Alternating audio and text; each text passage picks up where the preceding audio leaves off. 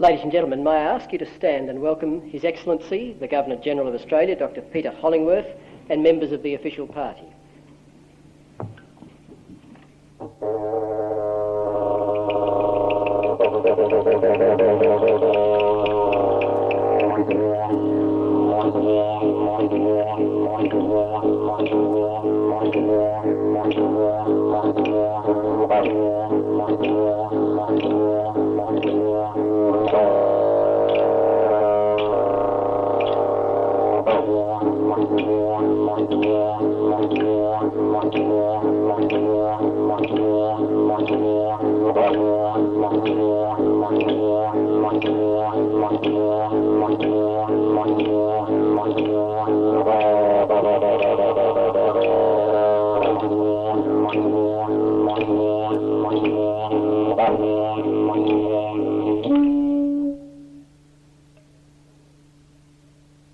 Good evening, ladies and gentlemen. My name's Richard Cogswell, and I am your chairperson for the evening. The first thing I want to do is to introduce Dula Mun Mun. Some of you may know him as Uncle Max, who is going to welcome us to the land. Dula Mun Mun is a Yuin man from the south coast of New South Wales. He was a retired drug and alcohol worker, but he's recently returned to it, teaching young men how to do self-healing from drug and alcohol problems, as well as from everyday problems. He's also committed to trying to teach the wider community about Aboriginal spirituality and about the Aboriginal spiritual connection to the land. Dula Mun Mun takes groups of people out into the bush. One of his favourite places is the Aboriginal sacred mountain Gulaga, which the Europeans named Mount Dromedary. He teaches at Wat Buddha Dharma at Wiseman's Ferry, and also lectures at universities and high schools in Aboriginal studies.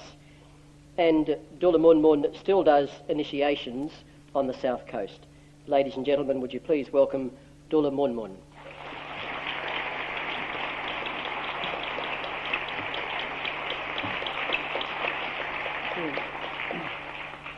Thank you, ladies and gentlemen. And thank you for that welcome. But I must welcome you, and I must do that in my short tongue, and in doing that. Nyaklan, Jayala, Nganamara, Nginga. I welcome you to the Eora people of this country and to this land. I also welcome His Excellency, the Governor-General, and the other guests of importance behind me. Ladies and gentlemen, I hope and I know that this conference of meditation will go through uneach. I know that this conference will be something of very importance to you all and to us all. Ladies and gentlemen, it's something on meditation that I do in silence, and on that sacred mountain where I go and I travel 4 to 6 hours to go down to it, is where I do a lot of my meditation, and sometimes just under a gum tree, where I know that as the tree is turning the carbon monoxide into beautiful oxygen to clear my mind and give me clarity and give me wisdom of knowing what's in store for me. Ladies and gentlemen, I thank you very much and welcome to the young man.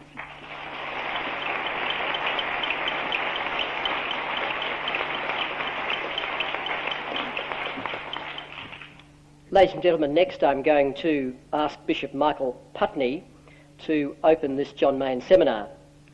Bishop Michael Putney is the Roman Catholic Bishop of Townsville and a patron of the world community for Christian meditation. He was made auxiliary bishop in Brisbane in 1995, and prior to that he was a lecturer in systematic theology at Pius XII Seminary, Banyo, and also its vice-rector and academic dean. He gained his doctorate in theology from the Pontifical Gregorian University, Rome, with a dissertation, The Presence and Activity of the Holy Spirit in the Church in the Studies of the Commission on Faith and Order. He's been published widely in Australian and international theological journals and has lectured widely, especially on ecumenism, across Australia and New Zealand. Bishop Putney was president of the Queensland Churches Together, took part in the 1996 World Council of Churches consultation on ecumenism in Norway. He's co-secretary of the Australian Uniting Church Roman Catholic Dialogue, and in 1996 became co-chairman of the International Methodist Roman Catholic Dialogue. He chairs the Australian Bishops' Committee for Ecumenical and Interfaith Relations. Bishop Putney is committed to ecumenism, and he has said that it has become a vocation within his vocation to the priesthood. At his episcopal ordination, the Archbishop of Brisbane described Bishop Putney as a person with a passion for overcoming the destructiveness of division within religion. As one of the top theologians in Australia, the Archbishop said, he is recognised both nationally and internationally, while his work in the field of ecumenism has been outstanding. In the Roman Catholic Archdiocese of Brisbane, Bishop Putney valued the Christian meditation community's contribution to the spiritual renewal of the Archdiocese, and he is, as I said, a patron of the World Community for Christian Meditation. Ladies and gentlemen, would you please welcome Bishop Michael Putney.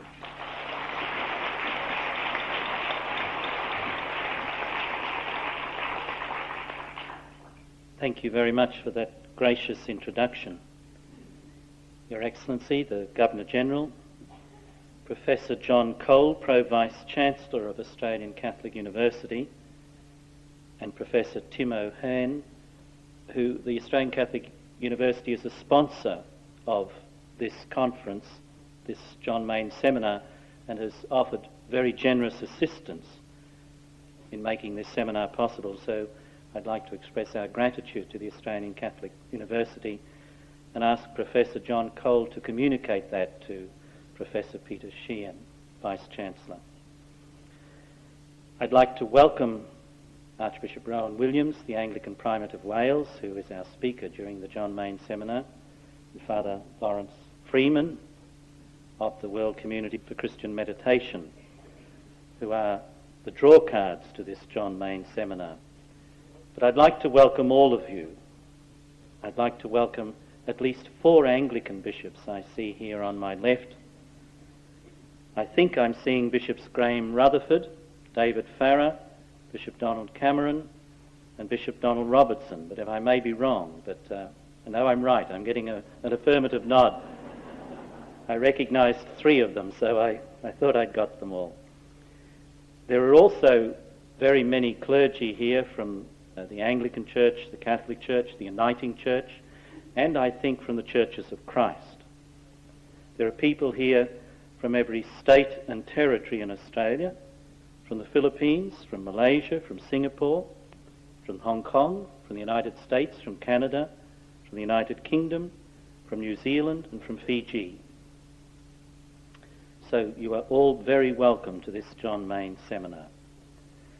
The World Community of Christian Meditation has many groups around the world, but it's because it has so many groups in Australia that this year the John Maine seminar takes place here in beautiful Sydney, and we're very pleased that the guiding board of the World Community agreed to have the seminar here this year, the first of the new millennium. Last night, Australia beat the Lions.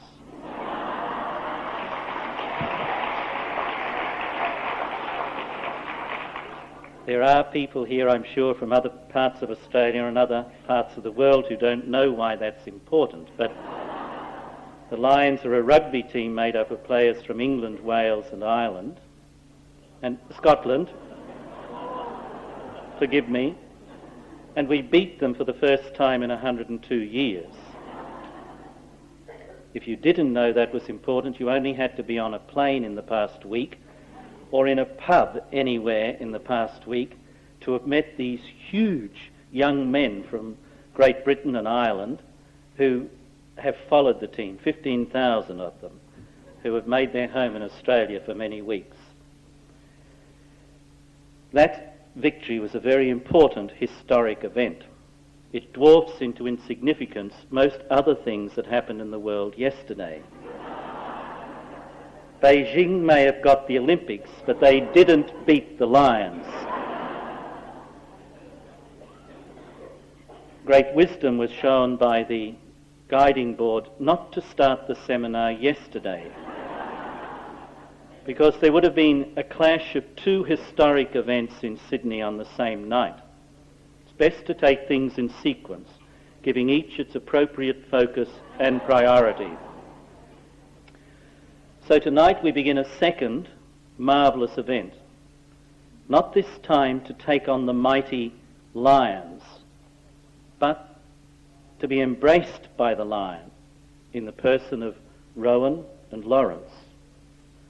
This night we will show the world that the prophecy of Isaiah can come true, that by God's grace the lion can lie down with the wallaby.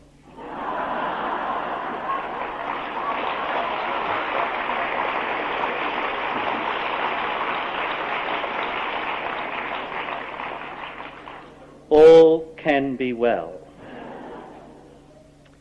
Why is this second event so important that I would compare it to that rugby game? Because simply there is a God. And that's all that really matters. What matters in this world, the world of lions and whoever else, is that we allow God to embrace this world of ours.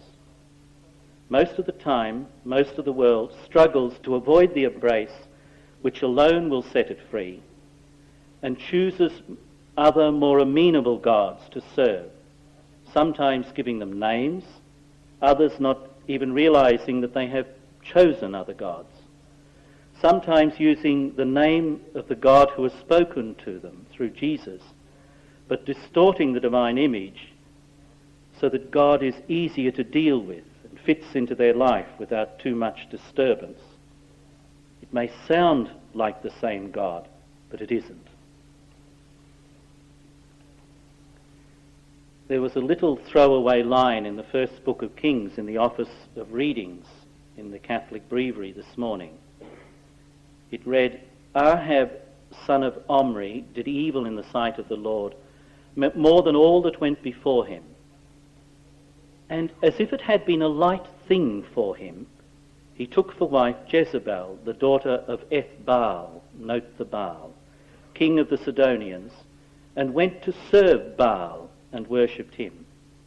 The author says, as if it were a light thing to do this, to make a God to fit ourselves instead of ourselves to fit our God. But that describes most of our world and most of us most of the time. Christians and other believers, I think, tend to domesticate God. We do so to reduce the tension between ourselves and the world and the tension within our own hearts.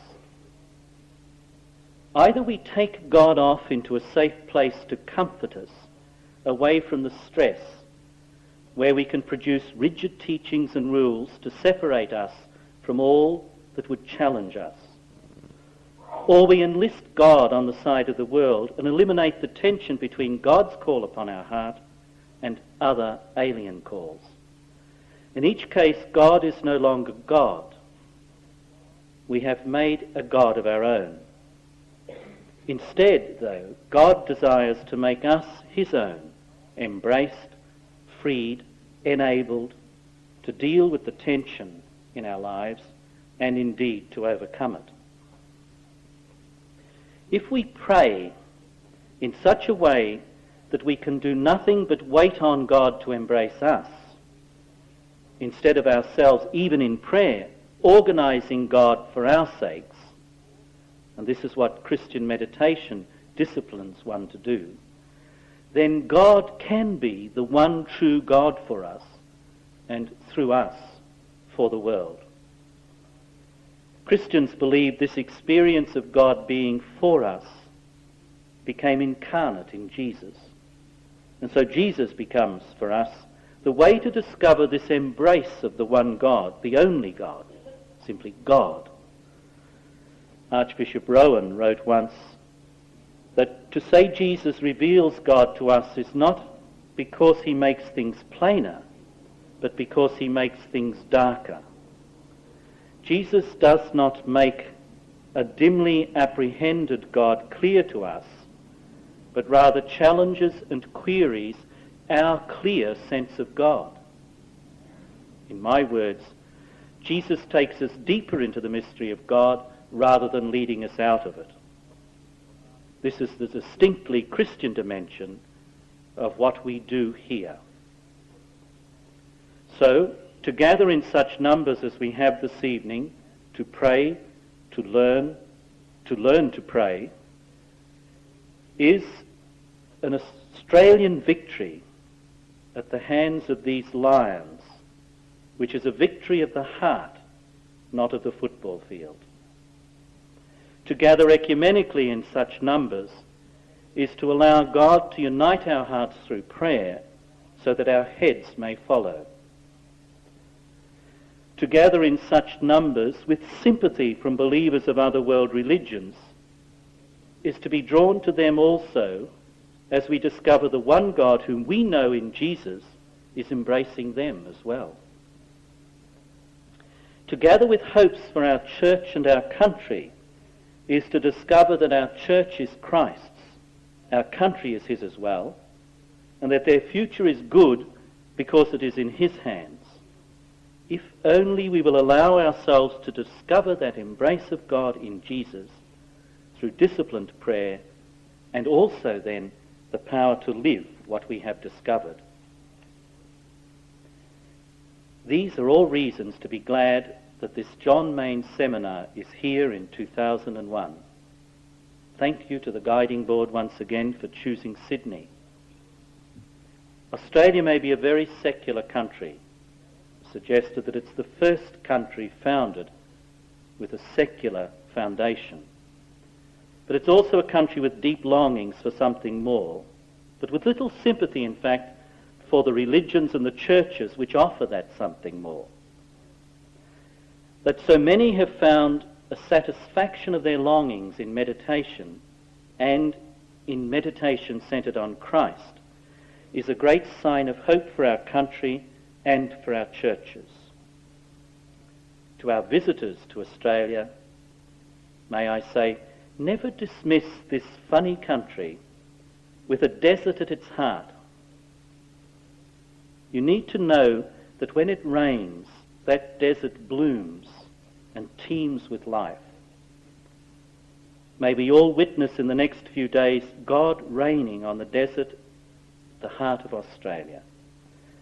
Thank you, Rowan and Lawrence, for bringing us the rain. May God bless you and this John Maine Seminar 2001.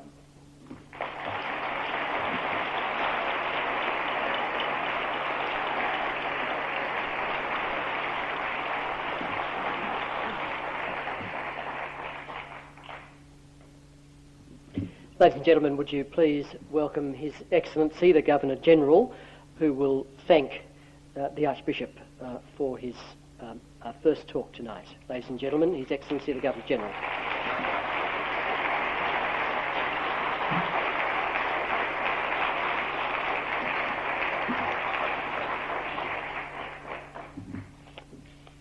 It's a special privilege for me to be here tonight, to hear Archbishop Rowan Williams speak again, and particularly to be with you as you go on your special journey into the inner life of the Spirit, and so to help in the recovery of the question, who is the neighbour, and how we live in community. With a number of other bishops of my particular communion, we gathered together some 3 years ago, and I came back to Australia thinking about the people who made the greatest impact upon the Conference of Bishops, the Lambeth Conference, and who spoke with the greatest profundity. And I know that many would agree with me that we felt it was the Bishop of Monmouth, soon to become the Archbishop of Wales, Rowan Williams. I think it's extraordinarily fortunate that you've been able to come to us again. I've felt a keen sense of disappointment in the past, particularly a year or so ago when you were in Melbourne, that I was not able to be present. When I discovered that you were coming to this great seminar and I found myself in a new role, the great thing about being Governor-General is that you can decide what you do and where you go and with whom you associate. And I did not hesitate for a single moment. This both provided me with an opportunity to come to Sydney and also an opportunity to hear Archbishop Rowan Williams again and to encourage us all in that important journey into the self, into the spirit, into the great issues of life and death, and to reconnect with the neighbour. As you were speaking, Archbishop Rowan, I remembered my days in the Brotherhood of St Lawrence in Fitzroy in Melbourne, and a lady who had come from Egypt and who was herself a Coptic Christian, living in the high-rise flats in conditions very different from what she had experienced in her home country. She came one day, out of the blue as it were, quite simply, with a copy of the Desert Fathers which she gave to me. And I treasure that, and I will read them again afresh in the light of what you have said tonight. And I want to thank you. I want to thank everybody for being here and for making this kind of commitment, because, and I conclude with these thoughts, if we are to be involved in the renewal of our nation and our world, it has to be through the recovery of our spirituality and perhaps the discovery of what is distinctive about the Australian spirituality.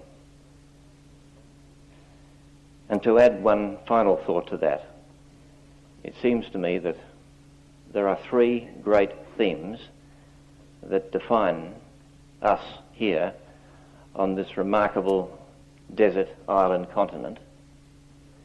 The first is that sense of a fair go and a belief in equality that we seek. The second is that ever constant reminder of the struggles of the past, which are never far away from us. And the third, surely, the land on which we seek to live out an existence together, Indigenous and non-Indigenous Australians, finding our common destiny. I remember the Indigenous member of the Centenary Federation Council saying to us as we began our journey some 3 years ago to try and work out what we should be trying to do in terms of the renewal of our nation. And he said, "There's one obvious thing to me. We're all on the same land. It speaks to us in different ways, but it binds us together as one." And so I conclude by saying to Archbishop Rowan, thank you. I think you need to remember that a busy archbishop running a diocese and a province, to make a commitment of this kind, to come to the uttermost ends of the earth, to share his own experiences, is no mean commitment. I am particularly thankful that I have heard you twice today, the first time in church this morning.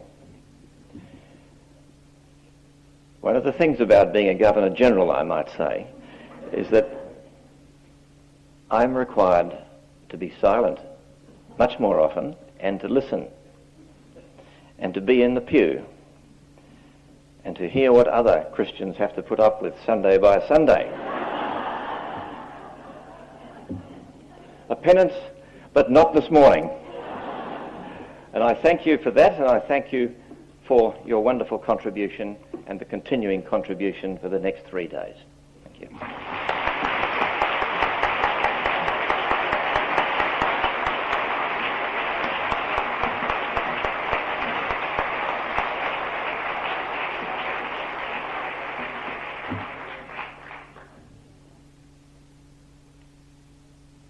It's now my pleasure to introduce one of those lions. When John Maine died a premature death, aged 56 in 1982, the centuries-old tradition of contemplative prayer which he had rediscovered and revitalised might have died with him and disappeared for another few centuries. But there was a young English monk who had also travelled to Montreal from England with John Maine a few years before, and who was not prepared to let that happen. That young monk was Lawrence Freeman. The Christian meditation community, which had started modestly in a monastery in London with John Maine and Lawrence Freeman, and had expanded to Montreal, has now blossomed to over 1,000 groups in 60 countries around the world, with about 25 Christian meditation centres around the world and 200 groups in Australia alone. This blossoming, of course, has been the result of the work of the Holy Spirit, but it is also because Lawrence Freeman opened himself to the Holy Spirit and has dedicated his life as a monk to the nurturing and communication as widely as possible of this tradition of meditation as taught by John Maine. Lawrence Freeman travels very extensively throughout the year to many countries, giving public talks and seminars.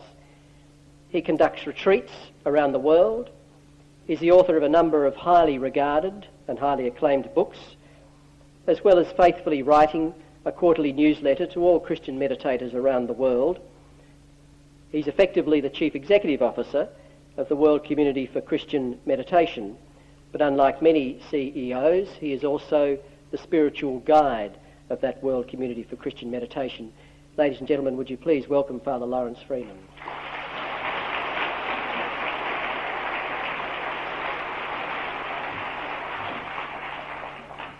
Your Excellency, my Lord Bishops, ladies and gentlemen, friends and brothers and sisters in Christ. It's a very great pleasure for me to be able to respond to Bishop Putney's provocation. But as he took away my one line of defence, it was about the lion lying down with the lamb, and then I thought about saying that the day will come when we will snatch victory from the ashes of defeat. But I thought ashes is not a very good imagery for that in Australia. So I think I'd better move on directly and briefly to my very enjoyable task of welcoming all of you, and in particular welcoming Archbishop Rowan Williams. The beginning of anything is an experience of hope. There is a freshness, a youthfulness, and an innocence about it. And it's also an experience of gratitude, just as when we see a newborn baby, our first reaction is gratitude and thankfulness.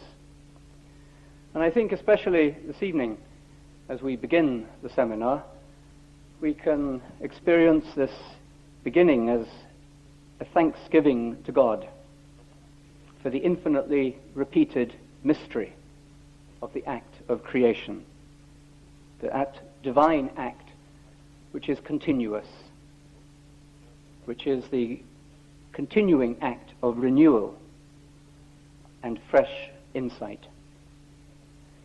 So, at this moment, this evening, as we begin, we are experiencing another moment of birth of the 2001 John Maine Seminar, the first in the southern hemisphere. But even birth is not the beginning of life. And before the moment of birth, a great deal of labor has been underway. So I think this is a right moment also to thank those in the Australian Christian meditation community for offering to host this seminar on behalf of the World Community for Christian Meditation, and especially for the community here in Sydney, for the extraordinary generosity and creativity and dedication that they have shown, and with which they have been able to bring us together here this evening in such a warm and efficient and friendly way. So thank you all very much for that.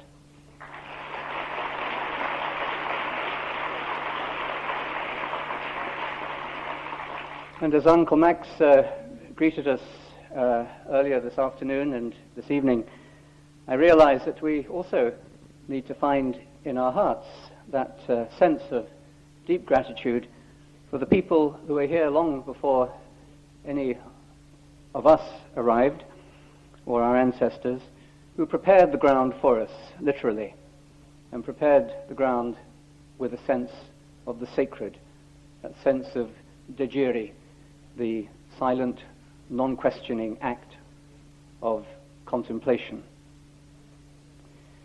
When you try to locate the first beginning of anything, you get pushed further and further back into the one great act of creation. If I try to think where the seeds of this first Australian John Maine seminar lie, I find one particular cause, though. Some years ago, about 15 years ago, I think, an Australian Benedictine nun came to Canada when I was then living in Montreal, and she came to spend a year of spiritual renewal, not with our community, but with another group or center. And after she had been there for a little time, she realized, for a number of reasons, that she had made a mistake. She'd gone to the wrong place, or it didn't work out for her as she had hoped there. And she telephoned me and explained this, and I said, well, come and stay with us until you work out what you want to do. And she did that, and fortunately for us, because she was a wonderful temporary member of our community, and fortunately for all of us here, she stayed with us for the whole year. And she brought back to her community here in Australia her first-hand experience of the teaching of John Maine, the experience of meditating each day with a small community, and of living the life that grows from that divine act of creation that we experience in contemplation. And she brought back that experience of community here to Australia. And the following year, her community invited me to Australia for the first time. In the following years, and on many subsequent visits, I've seen the wonderful growth, the renewed birth of this Australian Christian meditation community. And now Australia richly repays the world community, to which it has already contributed very inspiringly over the years by hosting this seminar. As I think back to that phone call 15 years ago and to the mistake and the rather absurd situation that lay behind it, I think of the divine playfulness. All creation is playful. And the way in which our mistakes, our sins, and our absurdities all play a vital role in that one big act of creation, bigger than we can possibly imagine or measure. That act of creation that brings order out of absurdity, cosmos out of chaos. And I think it's recognizing that strange and mysterious role of absurdity and of mistake in the order of human life that makes it possible for us to defend tolerance and forgiveness. It's what makes us able to be humble and accept that our most solemn judgments, our most convinced judgments, are often proven wrong simply by the way things turn out. We all make mistakes. But the mistakes are less important than the greater design that they are part of. And that's the basis of tolerance and compassion. So I think as we begin this seminar, we can dedicate it, and the fruits that each of us will carry from it into our lives and communities and countries. We can dedicate this seminar to the building up of a church and a world that is truly alive with these gospel qualities. In all of the countries and all of the communities that we represent here this evening, in Australia, worldwide, in friendship, that friendship which is always built upon accepting each other's frailties. Last year in Belfast, we lived in a different way the deeply Christian conviction that it is in prayer and in deep prayer, flowing from a creative heart open to the presence of God, that profound healing can enter into even the most bitter histories of division and the wounds of conflict. And the church and the world needs all the help, all the inspiration it can get just now. Although the church is not the world and the world is not the church, they cannot be separated either. And that's why the renewal of Christianity is of such importance to the secular world and to all other religions. Because if the church, Christians, can evolve, if we can accept our mistakes, if we can see our own absurdities, the ways in which often in proclaiming the gospel we deny it, all the ways in which we can be humble about our many wrong judgments, then if we as the church can do this, and if we can grow out of the old mindset into the truly modern, contemporary mindset that the church should always be in, then this act of self-renewal will set a standard, be an inspiration for every other institution of our society. And I think this evening all of us share a particular insight and conviction that this renewal of Christianity is not the result of its internal politics or the result of the way it deals with outside forces, but our renewal will grow from our own interiority, strangely enough, from our own courage to enter into that silence, into that desert that Archbishop Rowan Williams will lead us to explore in the next few days.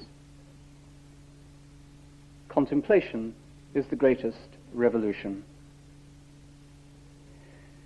But there is also a desperate need for leadership in the church, for women and men in the church, lay and clerical, and even the odd monk or nun, usually rather odd, who can see all of this because it is simply being lived through them and through their communities.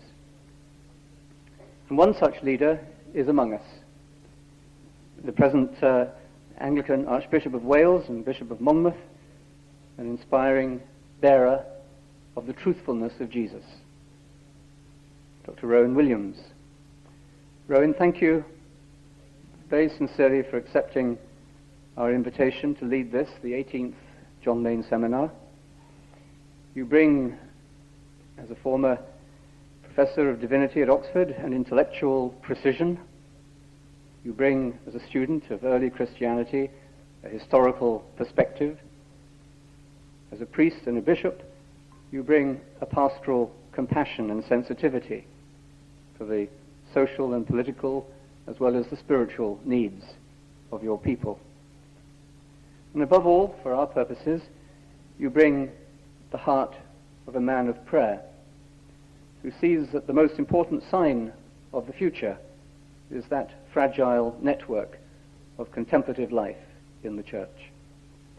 So we are delighted, we are honored, we are eager to hear you. We're delighted that you are leading this seminar, and on behalf of the World Community for Christian Meditation, who are with us in spirit this evening in many countries around the world, and who will share what you have to share with us later, we welcome you, and I invite you now to lead us to the Spirit in the desert.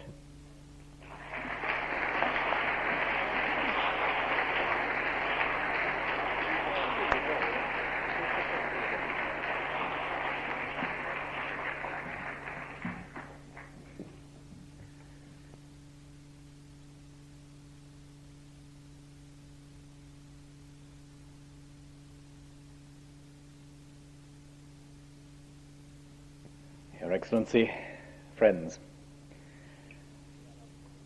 I'm very glad that no one has yet thought to invent another prophecy about last night from the Psalms about trampling upon the lion and the dragon, because I don't wish to feel that the lion has all the good songs.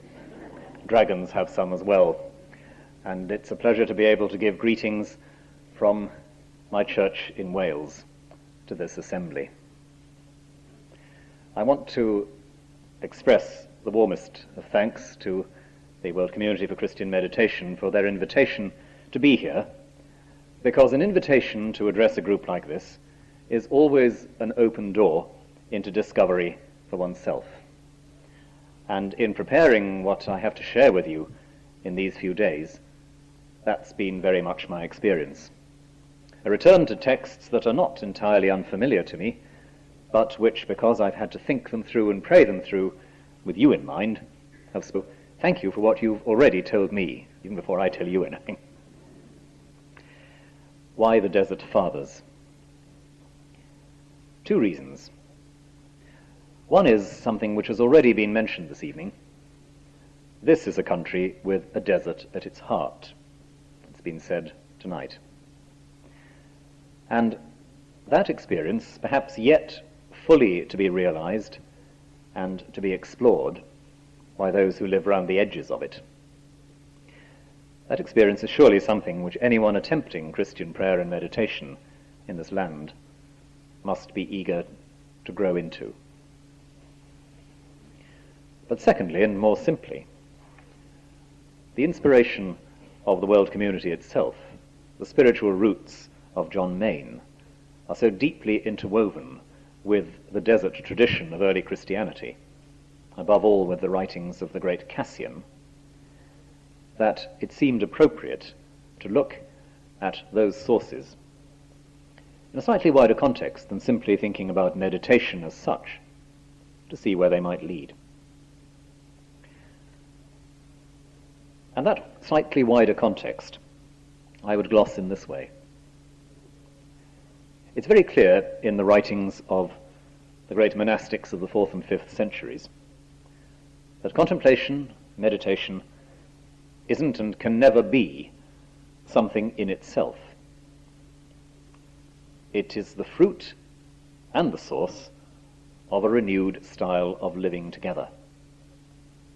It's inseparable from the reality of the body of Christ. And what I want to do in these sessions is to look at certain aspects of how the life as a whole was understood by those early monastic writers, to see if we can be taken a bit further into understanding where the meditation came from and where it goes to. Because as we think about that, it seems to me, we touch on some of those well springs of renewal for our community as Christians, which Father Lawrence has already spoken of. And so, to this evening, life, death, and neighbours. I have to confess that the italics for neighbours crept in at an early stage of negotiation, and I declined to take them out because I thought that one particular, quite well-known model of common life in the media might well be in our minds as a sort of counterpoint to what we think about in terms of these early monastic communities. But I've chosen those three words, life, death, and neighbours, for this first session, because they're words that are repeatedly interwoven in some of the recorded sayings of the first couple of generations of desert monks.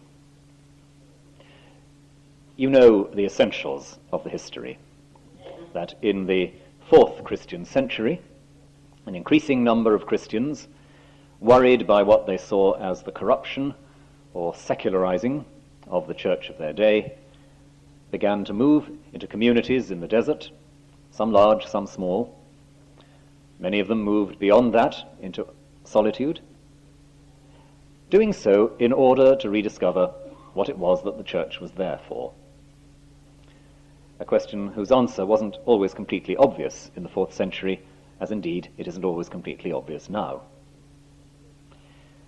What they discovered, what they reported back from, to borrow a familiar phrase from a fellow countryman of mine, what they discovered in the laboratory of the spirit, that was the Egyptian and the Syrian desert, has to do not only with how you pray, but how you understand your humanity. Hence, life, death, and neighbours, because our human life pivots around that cluster of realities for the desert monks. And so, some examples. You're going to hear quite a lot of quotation in the next few days. In other words, I'm going to let other people do the work for me. But from St. Anthony the Great, usually regarded as the founder of monasticism as we know it, he also said, "Our life and our death is with our neighbour. Our life and our death is with our neighbour. If we gain our brother, we have gained God. If we cause our brother to stumble, we have sinned against Christ."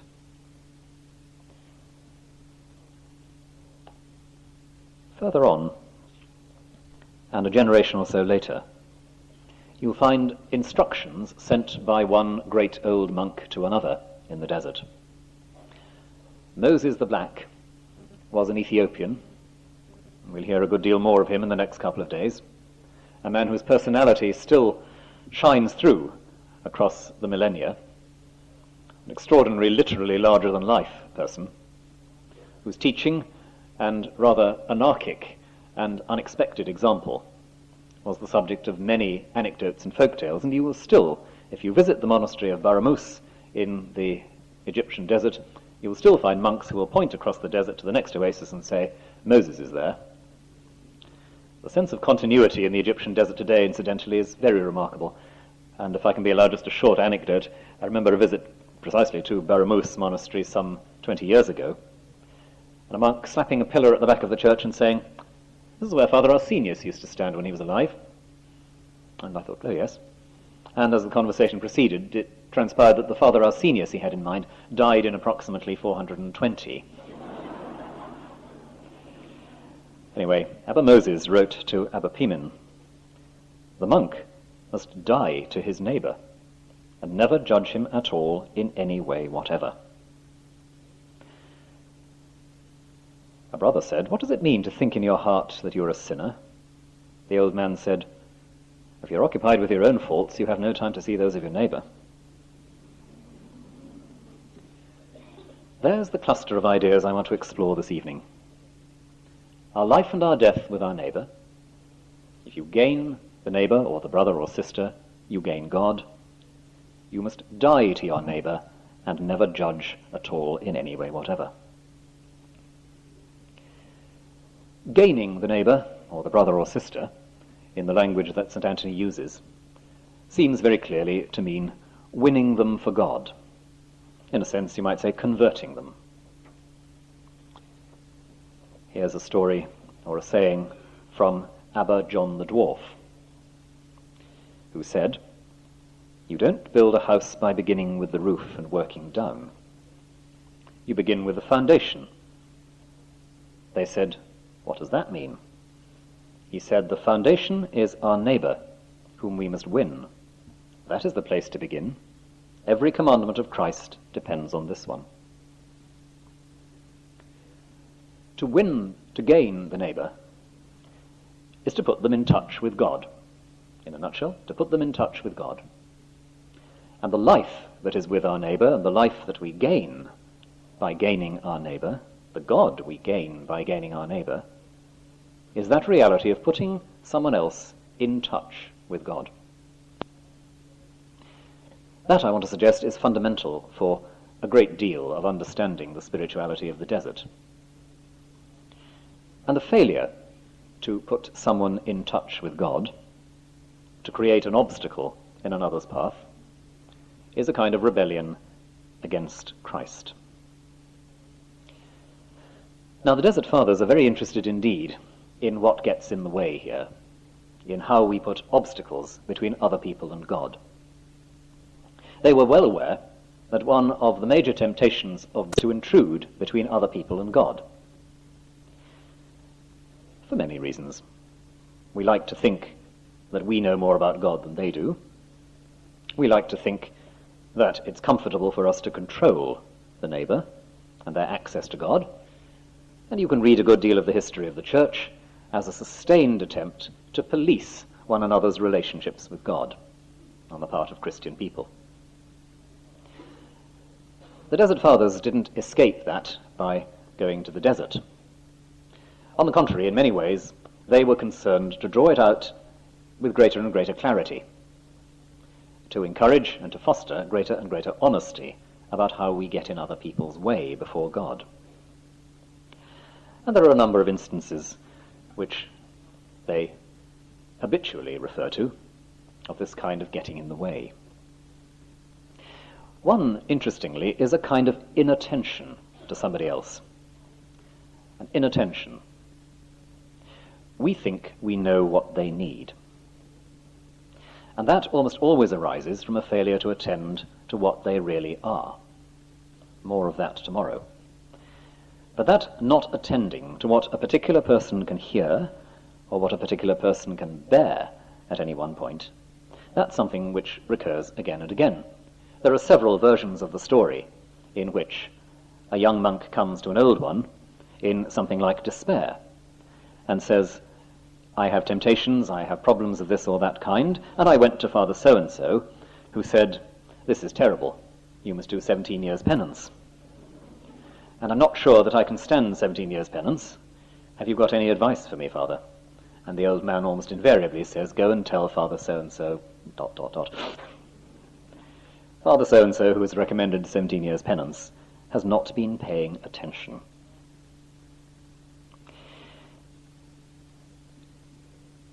Part of that, of course, relates to the concern shown by so many of the Desert Fathers about inappropriate kinds of harshness, looking down on others, arising from a kind of self-confidence which is not appropriate. And it's interesting that some of the longest and fullest collections of sayings ascribed to particular fathers gather around the names of those who were particularly remembered for being hard on harshness. Perhaps the best examples are Macarius the Great and Pimen. If Pimen really is a proper name, it simply means the shepherd, of course, in Greek, and it may be that more than one person is concealed under that name. But those two, who have more sayings than almost anybody else in the collection, those two are remembered specifically for this. And of Macarius, we read, unforgettably, that it was said that he became like a god in Scetis, the monastic area, because when he saw the sins of the brothers, he would cast the cloak of his mercy over them. That's what God is like. That's what Macarius is like. But there are several stories of Macarius's specific concerns, and if I turn just to one of these, we see how Macarius's hardness on harshness works. He's visiting another brother called Theopemptus. When he was alone with him, the old man asked, How are you doing? Theopemptus replied, thanks to your prayers, fine. The old man asked, do not your fantasies war against you? He replied, no, up to now, it's all right. For he was afraid to admit anything.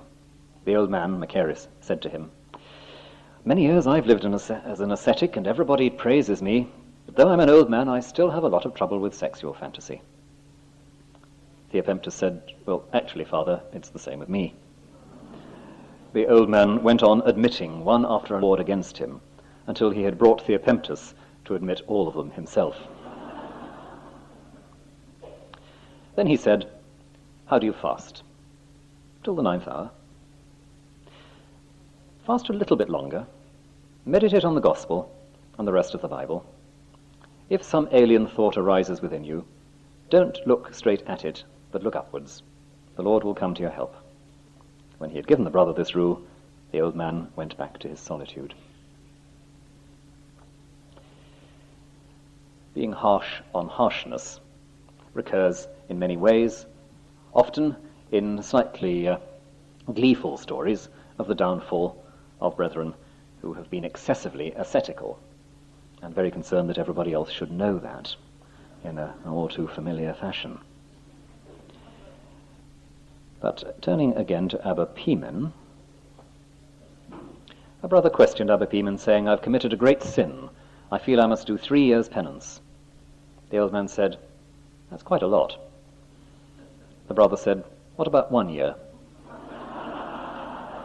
The old man said, "That's still quite a lot." A few other people suggested 40 days. Pimen said, "That's a lot." He said, "For myself, I think if somebody repents with all his heart and does not intend to commit the sin any more, perhaps God will be satisfied with just 3 days."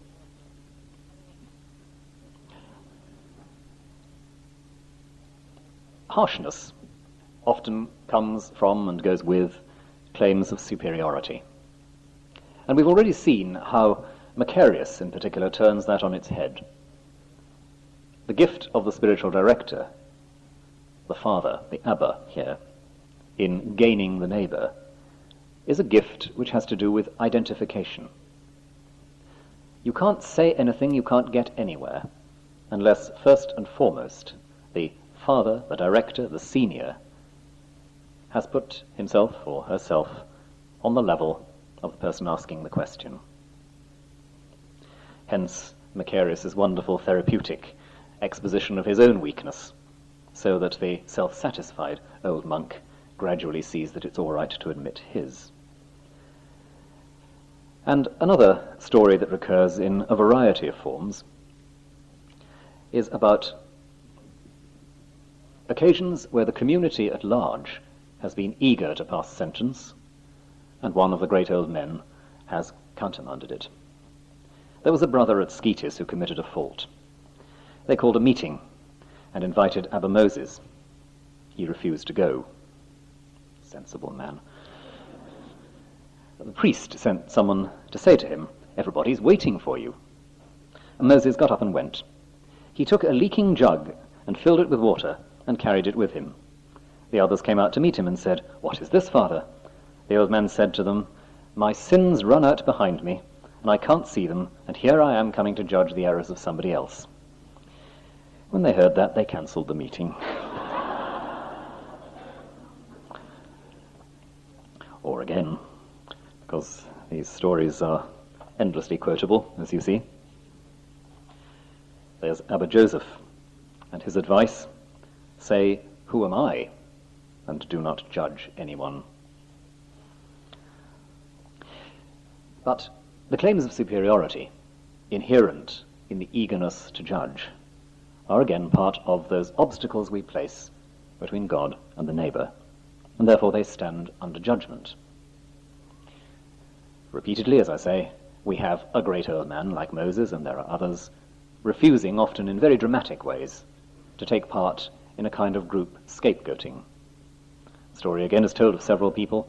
They are invited to a council, as is Moses in that story, and judgment is passed. The great old man, whoever it is, gets up and walks out. "Where are you going, Father? I have just been condemned."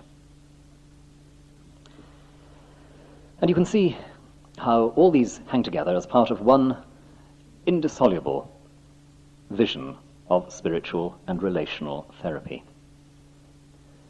Inattention to the reality of the other leads to harshness. Harshness has to do with superiority. Superiority blinds to yourself and the other.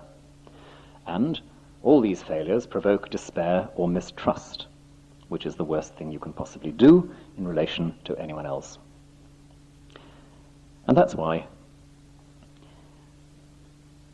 dying to the neighbour is part of living with the neighbour. The monk must die to his neighbour and not judge in anything.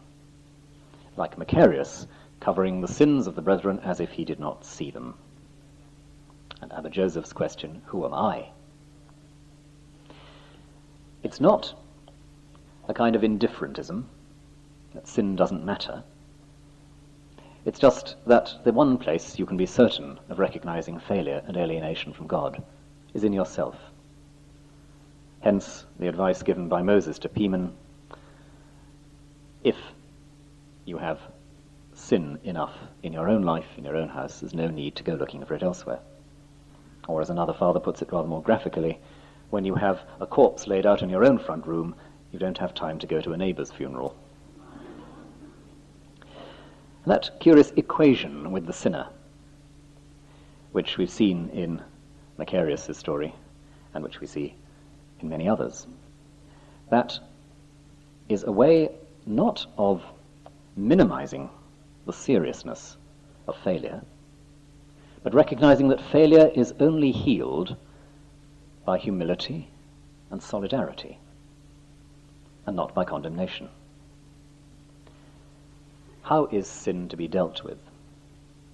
It's real enough and destructive enough, and the temptation is always to say, I know how to deal with that in you.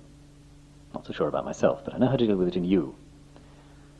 The Desert Fathers are consistently saying, you deal with it first and foremost. Remember, Abba John the Dwarf, don't start from the roof. You deal with it first and foremost by standing with the sinner. Whatever is the matter, you are to be there alongside them, first, last, and always. And again, a few examples. If I turn to Abba Bessarion, I think, for this one. Here actually is one of the stories I mentioned about being excommunicated. And Abba Bessarion got up and went as well, saying, I'm a sinner too. But I was looking for something of Pimen again. A brother questioned Abba Pimen, saying, if I see my brother committing a sin, should I conceal it?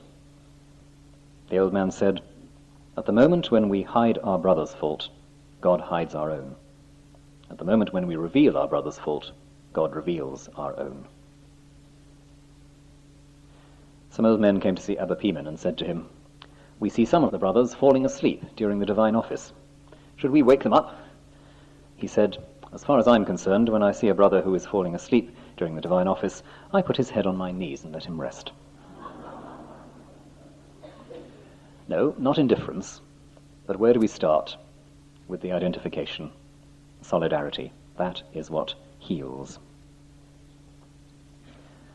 One last quotation from Pimen for the moment, which is about life and death with the neighbour. A brother questioned Abba Pimen, saying, what does it mean to be angry with your brother without a cause? He said, if your brother hurts you by his arrogance, and you are angry with him because of it, that's getting angry without cause. If he plucks out your right eye and cuts off your right hand, and you get angry with him, that's being angry without cause. But if then you have every right to get angry with him.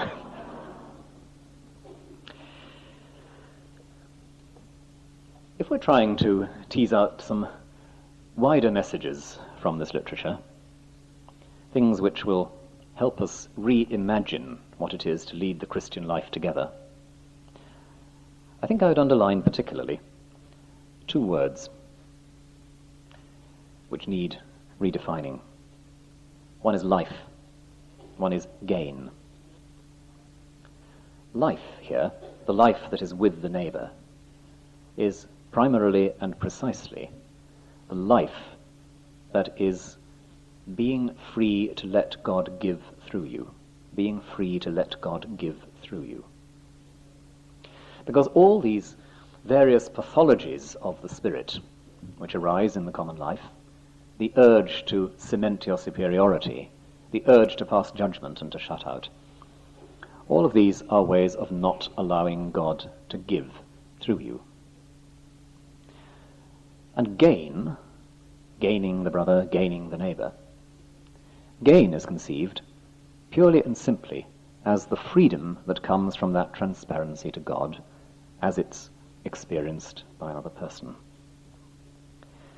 And that puts some very severe questions to a lot of what we take for granted about common life.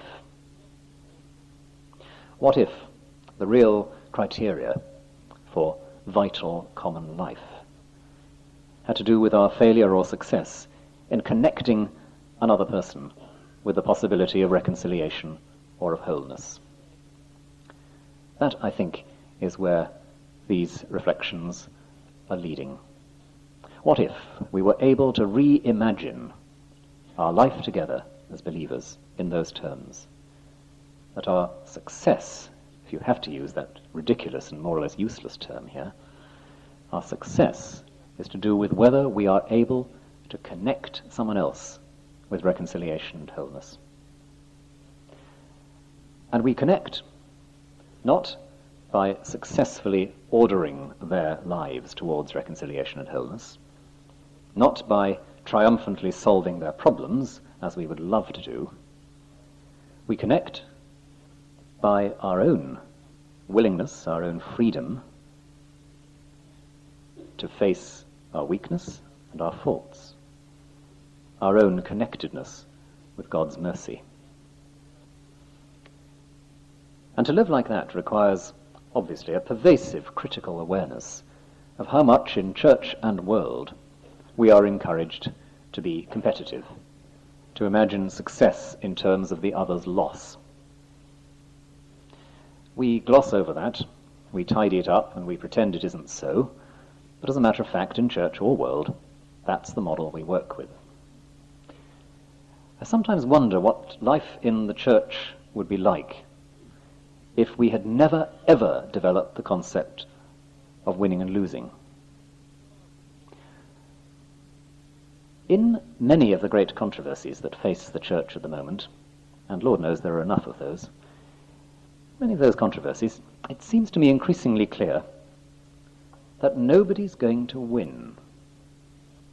In other words, there is not going to be a situation of sublime clarity in which one group's views will prevail because the other group simply says, "Oh, I see it all now."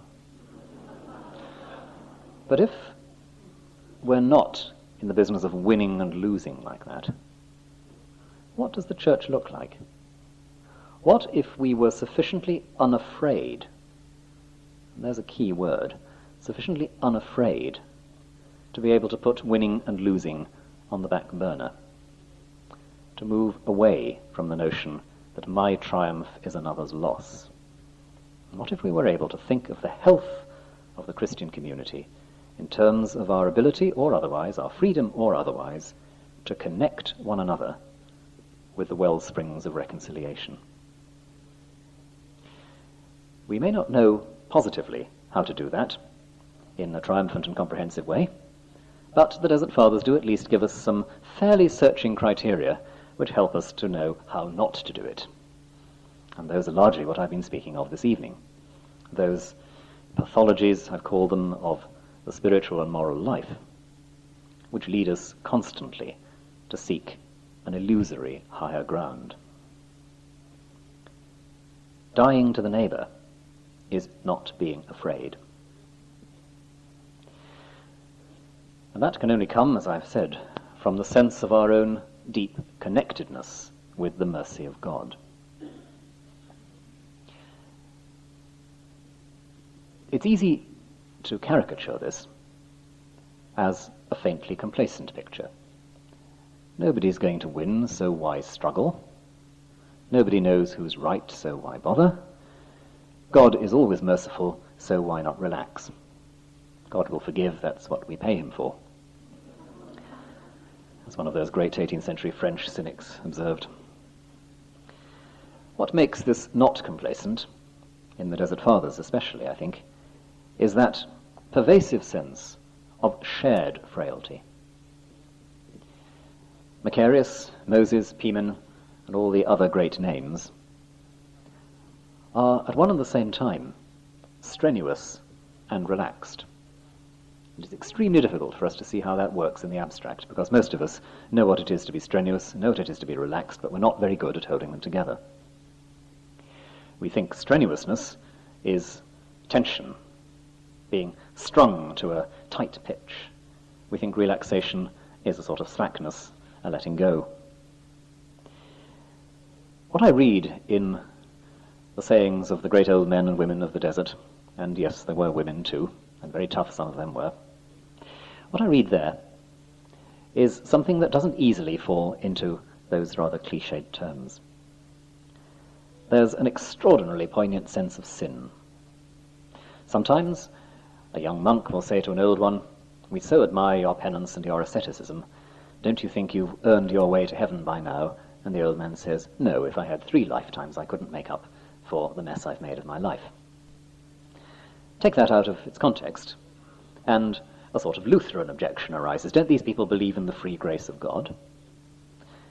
The answer, I think, is yes, they do. And that's why the awareness that they have of this frailty, this sinfulness, which even 3 lifetimes couldn't atone for, goes hand in hand with the extraordinary tenderness that they ascribe to God and show to one another. If your sins are that serious, then you may very well spend a lifetime weeping and doing penance. Not because you're making something up to God, but because that's how it is to experience yourself as a failure, a sinner and a sufferer. But, so far from that providing a whole catalogue, a whole system of condemnatory regulation, that is precisely what allows you to hear and to understand the tears and the self-hatred of somebody else.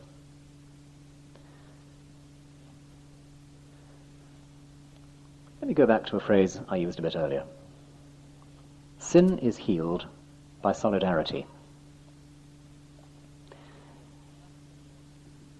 The monks of the desert were looking for solitude, but not isolation.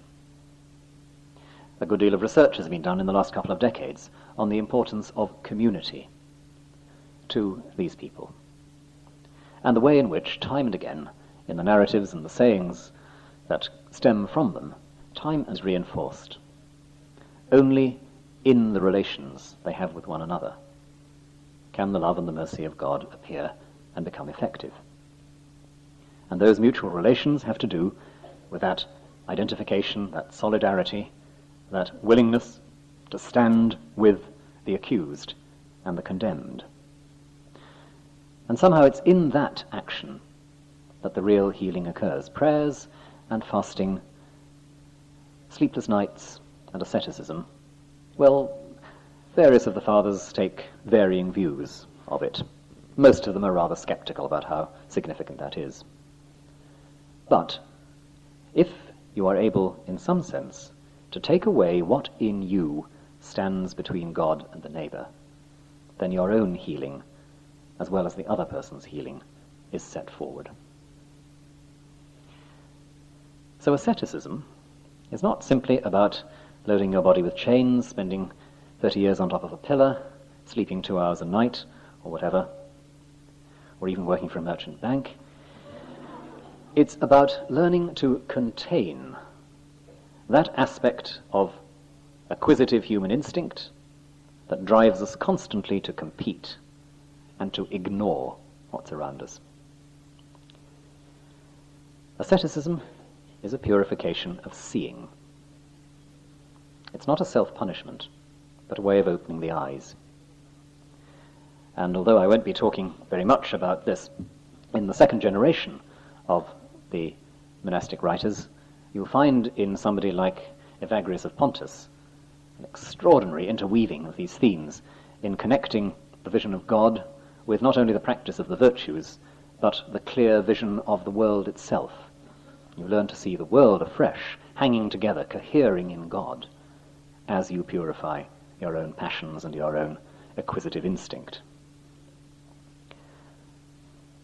The whole of this life is about becoming instrumental to someone else's path to reconciliation.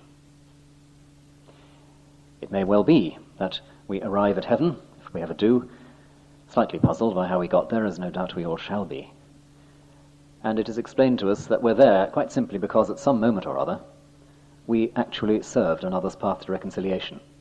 And maybe we barely noticed it. Maybe we barely noticed it. But that's what we're there for.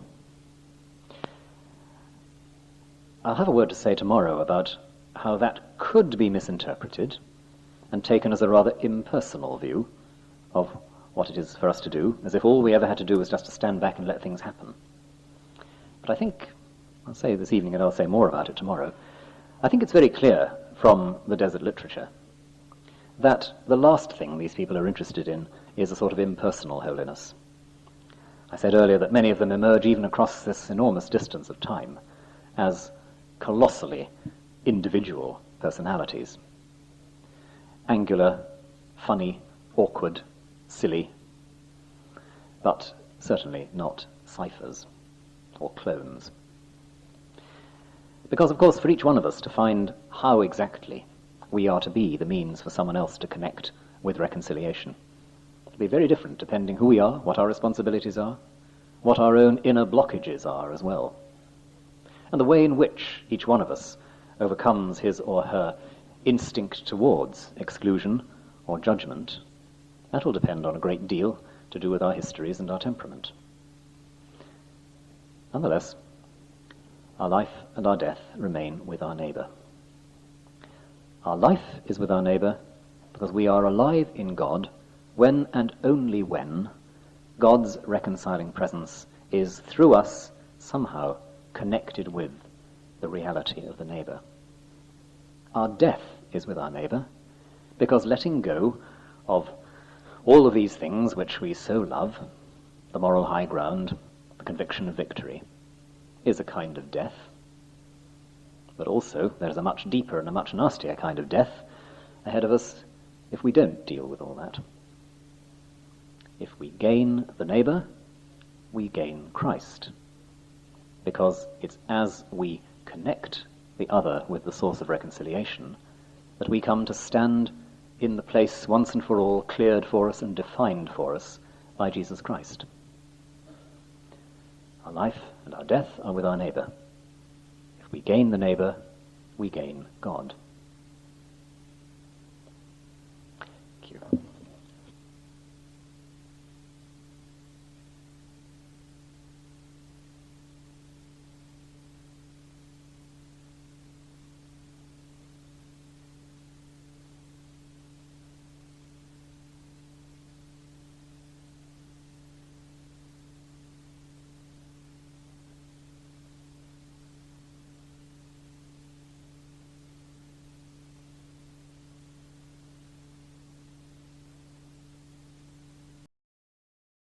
Thank you very much.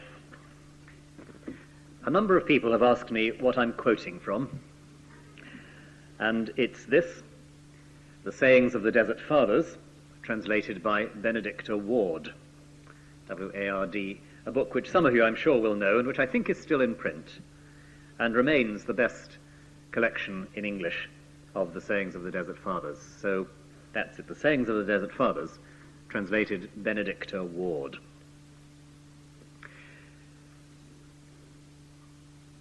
Silence and Honey Cakes, then. And it refers to a story about two of the desert monks, two of those I've already mentioned in passing, who had obviously very distinctive personalities indeed. Quite a well-known story, I'll just read it. But remind you first of all of the two characters involved. One of them is Abba Arsenius. Arsenius had been tutor to the imperial family and a senior civil servant in Constantinople, and had then gone off to become a monk. He was a man of enormous cultivation and education, who was renowned in the desert for his humility. One of the remarks attributed to him is that although he had plenty of Greek and Latin, he did not even know the ABC of the simple Coptic peasants he was living with, who who had deeper spiritual insight. He was renowned for silence and seclusion as well, and you'll see in a moment what that involved. The other character involved in this story is our friend Moses, Moses the Ethiopian, Moses the Black, the converted giant highwayman. A brother came to see Abba Arsenius at Scetis. When he came to the church, he asked the clergy if he could go and visit Abba Arsenius. They said to him, "Have something to eat and then go and see him." "No," he said, "I shall not eat anything till I have met him." So, because Arsenius' cell was far away, they sent a brother with him. They knocked on the door, went in, greeted the old man, and sat down without saying anything. And the brother from the church said, "I'll leave you now for a few minutes, pray for me." And the visitor did not feel at ease with the old man, and he said, "I'll come with you." And off they went together. Then the visitor said, "Take me to Abba Moses, who used to be a highwayman." When they arrived, Abba Moses welcomed them joyfully and took leave of them with great expressions of delight. Now the brother who had brought the visitor said to his companion, "I have taken you to the foreigner," that is Arsenius, "and to the Egyptian, Moses. Which of the two do you prefer?" "Oh, as for me," he replied, "I prefer Moses."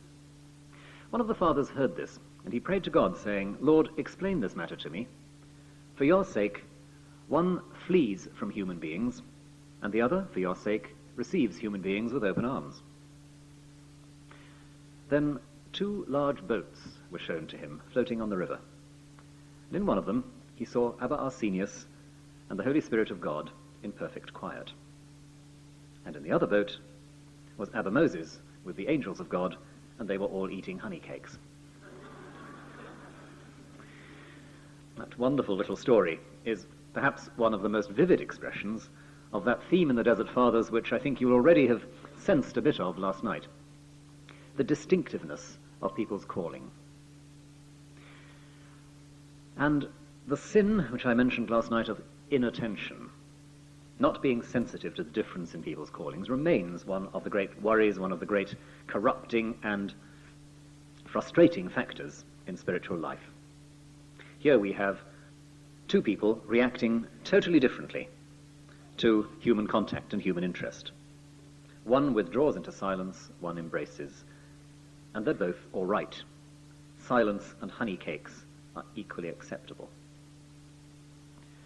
But that particular vision is expressed perhaps even more economically in a very brief anecdote which is attached sometimes to St. Anthony the Great, sometimes to other writers. And it's another of these stories that appears in numerous forms in the literature. Here's the very short, very early form of it. It was revealed to Abba Anthony the Great in his desert that there was somebody in the city who was his spiritual equal. He was a doctor by profession. Whatever he had beyond his needs he gave to the poor, and every day he sang the Sanctus with the angels. That later on becomes elaborated into an anecdote in which some great old man says, "Is there anybody who's as holy as I am?"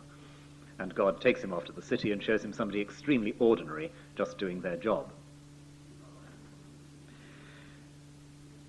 Now, that illustrates in concrete form the principle we were looking at last night, that there is a kind of standing back before the mystery of the other that goes on in the desert, a kind of standing back before the mystery of the other. There are no standardized, generalized forms of holiness. Each one needs to discover what their path is. In the anonymous series of sayings of the Desert Fathers, we find this. A brother asked one of the fathers, "Are you defiled by having evil thoughts?" There was a discussion on the subject. Some said yes, and others said no. The brother went to a very experienced old man to question him about the discussion. The old man said to him, "What is required of each one is regulated according to their capacity." What is required of each one is regulated according to their capacity. And you can see why, in the light of that, and this strong sense of the distinctness of human vocations, you can see why the whole business of passing judgment is so impossible. Passing judgment in the sense that the Desert Fathers so deplore. How do you know how hard pressure or temptation bore on somebody. Because a temptation which might seem to you trivial might be to another crushing. How are you able to say everybody ought to be the same kind of ascetic? What is hard for you might be easy for someone else. What is easy for you might be hard for someone else. There's an anecdote again of Abba Arsenius, someone complaining about the fact that Arsenius doesn't seem to exhibit quite the same degree of physical asceticism as everybody else. The old man who's dealing with the complainant says, "When you were in the world, what were you?" "I was a farmer," says the monk. "And when you retired at night, where did you go to bed?" "I just rolled up in a corner of the hut," says the ex-farmer. "And what do you have to eat in the morning?" "Oh, just a little bit of maize porridge." And the old man says, "When Abba Arsenius was in the world, he slept between sheets of silk every night and breakfasted off gold plate. You have experienced very little change in becoming a monk." So, individual vocation, standing back before the mystery of the other. And that standing back before the mystery of the other means that each person is given room in this spiritual world, room to grow as God wills. And as I've hinted, while there are plenty of sayings that commend severe asceticism, nobody legislates about it, and the most frequently commended kind of asceticism is actually silence, because the hardest thing of all to give up is talk.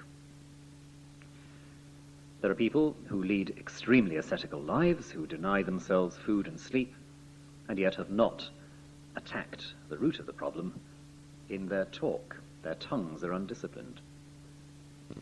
And there's another famous anecdote which wanders around the literature, reminding us that Satan is the greatest ascetic of all. He doesn't sleep, he doesn't eat, but he has another kind of problem.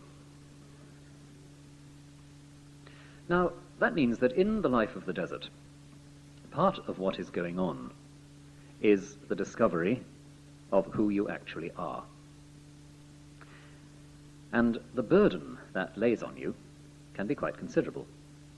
Because to discover before God who you really are is less cozy than it might sound. We live in a world where self-discovery and self-expression sound wonderful.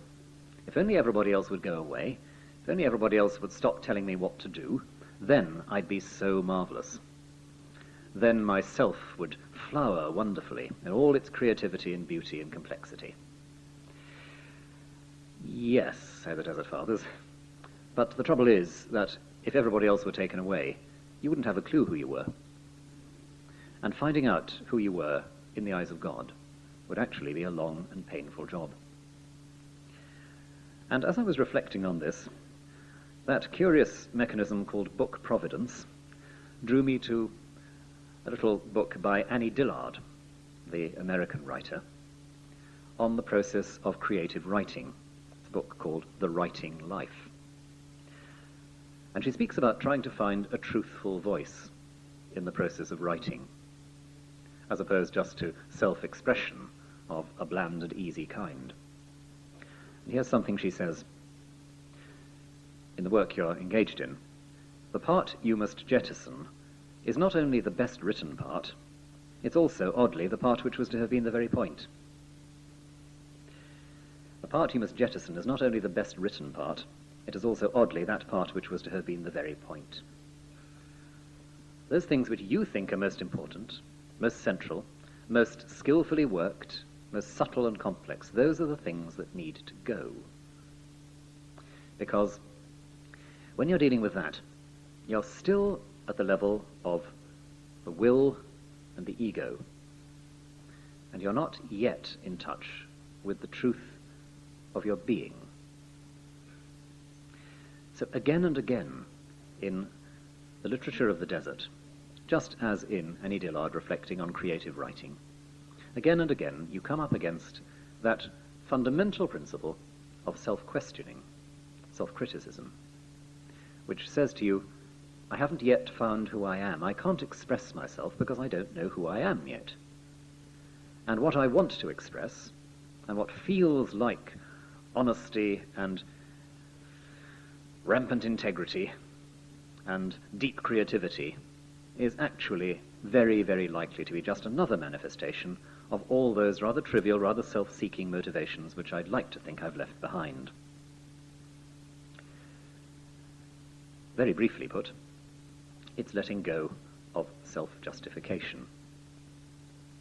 That particular kind of creating one's own image and one's own selfhood that will justify oneself, that will enable oneself to say, well, I've made it now, I can relax. Remember what I said last night about this business of dying to the neighbour being a conquest of fear? Same thing. The longing to fix and finalise myself is to do with fear. I have to face that fear and accept that only the mystery of God is going to tell me who I am, and that facing that mystery in its fullness is going to require of me an enormous dispossession of the things that look as if they're going to tell me who I am. Back to the desert, and this time to John the Dwarf, whom again we met last night. Abba John said, "We have put the light burden on one side, that is to say, self-accusation, and we have loaded ourselves with a heavy burden, self-justification." We've loaded ourselves with a heavy burden, self-justification. Self-creation, which, as somebody once said, absolves God from a frightful responsibility. Self-creation, self-justification, is, in fact, something inimical to the true self, if you want to speak in those terms. Self-accusation, that is self-questioning, self-criticism, is the lighter burden, strange as it may sound. And you can see the utter difference of this from just talking about a kind of secular authenticity and self-expression. This is interesting because in many ways there are aspects of the desert spirituality that seem to chime very well with a particular kind of modern spirit. Last night we were thinking about the suspicion and withdrawal from judgment. And that sounds wonderful because, of course, we are a frightfully non-judgmental society, or like to think of ourselves as such. It's one of the greatest illusions we suffer under, but that's another story. But we love to think that we don't pass judgment, that we're deeply tolerant. And that sounds as if it goes well with it. Again, this morning, we're thinking about self-discovery and self-expression, and that sounds wonderful because this is an age where we're very much in love with that ideal. But both as regards judgment and as regards self-discovery, the Fathers of the Desert are in fact saying something very profoundly different, indeed totally different, from those modern ideals or fictions or fantasies that we so often work with. The suspension of judgment we were speaking of last night is at least two things. One is the turning of the judgment on oneself, to see oneself under the harsh scrutiny of God's truth. And it's also a creative way towards healing and reconciliation for the other person, not an indifferent standing back, and that's costly as well. Likewise, this morning, thinking about self-expression, self-discovery, self-realization, the catch is that since we have no idea at the beginning what that self is, this becomes, once again, a journey in the dark, a journey, to quote the great philosopher, of labour, pain, and patience. Another of the great old men, Abba Isidore the priest, writes about the danger of being guided by our hearts. Now that sounds rather strange. It's the wisdom of the saints, said Abba Isidore, to recognize the will of God. And it is in obeying the truth that a human being surpasses everything else, being the image and likeness of God. But of all evil suggestions, the most terrible is that of following one's own heart. How we would love to be able to say, following our own heart, following our truth, following our dream, is what it's all about, and in the immortal words of Andrew Lloyd Webber, any dream will do. Abba Isidore would not have enjoyed Joseph and the Amazing Technicolor Dreamcoat, Because following one's own heart without the critical edge of the truth in which alone we become the image and likeness of God is a path to disaster. So, I don't know in advance who I am. I don't know in advance who you are. Together, in this shared life described in the sayings of the Desert Fathers, together we're attempting to discover truth. That is, we're attempting to discover a form of life in which God can tell us who we are, because nobody else will. It must be God who tells me who I am, not the hidden agenda of my ego or yours. So we're back with the pitfalls we looked at last night. I would like to tell myself who I am, I would like to tell you who you are, and sometimes I would like you to tell me who I am. So in human relations we become locked more and more tightly into a sort of vast collusion, a collective fantasy about the truth. We long for someone else to confirm what we are, to support our needs, the agenda of our ego. Sometimes, when we're perhaps a bit more aware of our weakness, we long for someone else to do the job. Sometimes we try to do it ourselves. Sometimes we impose it on others. And round the dance goes. But in the world of the desert, stepping back from all that is the necessary path to truth. There, and there alone, do we find who we are, as I relinquish for myself the right to say who I am and impose that, as I relinquish for myself the need for you to tell me who I am, as I relinquish for myself the compulsion to tell you who you are, all equally difficult. The self is not yet. The self appears as we move on. And sometimes in the desert world, it appears, strangely, rather paradoxically you might say, in what the Desert Fathers often speak of, that weeping for our failure, which again and again pervades the atmosphere of these texts. Weeping for our failure not to arrive at a sort of abstract all-purpose holiness, but our failure to be open to the God who will tell us who we are, our failure to become who God wants us to be, who God sees us as being. It's as if we're betraying something that doesn't yet exist by our failures and our selfishness. And we can only even begin that process in that death to the neighbour that we were thinking about last night. It's a kind of mutual defenselessness that characterizes this life in the desert. It's displayed, for instance, in the repeated insistence that you find in so many of these clusters of sayings, repeated insistence on making plain your thoughts. The young monk goes to the old monk to lay bare his thoughts.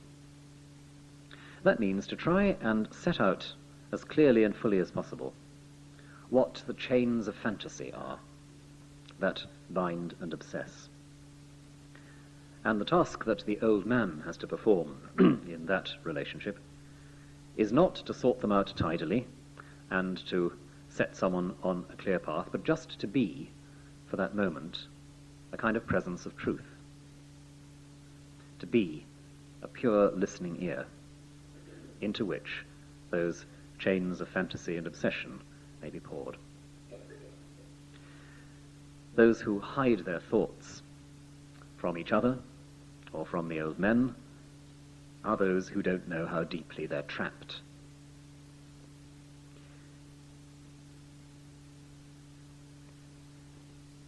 Defenselessness to each other once again puts a lot of questions about how we think of living together, sociality.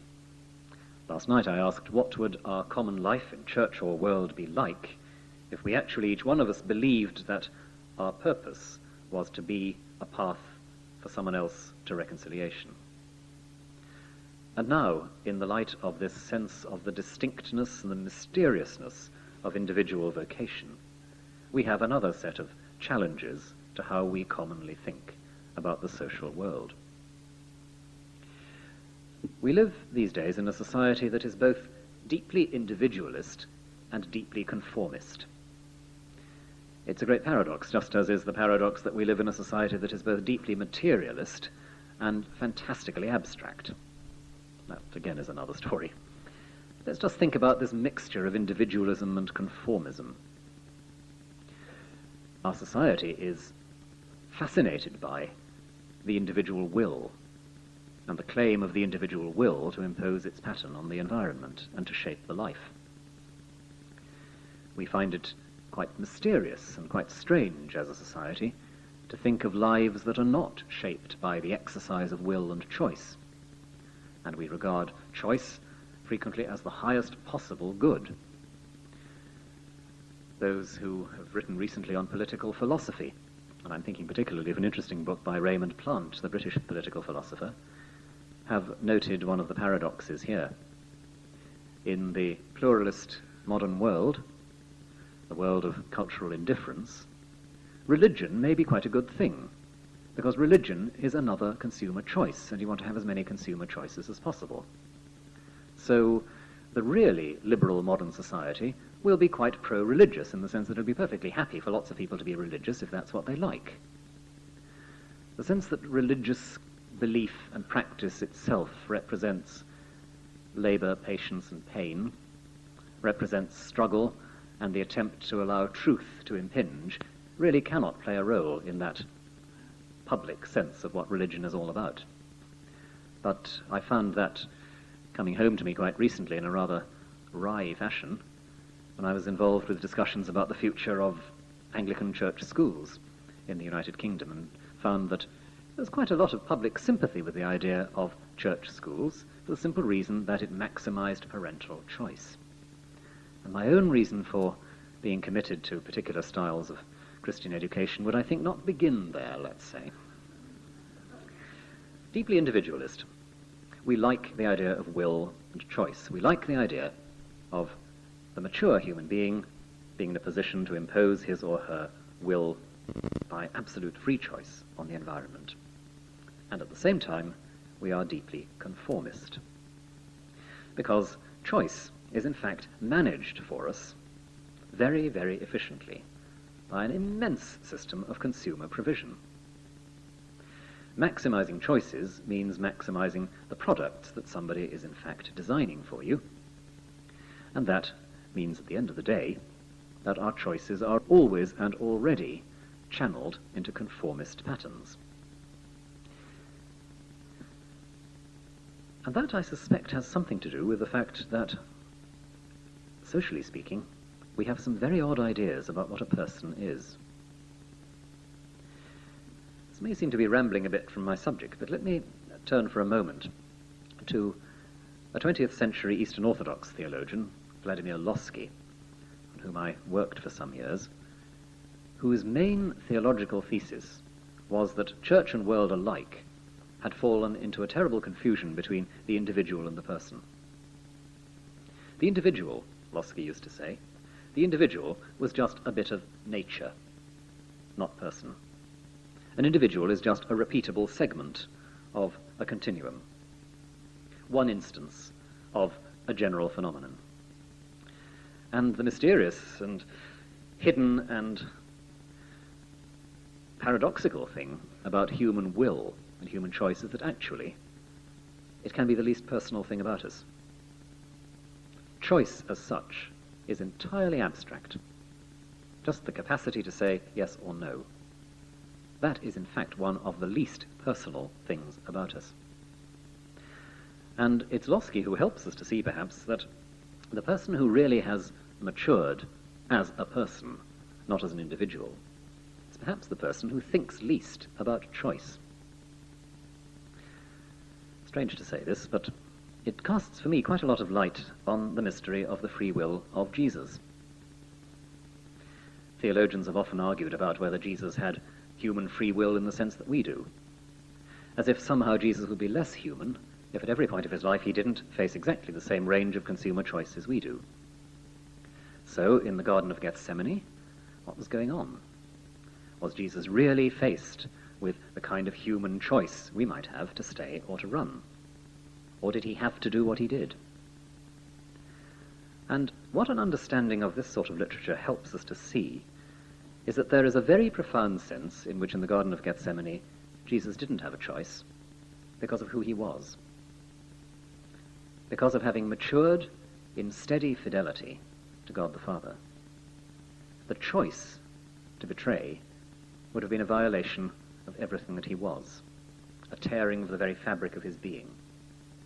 It's not to say it was impossible, but it's perhaps to put the whole issue of choice in a rather different framework. If you think about people whose moral and spiritual integrity has mattered to you, if you think about what their lives are like, you may very well recognize what's going on here. These are people who, it may be, don't need to choose very much, because they've become habituated to seeing and responding in certain ways. We, very often, struggling down in the foothills, need the disciplines of choosing, need to be very self-aware about what's going on. But perhaps, when spiritual maturity arrives, there isn't very much choice. And that's not a diminution, but an expansion of the personal. Because here is someone who, by a long and hard route, has become someone whose seeing and responding is instinctively truthful. I like the story of Edith Stein's arrest in Holland. Edith Stein, the Jewish Carmelite saint, who, having become a Catholic and a Carmelite nun, was shipped out of Germany because she was at risk of arrest and execution to Holland. When the German army arrived in Holland, she was duly arrested and, as the story goes, summoned to the parlour to meet the local Nazi commander, who greeted her with the words "Heil Hitler," to which she replied, "Laudetur Jesus Christus," Jesus Christ be praised. And it's that instinctive coming back of Laudetur Jesus Christus, which is what I mean by that place beyond consumer freedom at which the saint arrives. You don't have to think about it. You have become habituated to seeing and responding truthfully. And that, I think, is what Losky meant by distinguishing the person from the individual. The individual works often with these models of consumer choice. Here is this little something in me, little ego inside, looking at the range of choices, saying, I'll have that one, I'll have that one, I'll have that one. Tomorrow I'll have something different. The person grows into an integrity and a wholeness of response which is the opposite of consumerist. And if the Desert Fathers have something to say to us on this score, I think it's probably in this kind of area. Individuality, as such, is nature, not person. Just the uniform exercise of an ego which both requires and colludes with the political and cultural stagnation around us. Our natural wants assimilate us to each other. Our egos are the system of natural wants. Fine as far as they go, but the person is something more than the ego. That integral response to truth, which is something deeper than satisfying a system of wants. And that's why a community of persons, rather than a community of individuals, will be more, not less, various.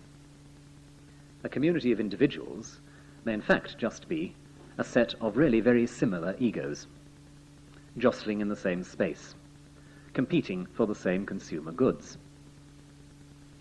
A community of persons may be a community of far more angular and eccentric persons, personalities, temperaments, with far more difference, far more variety in it. That's why I'm always rather delighted to see that there are still monastic communities which are awash with bizarre personalities, and why it doesn't worry me too much that the church itself is frequently awash with bizarre personalities. Long live bizarre personalities, because I suspect these are people who have escaped the cloning mechanisms of society. not a bad test, I think, of the health of a church or of a religious community, to ask about the degree of real human difference that's involved. And I don't mean difference in terms of taste or consumer goods, but that profound difference in temperament and quality, could you say tonality, of relation with God. This is where I go back to the silence and the honey cakes, to Arsenius and Moses. What's different about them? Not that they have different tastes, but that their relation to God is in a distinctive key. Between the relation of Arsenius to God, silence in the boat with the Holy Spirit, and the relation of Moses to God, the angels and the honey cakes. Between those two there is a deep harmony, but in no sense can they be simply reduced to varieties of the same thing. And the mystery, the glory of the church, surely is there. Tonalities, styles, keys of relation with God, blending together, enlarging one another, questioning and fulfilling one another.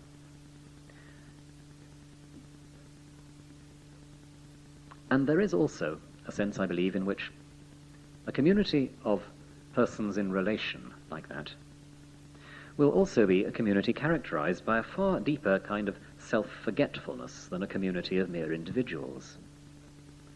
That's to say, this will be a community of agents and persons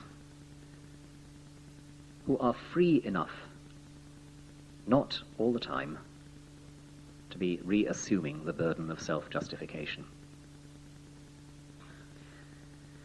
Again, a test of the health of communities. How far does the burden of self-justification cripple the common life? In church at large, in the religious community, wherever you happen to find yourself, how far does the burden of self-justification shrink or imprison life there? What this theme in the Desert Wisdom suggests, I think, is that the Christian believer has to be someone prepared to challenge every movement, every trend in local culture and wider culture that reduces the directness of personal interaction. Personal interaction, that is, with God and with one another. To challenge all those things that take away from social processes the contribution of distinct personality and temperament and tonality. We've had some debates in Britain in recent years, and perhaps you have here as well, on the role of information technology and artificial intelligence in education. I remember reading an article in one of our weeklies a few years ago in which somebody who is now, I regret to say, a junior minister in the government was commending the idea of more computers and fewer teachers in schools. It seemed to me that that stood for everything that we ought most to deplore. That is about the individual and not the person. That is about repeatable processes, the agendas of individual egos, about education, learning as a set of impersonal skills or bits of information to be transmitted from one to another. It's not about that standing back before the mystery of another's calling.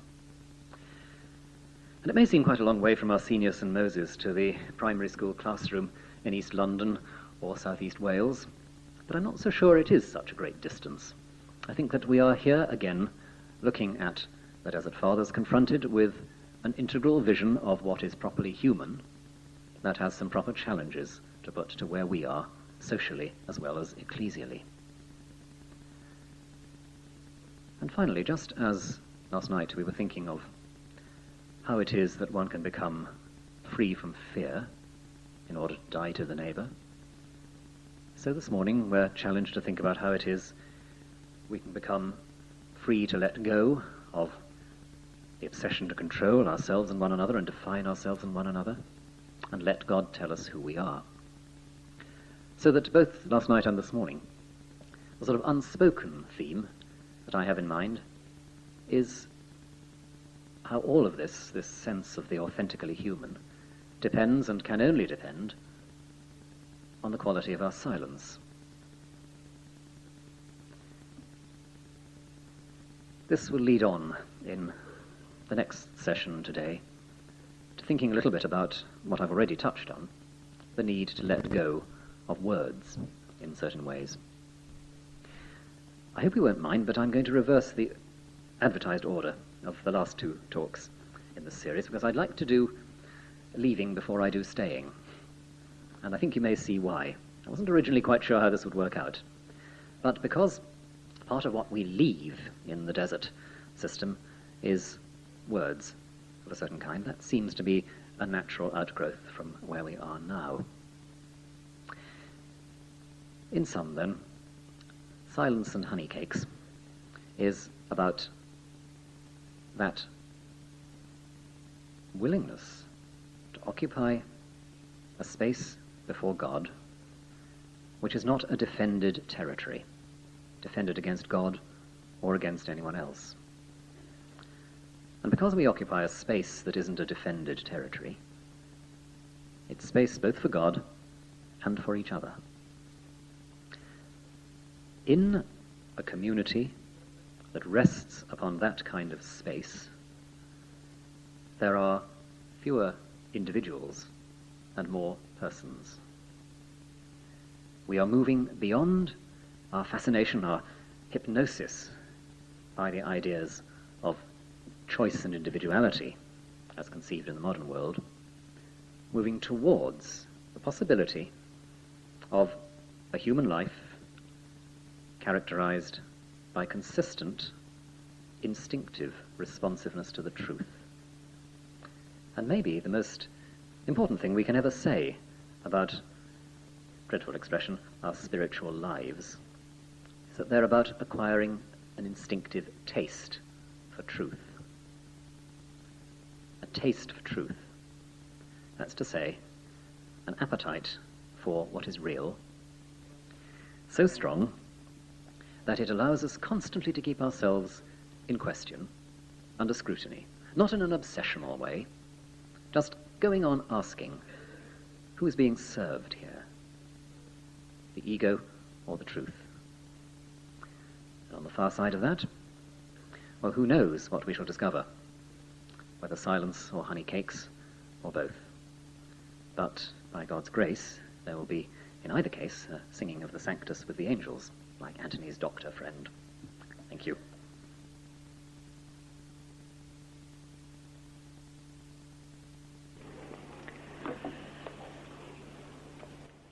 As I said this morning, I'd like to reverse the advertised order of the last two,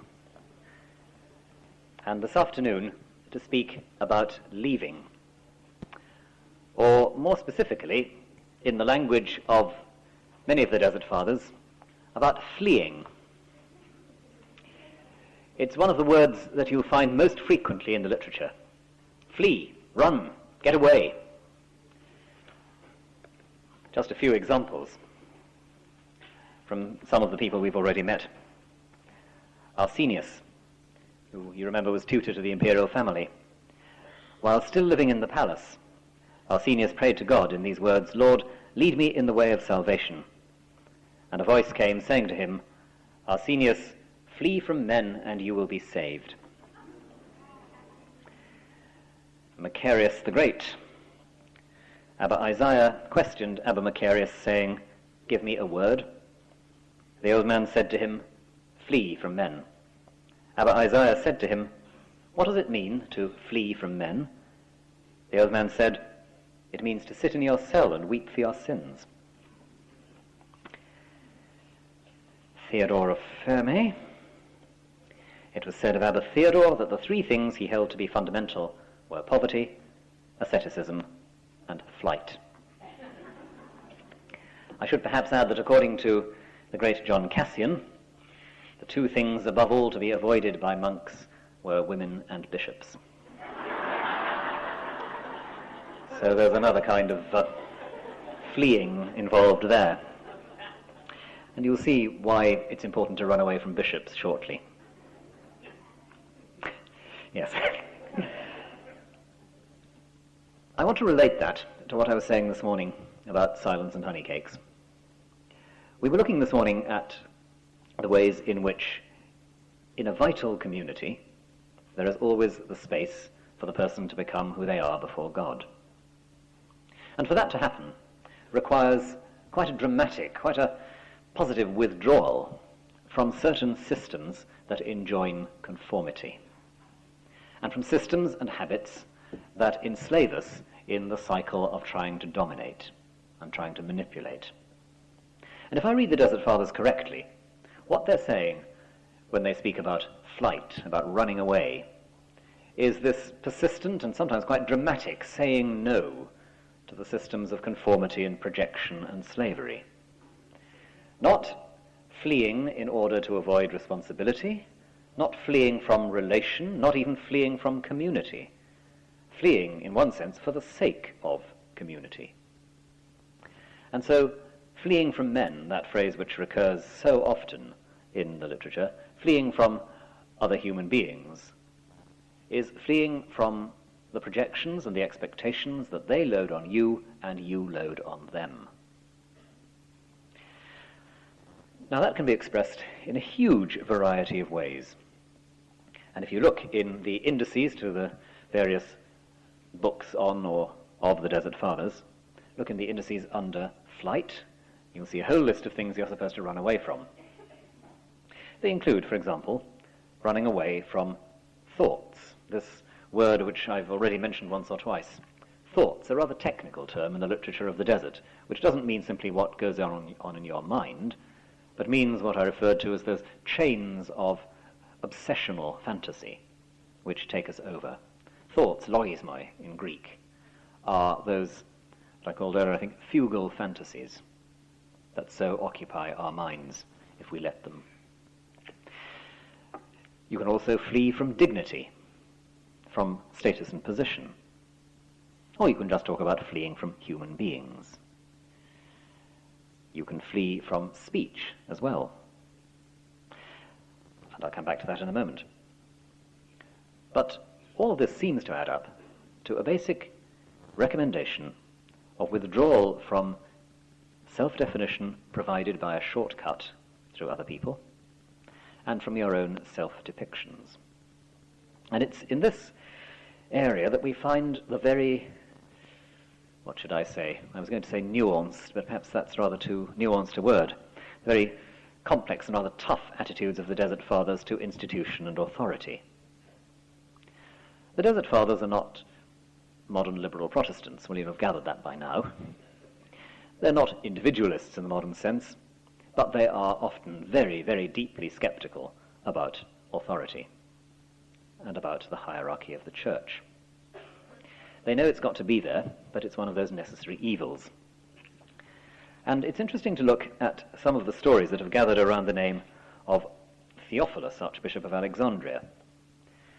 Theophilus, who died in 412 of the Christian era, was a very formidable character, heavily involved in the controversies of his day, a deeply unattractive person, it has to be said from the records, and somebody who was involved in persecuting a good many of the monks for their allegedly heterodox ideas.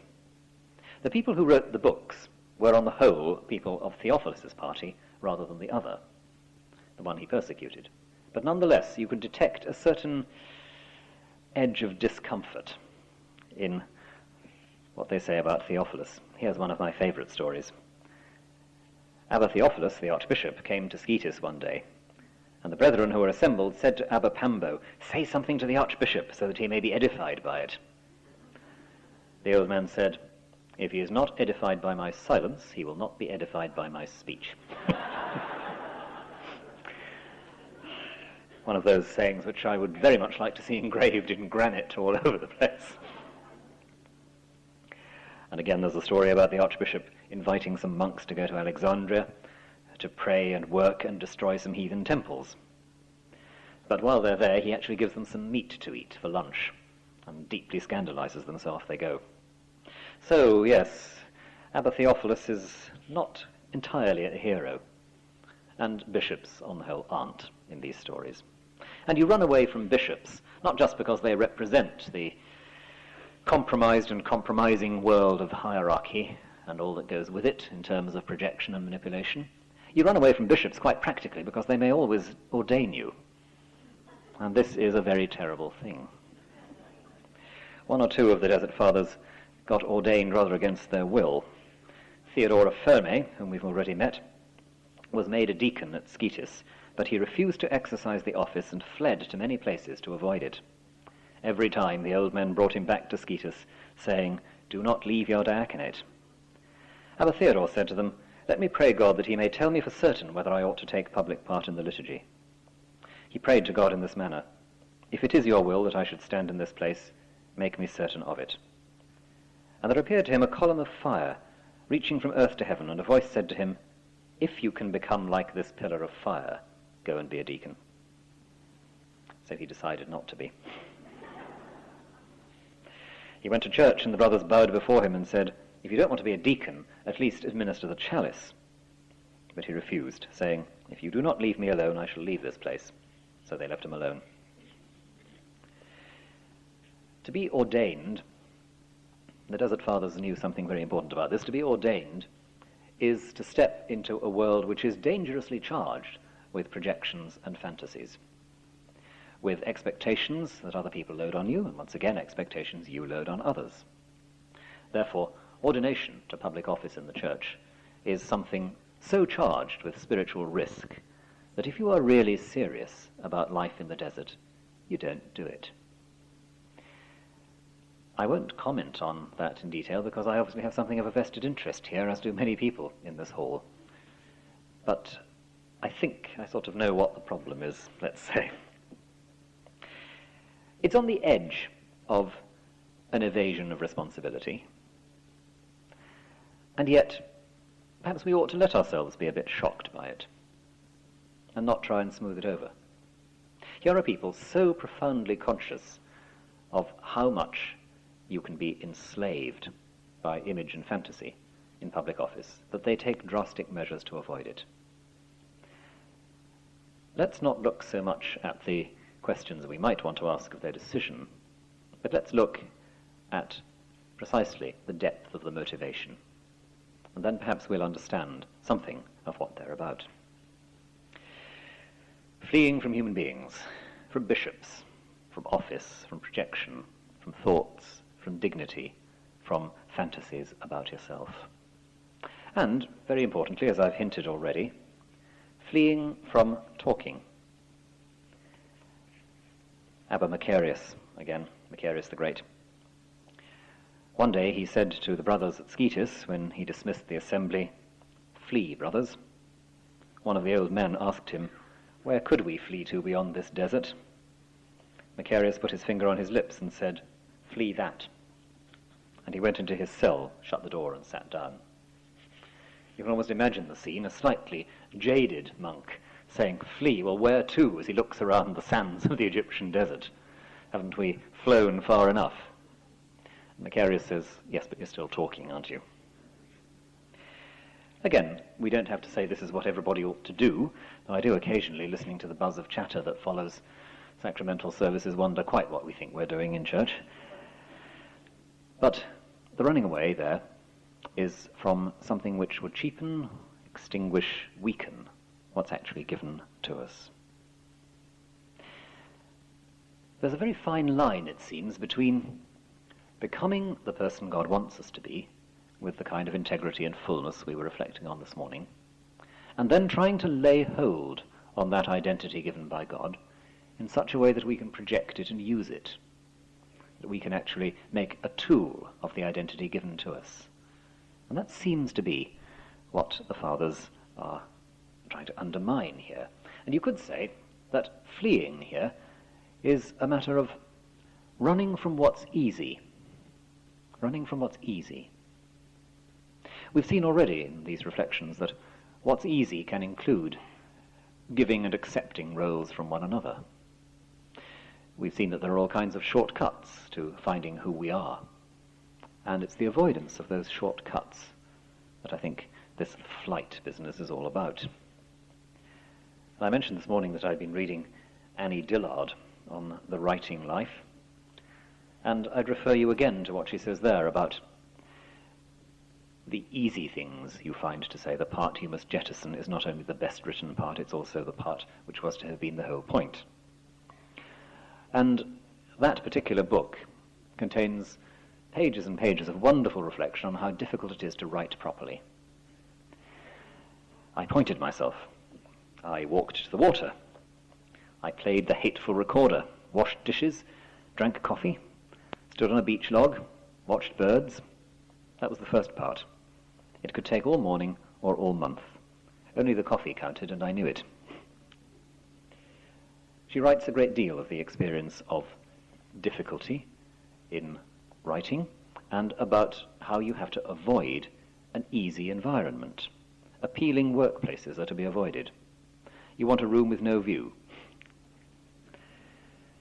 And again, lay out the structure you already have, X-ray it for a hairline fracture, find it and think about it for a week or a year, and solve the insoluble problem. I read Annie Dillard as talking about exactly the same kinds of flight, the same kinds of running away that the Desert Fathers are speaking of. Look for the hairline fracture. Look out for where things will break and try and solve that. Which means look out for the shortcuts and the easy solutions and the nice views out of the window.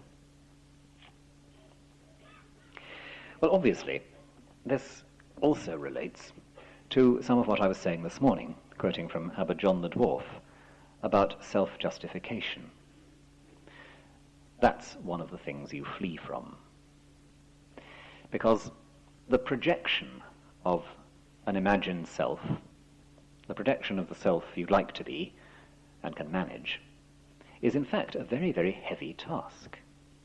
And however difficult the job is of fleeing, saying no to the shortcuts, however difficult that job is, it's not actually nearly so difficult as sustaining on and on and on and on the various fictions, the labour of projection. And that is manifestly something significant in a world of projected images and obsessional talk, such as we, all of us, live in and out of the church. What strikes me as most important in this particular area of the reflections of the Desert Fathers is indeed its relevance to where we are now. Projection controls us in all kinds of ways. We are invited and encouraged to project ourselves, to assert who we think we are in a set of relations that is essentially a contest about power. And we are surrounded by and manipulated by the projected images of others. We live in a world in which politics is increasingly reduced to a kind of market in celebrity, in which politics and show business coincide more and more uncomfortably. When we get to the point of an analysis of the various candidates for office in the British Conservative Party in terms of how they look on television and how much hair they've got, I feel we've come some way from anything that could really be called politics. Equally, I'm concerned that in the debates that we had in our own general election in Britain a little while ago, there seemed to be very little disagreement about substantive issues, and a huge amount of anxiety about whether we're keeping up with the latest poll. And the pressure on people to change their minds about anything came not from any sense that there was a truth that needed to be acknowledged, as from a sense that there was an opinion poll needing to be obeyed. The whole world of celebrity itself, the phenomenon, as has been said, of people being famous for being famous, is all around us.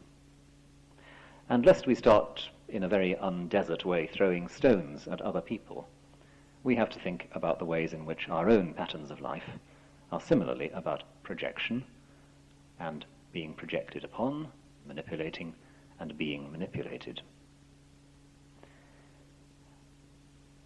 And where then does the discipline of flight, of leaving, fleeing, come in?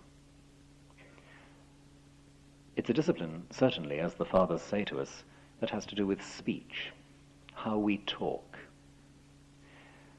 It would be very interesting, wouldn't it, if people of faith in this world were distinguished not so much by manifest and obvious patterns of general behavior as by how they talked. I wonder what we'd look like if we were distinctive as people of faith because of the way we talked, because we were wary of cliches, because we were cautious about shortcuts and simple solutions, if we were distinctive because we were deeply resistant to the corruptions of language.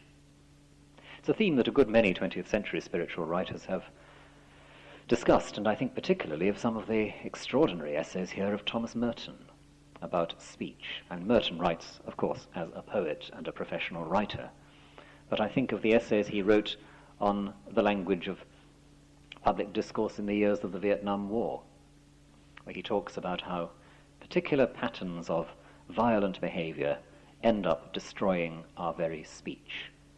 We can't somehow talk to each other any longer in words that have any substance. We live in a sort of porridgey atmosphere of words that are cheapened, reduced, shrunk, packaged, manipulated once again. It's one of the areas where the instinctive and, I think, proper alliance between spirituality and the arts belongs. Good art, I would say, always makes things difficult. Not in a gratuitous way, not just to show how clever it's being, but to show how complex the world is. Good art makes things strange to us. And part of the challenge and delight and exercise of poetry is, as many poets have said, to try and restore freshness to language itself. T.S. Eliot, you remember, talked about purifying the dialect. And it seems to me that's again a kind of fleeing relative to what the Desert Fathers are talking about. Art works like this because it eases us away from being easy. And maybe there's a sense in which every search for truth has to be a flight from human beings. A flight, at least, from human beings in the sense of being a flight from that kind of common life, which, as I've said, is about manipulating and being manipulated. It's why the contemplative, like the artist, is somebody who can be humanly difficult. They're not always cuddly, contemplatives and artists, and that's as it should be, because their task is not to make things easy, but to make things creatively difficult. It can even mean sometimes, as we find again in the Desert Fathers, a withdrawal from a facile or sentimental kind of compassion. There are moments in some of the anecdotes, and I think of one particularly of Isidore in the Desert Fathers, where we can be slightly shocked, again, by a sort of stepping back from a quick reaction of emotional warmth. The instinctive movement has to be checked because perhaps it's untruthful. It's harsh stuff. And it's here perhaps that we touch most nearly the almost Buddhist quality of some of the teaching of the Desert Fathers. Because being a space for another, in the way that I've been talking about in other contexts, being a space for another requires something of that radicalism, that radical self-suspicion, which is always on the lookout for the facile, the rapid, the sentimental. And as regards speech, and the way in which people of faith are committed to a kind of purification of speech, I suppose that has to do ultimately, for the Christian certainly, with the sense of what the Word of God truly is. God speaks into darkness, the word of creation. And the word that God speaks sets up the endless harmonics of sounds in the world. And as we speak, or try to speak truthfully, perhaps what we're doing is far less to hang labels round the necks of the things of the world than to try and find those harmonics, to try and speak in tune with that word first spoken into silence and darkness. The image often comes to me of creation as if first God makes a great cave and then breathes into it, speaks into it a word, and from the cave the echoes come back, differently pitched, differently aimed, a world of word. And we find our place in that, as I say, by listening for the harmonics, trying to speak in tune with them, not to speak from our will and our passion for control, but almost to speak because we want to join in, well, what an earlier generation would have called the music of the spheres. And I'm thinking here also of a very remarkable book I read recently on music therapy and its methods. In that book, one of the therapists writing about music therapy described the process of working with a deeply disturbed autistic child with a number of musical instruments laid out.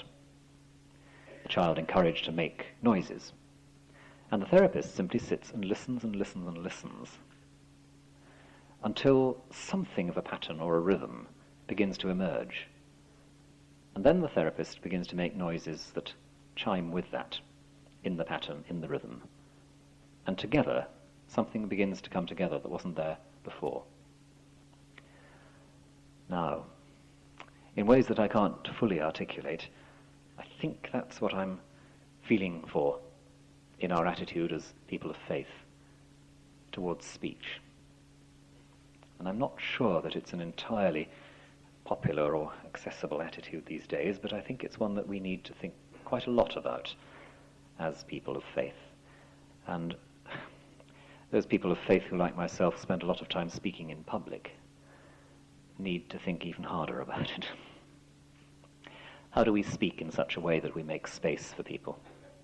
Only, I think, by looking for the harmonics that the Word of God sets up, by refusing mass pressures, by becoming in our speaking as in our living a kind of invitation into the harmonics of God's world, into the resonances and echoes that are set up by that primordial utterance of God into the cave of creation. All of this, and what I was speaking about this morning in terms of self-questioning and self-criticism, could become, if we weren't careful, a sort of paralyzing self-consciousness, a monitoring of myself all the time in anxiety about whether I were getting it right. Now, I don't think it's that, or I don't think it needs to be that. It becomes that, it becomes self-consciousness and paralyzing self-consciousness if we're still at root concerned with getting it right.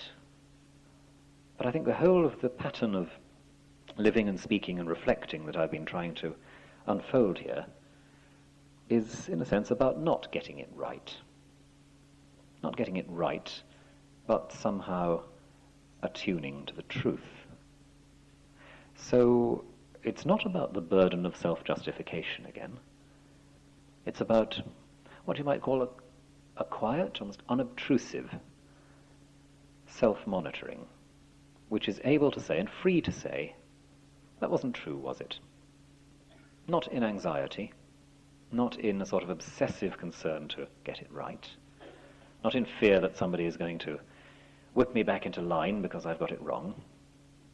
Just that gentle awareness that there's been a kind of slippage from the truth there might be. And that's, if you like, a habit that becomes so ingrained that somehow it isn't artificial. You know, I was speaking this morning about how for the person on the way to being a person, some of our usual definitions of freedom undergo quite a change, because there's a habitual, instinctive response to the truth. I think that's what I'm talking about, really. Habitual, instinctive awareness of where untruthfulness can come in, of how we've slipped back into the world of dignity and thoughts and human respect and authority and all the rest of it, which we're always deeply tempted by. And it's interesting that in terms of the percentage of space that the Desert Fathers allot to various sins and failures, the sort of thing we might regard as the prime target for talking about sin, things like areas like anger and sexuality, don't feature all that largely. There's a certain amount about resentment, there's a fair bit about erotic fantasy, but absolutely nothing compared with this area, this fundamental area of our sin or our error, or however you want to put it, which has to do with the misrecognition of what sort of beings we are. That misrecognition which is expressed in passing judgment on others and clinging to fantasies of ourselves. That is the massive bulk of sin that has to be shifted. And unless we shift that, it's a complete waste of time addressing anything else. I suppose if I'm allowed a brief observation in brackets here, I sometimes come close to despair about the Church's attitude to ethics, whether it's sexual ethics, political ethics, or whatever, because we seem so reluctant as a Church to get to the root of the matter and to understand where sin comes from. Just as I was trying to say last night that healing comes from solidarity, so it seems to me sin is overcome by spiritual openness and not by haranguing. When will we understand that? God knows. It's a bit like what the great French philosopher Simone Weil said, that we're always trying to cure our faults by will rather than imagination. But it's only imagination, it's only new vision that changes us. And we can talk until we're blue in the face about moral evils of various kinds, and if we don't go to the root of changing the paradigm, changing the model, changing what we are over time. Now, as people of faith, we have, by God's grace and God's gift, given to us a different vision, a different rhythm. Why is it that we retreat so regularly and so readily to the artificial terms of trying to harangue people into virtue? Close brackets, but there is a question which preoccupies me about the contemporary Church, which is such a very anxious place in some ways, as if we were all of us carrying the burden of self-justification all the time. It might be that all this stuff about fleeing and leaving is a bit like a word which I've used with some of you before, I know, that wonderful word again from Simone Weil about hesitation. For her, part of the essence of spiritual maturity is hesitation, leaving the life-giving gap between you and the act and the person, not so projecting your ego straight away into a situation that you move right into solving it in your own terms, but drawing away for the sake of the other and for the sake of the truth. And I think at the end of the day, this language about leaving and fleeing and running is about the need constantly for us to be moving back into stillness, checking the impulsion to project and control, and moving back into the stillness where God draws us. And it's in that sense that I think leaving is bound up with staying. And the running, the fleeing that the fathers are talking about in this sort of context is in fact quite inseparable from that stability and fidelity which will be the substance of the last of these talks. So let me leave you with, once again, just a couple of the sayings that relate to this. Abba Or propounded this saying: if you are fleeing, flee from human beings. Otherwise the world and those who live in it will make you do many foolish things. Abba Io questioned Abba Macarius and said, give me a word. Abba Macarius said to him, flee from human beings, stay in your cell. Shed tears for your sins. Do not be gratified by the conversation of human beings, and you will be healed. They said of Abba Apollo that he had a disciple named Isaac, perfectly trained in all good works, and he had the gift of ceaseless prayer at the time of the Eucharist. When he came to church, he didn't allow anyone to join him. He used to say that all things are good in their proper time, but there is a time for everything. And as soon as the synaxis, the service, was concluded, he fled as though pursued by fire and hurried back to his cell. At the conclusion of the Eucharist, a piece of bread and a cup of wine are often given to the brothers, but he used not to accept it. Not that he wanted to refuse the agape, the love feast of the brothers, but he wanted to preserve the ceaseless prayer he'd enjoyed in the sacrament. It happened that he fell ill. When they heard of it, the brothers came to visit him, and sitting beside him they asked him, "Abba, why do you flee from the brothers at the end of the service?" He said to them, "I do not flee from the brothers, but from the wicked tricks of the demons. When you're holding a lighted lamp, if you linger in the open air, the lamp goes out because of the wind. We are the same if, when we are illuminated by the Holy Eucharist, we linger outside our cell. Our spirit becomes darkened." Fleeing, leaving, is about keeping the light steady. It's one reason why it's about staying, and more of that tomorrow.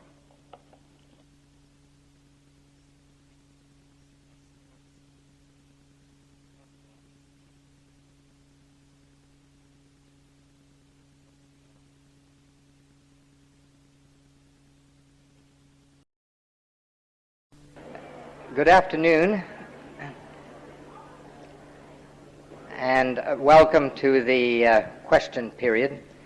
My name is Clem Sauvé from Toronto, Canada, and I've been asked to facilitate this session, or at least to put your questions to Archbishop Williams. In a previous career, I worked for the government of the province of Ontario, and quite a number of those years in the Cabinet Office. And as the Premier used to advise his ministers during that period that I was in the Cabinet Office, he would say that question period, which everyone in Australia or Canada would know what that means. It's when the opposition gets the opportunity to ask the government the questions relating to the issues of the day, and he used to remind his ministers quite frequently that question period was exactly that, not necessarily question and answer period. We received well over 100 questions. I have about 3 answers. And we have exactly an hour to deal with them. So this morning and early this afternoon, I went through the question box and selected a representative sample of questions. I think I have maybe 15 or more. Sort of grouped in 3 categories. The first group of questions relate fairly directly to the substance of Archbishop Williams' talks. Then there are a number of questions that sort of arise from the teaching of the Desert Fathers and Mothers. And finally, there's sort of some more general questions or even some personal questions. So the very first question, a very important issue, and it relates to the women of the desert or the mothers of the desert. And the question is, how much do we know about them? And did they live in groups independently, or were they under the direction of the fathers? And were they supervised by them? Well, we don't know a very great deal about them. There are a number of names that survive, like Syncletica, whom I quoted this morning. My impression is that they lived in communities of their own, and there's certainly not much hint in the sayings that survive that they were exclusively under the direction of the men. Indeed, there's such, this is a mixed blessing, because there's such an emphasis on the need to be separate, men and women being separate in this period. It would actually be rather unusual for a male ascetic to be directing female ascetics in the desert. So I think somebody like Amma Syncletica is quite an independent figure. We know little bits about other figures in the period, women of spiritual weight and authority. And just to throw 2 into the picture, in a rather different way. At the beginning of the 4th century, St. Methodius, who teaches in Asia Minor, writes a a sort of dialogue, a long dialogue, which is set in a community of women. And different female figures are given the role of expounding different aspects of the spiritual life and the reading of the Bible and so on. And although it is written by a man, it's written as if women were expected to know about these things and sometimes to be listened to as teachers. The second example is from later in the 4th century, and that's St. Macrina, who is the sister of the two great Cappadocian theologians, Basil and Gregory. And we have from Gregory's hand a life of his sister Macrina, but also, again, a dialogue which he wrote on the soul and the resurrection, which depicts him visiting Macrina on her deathbed, and the dialogue that they have about the nature of the soul and the nature of desire. It's a fascinating dialogue in itself, but what is very notable is that throughout the dialogue Gregory refers to Macrina as the teacher and identifies her as such. So it's not entirely a man's world in the 4th century, even in the desert. The next question came up in various forms, and this is sort of a composite or a short composite of the point at issue. But could you please summarize for us once again your thinking on the difference between the individual and the person? Right, the individual and the person. Okay, let's try. As I said, I'm basing myself partly on the great Russian theological writer Lossky, that's Lossky. And although other writers do something similar with these ideas, he is the one who among 20th century theologians works hardest at giving full definition to this distinction. And essentially, for him, the person is the completely unique and therefore mysterious core of every human agent. To be a person is simply to be distinct. And for Lossky, this relates to some quite complicated questions about what it means to speak of persons in the Trinity, but let's leave that on one side for a moment. The person is completely distinct and yet also exists only in relationship. And the realm of the personal is that realm in which what I am as unique, mysterious, and distinctive comes into relation with what is unique and mysterious and distinctive in you, and each of us makes the other even more unique and mysterious and distinctive in the process. For Lossky, it's very important that the church is a community of persons. He says there are two errors into which you can fall. You can treat the church as a community of individuals. I'll come back to the precise meaning of the word, but you can treat the church as a community of individuals. That is, a lot of people who are, if you like, making a concordat or a compromise with each other to live together.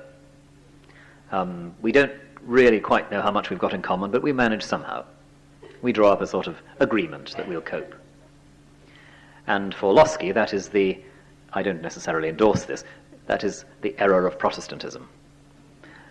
Lossky also says the error of Catholicism is to treat the church as a kind of solid mass, almost undifferentiated, with not very much room for either the individual or the person.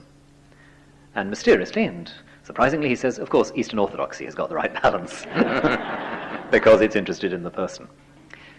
But the difference between the person and the individual is that the individual, in this framework, simply means one example of a type. One example of a type. So, this is an individual glass. There are lots of glasses with varying features, but you can describe them as variations on a single theme. There are examples of a general substance or nature, a type of life, a type of reality. And although they are different from each other, they are in principle reducible to one basic definition. That's the kind of thing they are. And what Lossky is trying to say is that when we talk about the personal, we're trying, not always very successfully, to say something a bit more than that. The person is more than just an example of a type. And the person in Christ, the holy person, in a very particular way, is more than just an example of a type. There is no type, no general type of Christian holiness. there's an infinite variety of different relationships to Jesus Christ, which also become relationships with each other. So I think that's the gist of it. Individuals are repeatable and in some ways replaceable. Persons are unique and irreplaceable. You remember the song Clementine, and the sad fate of the heroine of that song, and you may perhaps remember the last verse, where the singer says, "So I kissed her little sister and forgot my Clementine." Well, that's what personal being is not about. Little sisters don't substitute for Clementine. No one of us substitutes in that way for another. And therefore we're not just repeatable instances. I won't do it. I can drop this glass on the floor and it breaks, and sooner or later somebody will come up with another one. And it doesn't much matter. But with the personal, it matters like anything. And that's why, with every person, there is one way in which they can show the life of God, and they only. The life of God reflected in a distinct history and a distinct set of responses and creative engagements in the world. Nobody else can do that. And it's one of the things I love telling people at confirmation services, that when I ask the Holy Spirit to come into their lives at confirmation, I'm saying there is something you can do which nobody else can in the life of the community. Never forget that, because it means it's not just that you need the church needs you, and it needs you to be you. That's the person. Something like that. It relates to listening to the heart. And there's two quotes here that were taken from your talks, and the first quote is that the laws of God are written in our hearts. And the other quote is, there is a danger of being guided by the heart. So the question is, these two injunctions appear to be in conflict. Could you explain and comment a bit further on this? Yes, I'll have a go. The particular reservations expressed about being guided by the heart, and I think they come from Abba Isidore, are to do with listening to what you think are the promptings of your feelings. It's clear from the context that's what he's talking about. And he wants us to be as clear as we can be that listening to the promptings of your feelings is not a guarantee of getting it right. How can I be wrong if I'm so sincere is not a Christian principle.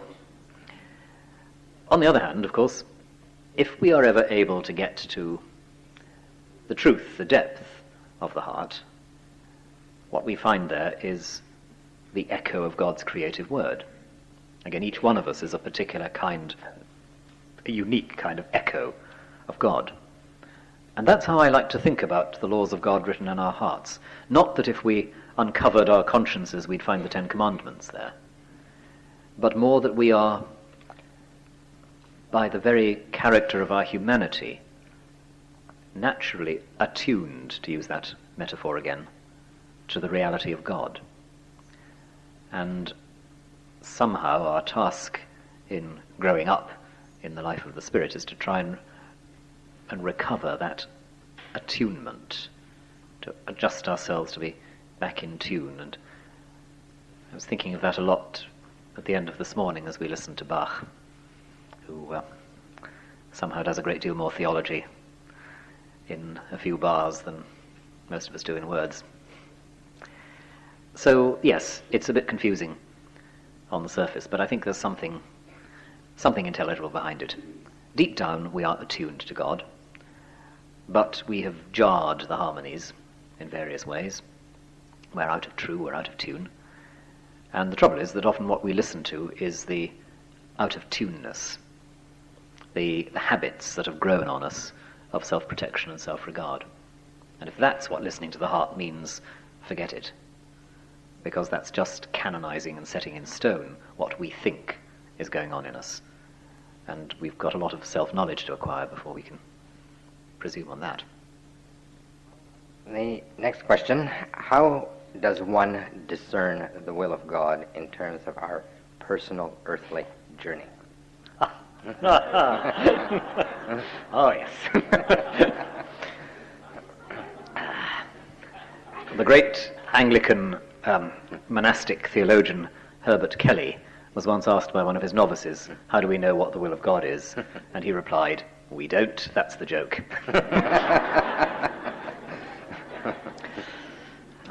tempted to leave it there. But we do need a bit of guidance, don't we? Well, I suppose, first of all, you have to say, Kelly is right. We never know precisely what the will of God is. I can remember wrestling with a very, very serious pastoral problem in the diocese a couple of years ago, and absolutely not knowing what to do. And I can recall myself saying to God at the end of my evening prayers, "Look, just for once, would you mind saying? I'd really like to know." And knowing that that wasn't available, but it's what we all want, of course. The discernment, I think, goes a bit like this. Okay, I have to choose between a number of courses of action. What course of action more fully seems to resonate with the kind of life Christ lived and lives? What sort of action opens up more possibilities for God to work? Now, those aren't questions which immediately give you an answer, but they're the stuff of reflection, as I see it. They're the sort of raw material of my reflection. What course of action might just a little be more in tune with the life of Christ? And what opens rather than closes doors for God's healing and reconciling and forgiving and creating work to go on? Now, it may be that in any given situation there just isn't a very clear answer to those questions. But if those are the questions we're asking, what we're doing in the process of reflecting and discerning is, I suppose, making some space in ourselves for reflection on the life of Christ and the creative movement of God. And to the extent to which we truthfully and sincerely make that space, we are already, in an important way, in tune with the will of God. Because even if we then go on to make a mistaken judgment, we haven't done it by shutting the door on God. Do you see what I mean? We haven't done it by shutting the door on God. We have done our best to leave room for God in the decision we make. And to the degree in which we manage that, I think we, in some measure, do God's will, and therefore leave him room and leave him freedom to remake and salvage from whatever mess my decision may bring with it. I think that's the best I can do there, and Kelly's answer is still the best one. Can you elaborate on non-judgment and non-action to situations and people that demand judgment and response because they impact negatively on others? Gosh, that's a big one, isn't it? Non-judgment, non-action. I'm interested that somebody should pick up that central Buddhist conception of non-action here, because it is very similar in some ways.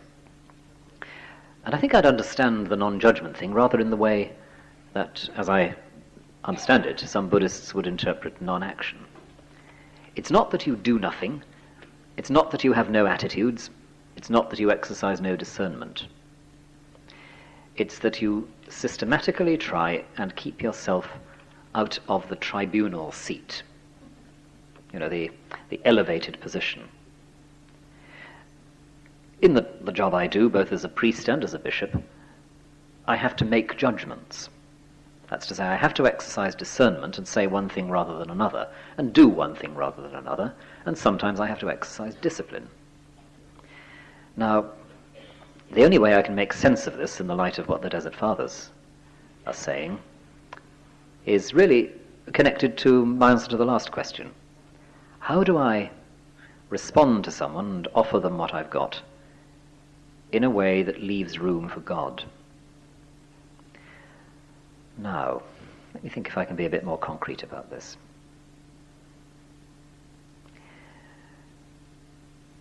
Let me take an example from the life of the diocese, and a few years ago, trying to deal with a priest who had had an affair which had broken up his marriage and which had led him to leave his parish very precipitately. The first thing I had to do was, in a sense, a matter of almost automatic housekeeping. I had to say, well, you've left the parish, that's your choice. And I have to say, you can't go back. Next set of issues is what we do about what's happened as far as you're concerned, as far as your wife's concerned, as far as the other party's concerned. And that is where you have to sit down and do a great deal of listening.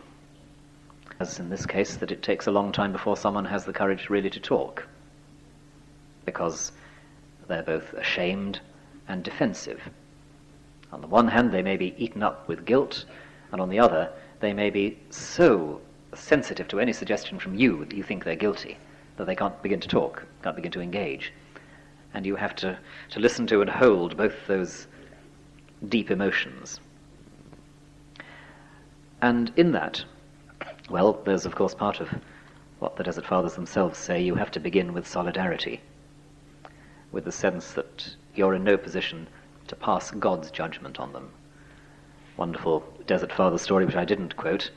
Some monks handing out judgment liberally on some failed member of the community, and one of the great old men saying, "Well, I see we've rendered God redundant here," as he walked off. So you don't, as I said this morning, you don't try and second-guess God's judgment. You do, however, have a job of trying to sit with someone and help them see a situation clearly. In other words, to help their judgment. To say, well, yes, as I've hoped and prayed in this case would happen, yes, I have done something that is deeply destructive and hurtful. And there may have been all sorts of reasons for that. But that's the truth of it. There's a mess in the wake of all this, a deep set of hurts. And that's real. And somehow people have to try and face that without panic. And say, yes, I did that. I did that. It's real. I've done it. And anyone who's ever sat with and tried to listen to and counsel people who have done great evil, paedophiles, sort of thing, will perhaps know what I mean here. The extraordinary difficulty of getting someone to the point of courage and, in a bizarre way, self-confidence to say, I've done it and it won't kill me to face it. Now, it's all that, I think, that I mean when I say that not judging doesn't mean just sitting back and beaming and saying it's all going to be all right. It's not like that. Because the non-judgment of the fathers is, I think, all part of this passionate attempt to see things clearly and truthfully and fully and honestly. And in the processes that you go through when you're dealing with people who've made disastrous and destructive mistakes, I think that's the goal. Not passing judgment, perhaps, but enabling judgment. That is, enabling somebody else's truthful judgment. And in that process, of course, your own judgment of a situation may change.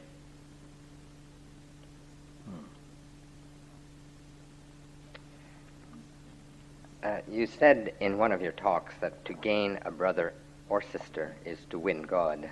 Could you clarify or elaborate on this? Well, happily, it wasn't me who said that. It was a much more important authority, St. Anthony. Yes. What I was trying to say, I think, was that gaining the brother or sister isn't getting them signed up to something or getting them on your side. It's opening doors for them to healing, to wholeness. Insofar as with a brother or sister you open such doors for them, you gain God in the sense that you become a place where God happens for somebody else. And I use the phrase advisedly. You become a place where God happens, where God comes to life for someone else in a life-giving way. Not because you're good or wonderful, but just because that's what God's done.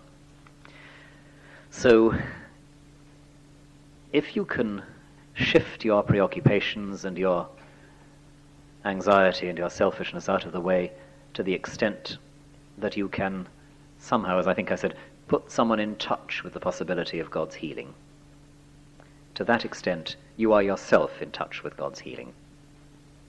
So if you gain your brother or sister, you gain God.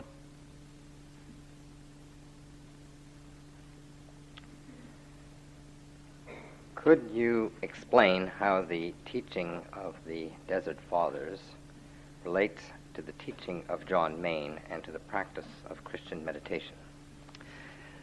Thank you. Yes, I was hinting, I think, at that this morning in the talk about staying, because one of the things that I've taken from John Maine and the tradition that he represents is the importance of a particular kind of stability or faithfulness in the practice, in the sitting and the saying, being faithful to and with the mantra. Now, it seems to me that that relates pretty directly to a lot of what is said about stability, as I suggested this morning, in the Desert Fathers, and the whole of that practice of staying with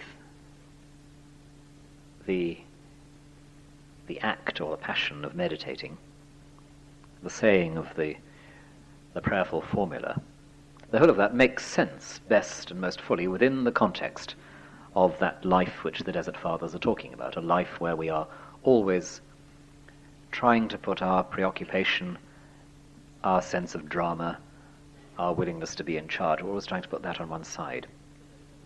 But of course, more specifically, the very notion of praying like that, meditating in this way, does stem from the desert tradition.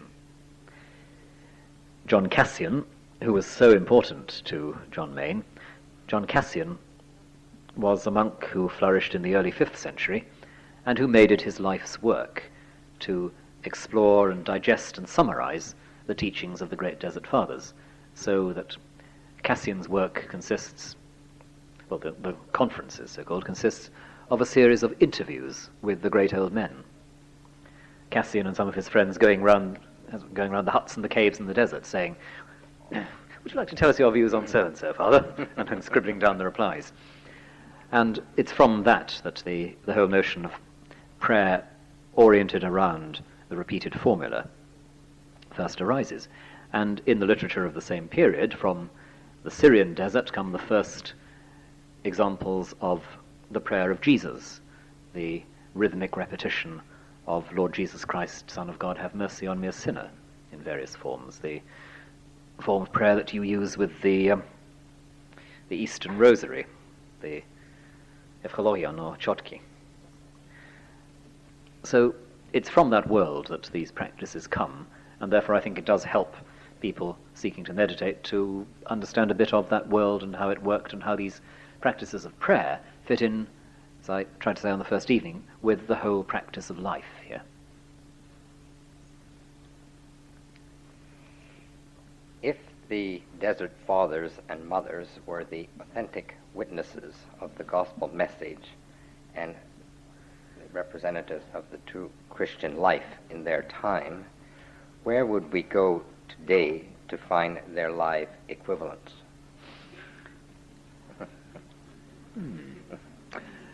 Well, I guess there'd be several hundred different answers to that in this room, wouldn't there? Both in the sense that each of us would know some sort of answer to where we'd go, and dare I say, in the sense that this group itself is something of an answer.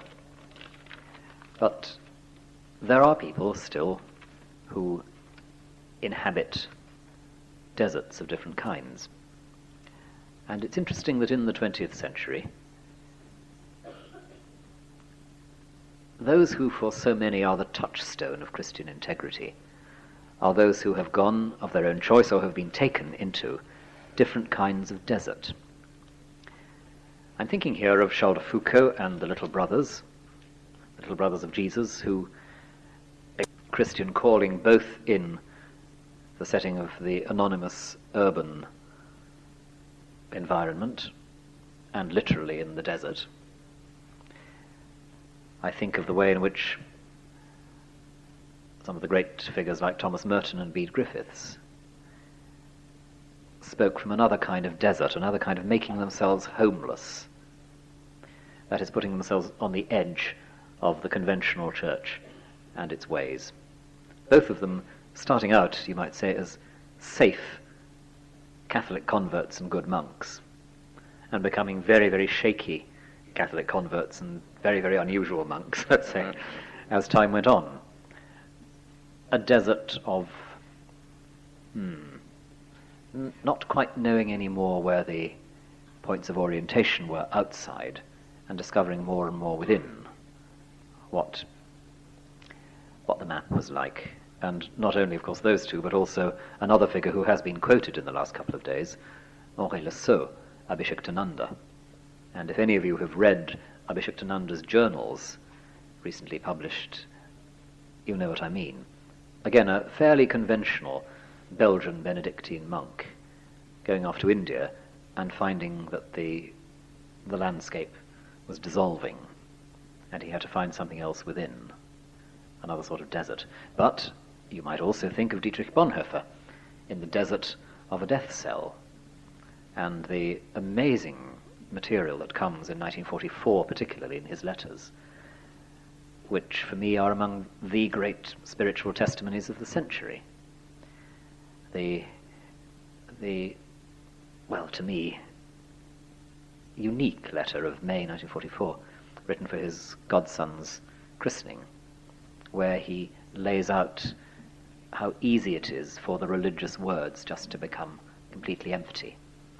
And it's not, as I say over and over again about him, it's not that he's some kind of liberal saying we ought to have easier and more up-to-date religious words. The last thing he wants. He's saying the old words are there, and they're real and they're solid, but somehow we've abused them so much they've become stale and tired and sort of rubbed down. And we don't know how to put content back into them. And the only thing we can do, therefore, is to take ourselves to prayer and action for justice, and to say as little as we can. Another sort of desert. And those, again, who have been on the edges of the church for the sake of the kingdom, active and contemplative, or both at once. Desmond Tutu's another example of someone who's both at once. So yes, one would look for the deserts, the marginal places, and listen to what's being said. I was sent a wonderful book last year, which was written by people in the East End of London. It was edited by somebody connected with the Anglican Franciscan house in Plaistow in East London. And she had gathered together some testimonies, simply testimonies about surviving life from people in the East End. Very strange people, the sort of people who tend to land up in Franciscan houses from time to time. I know a Franciscan or two here, and they'll know what I mean. And it sounds very strange to say, but there's something of the Desert Fathers there. People discovering depth, authenticity, space, freedom and community. Fearlessness in all of that experience. So yes, I think there are places to look. I believe this is a quote, but it says, "The quality of our silence determines the sense of authenticity of our being human." Could you please define silence in that sense?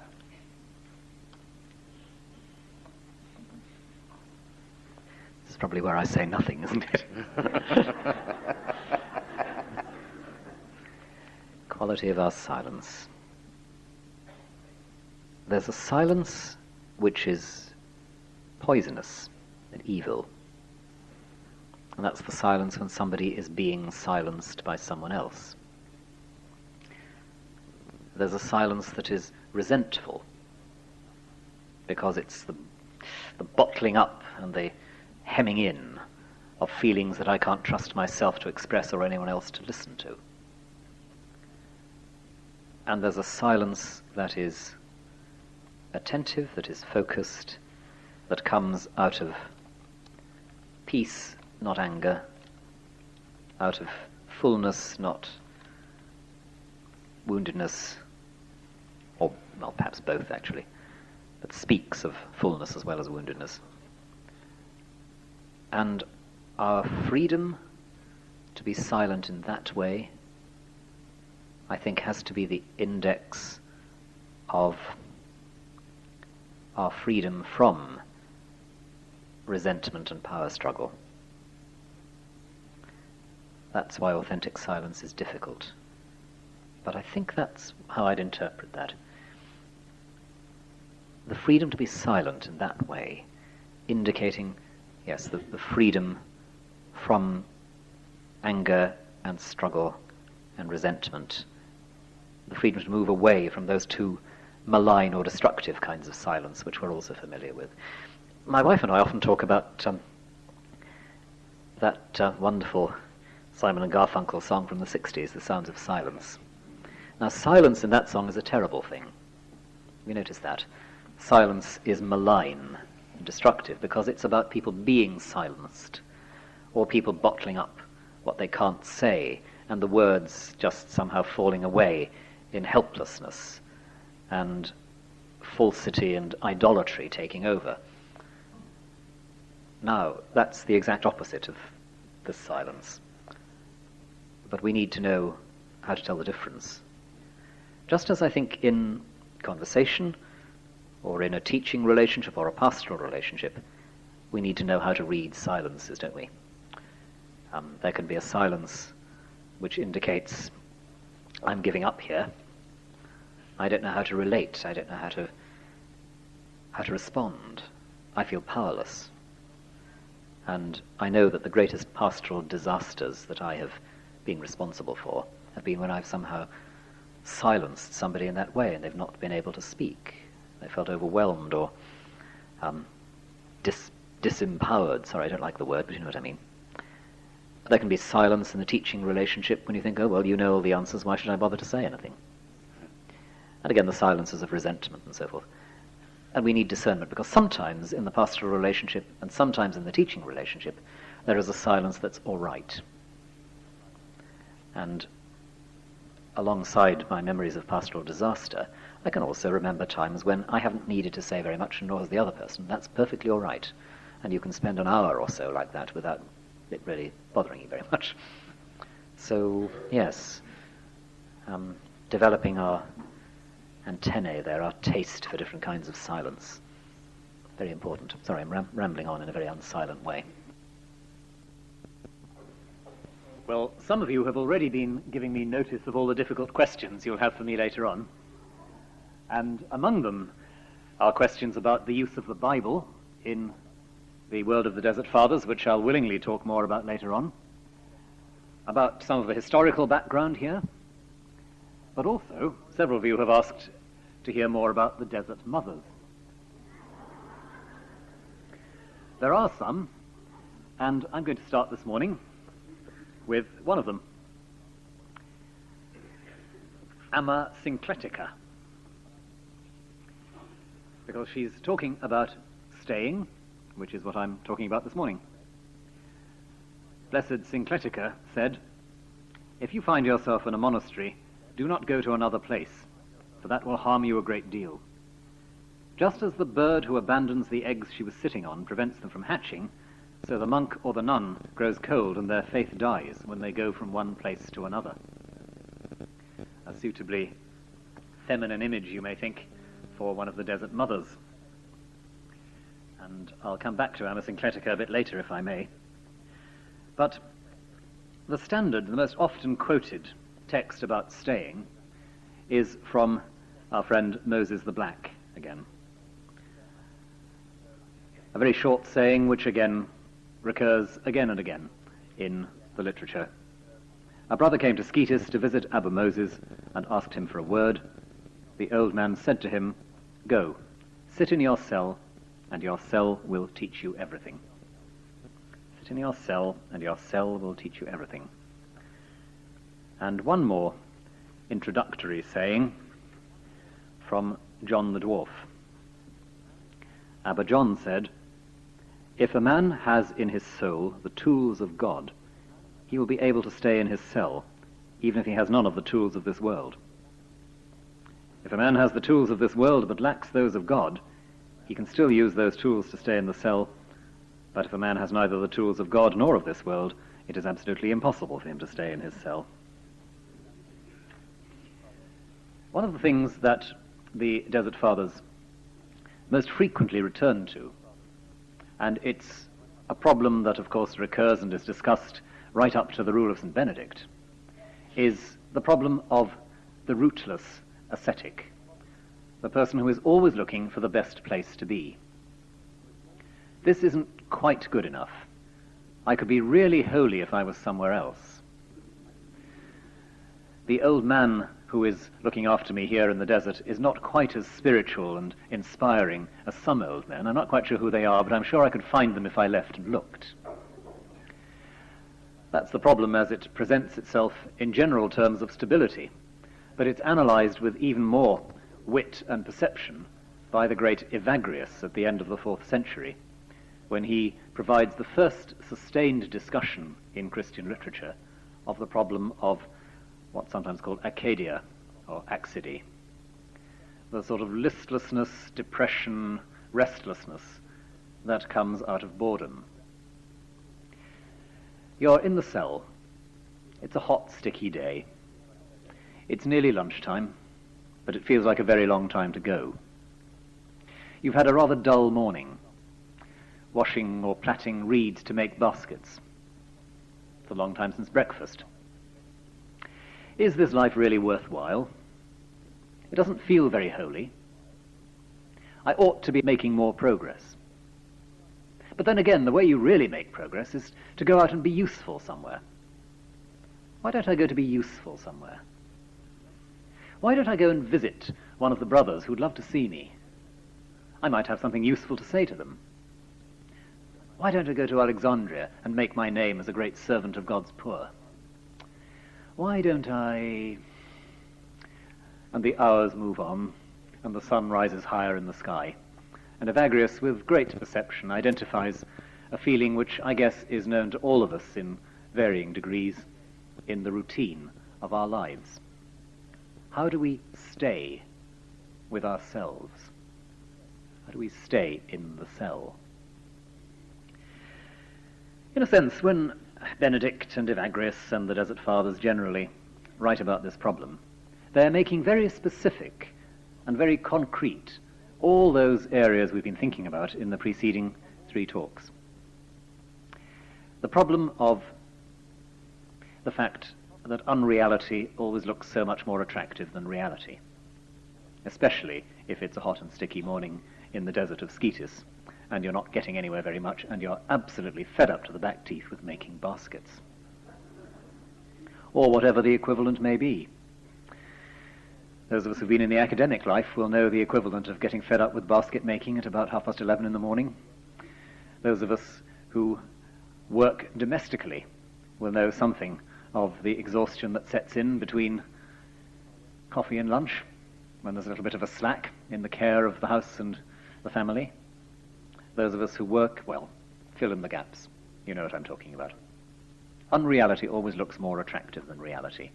And so we always think, if only a few little circumstances were a bit different, I could be a much better, nicer, more interesting and holier person.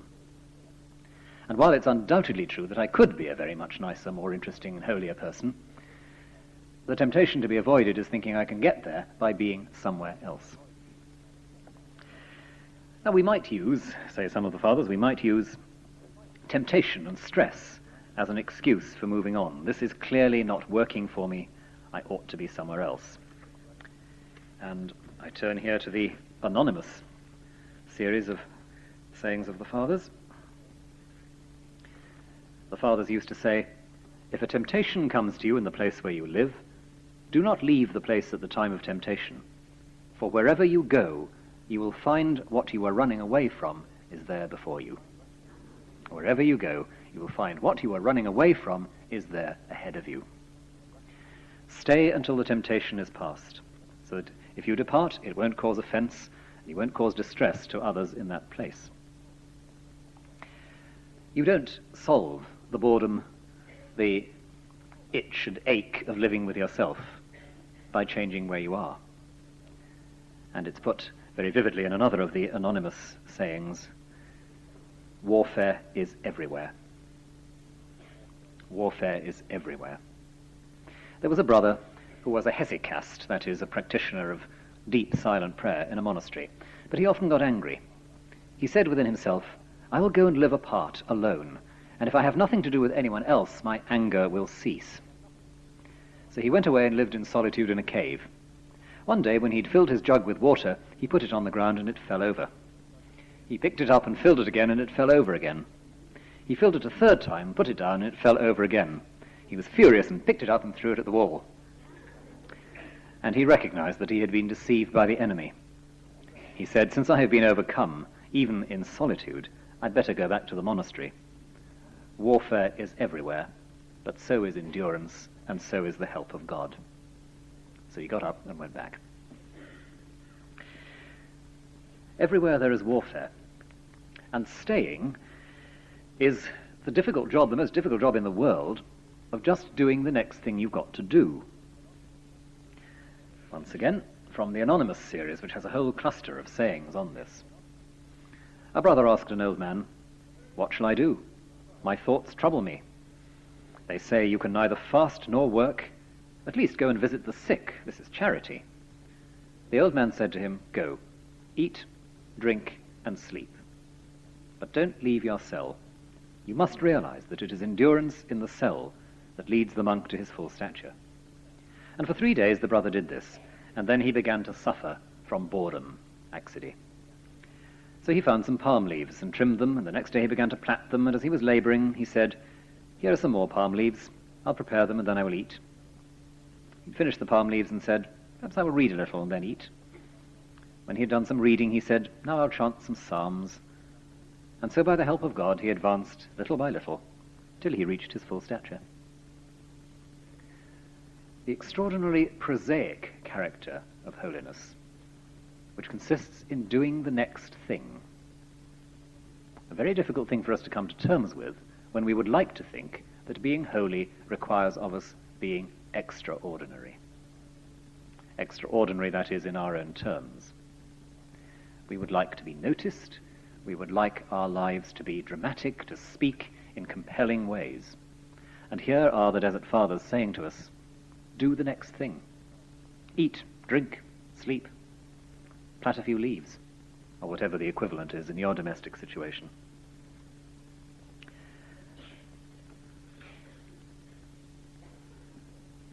And again, there is here a very clear and a very important commitment to the notion that you can't hurry the processes of growth.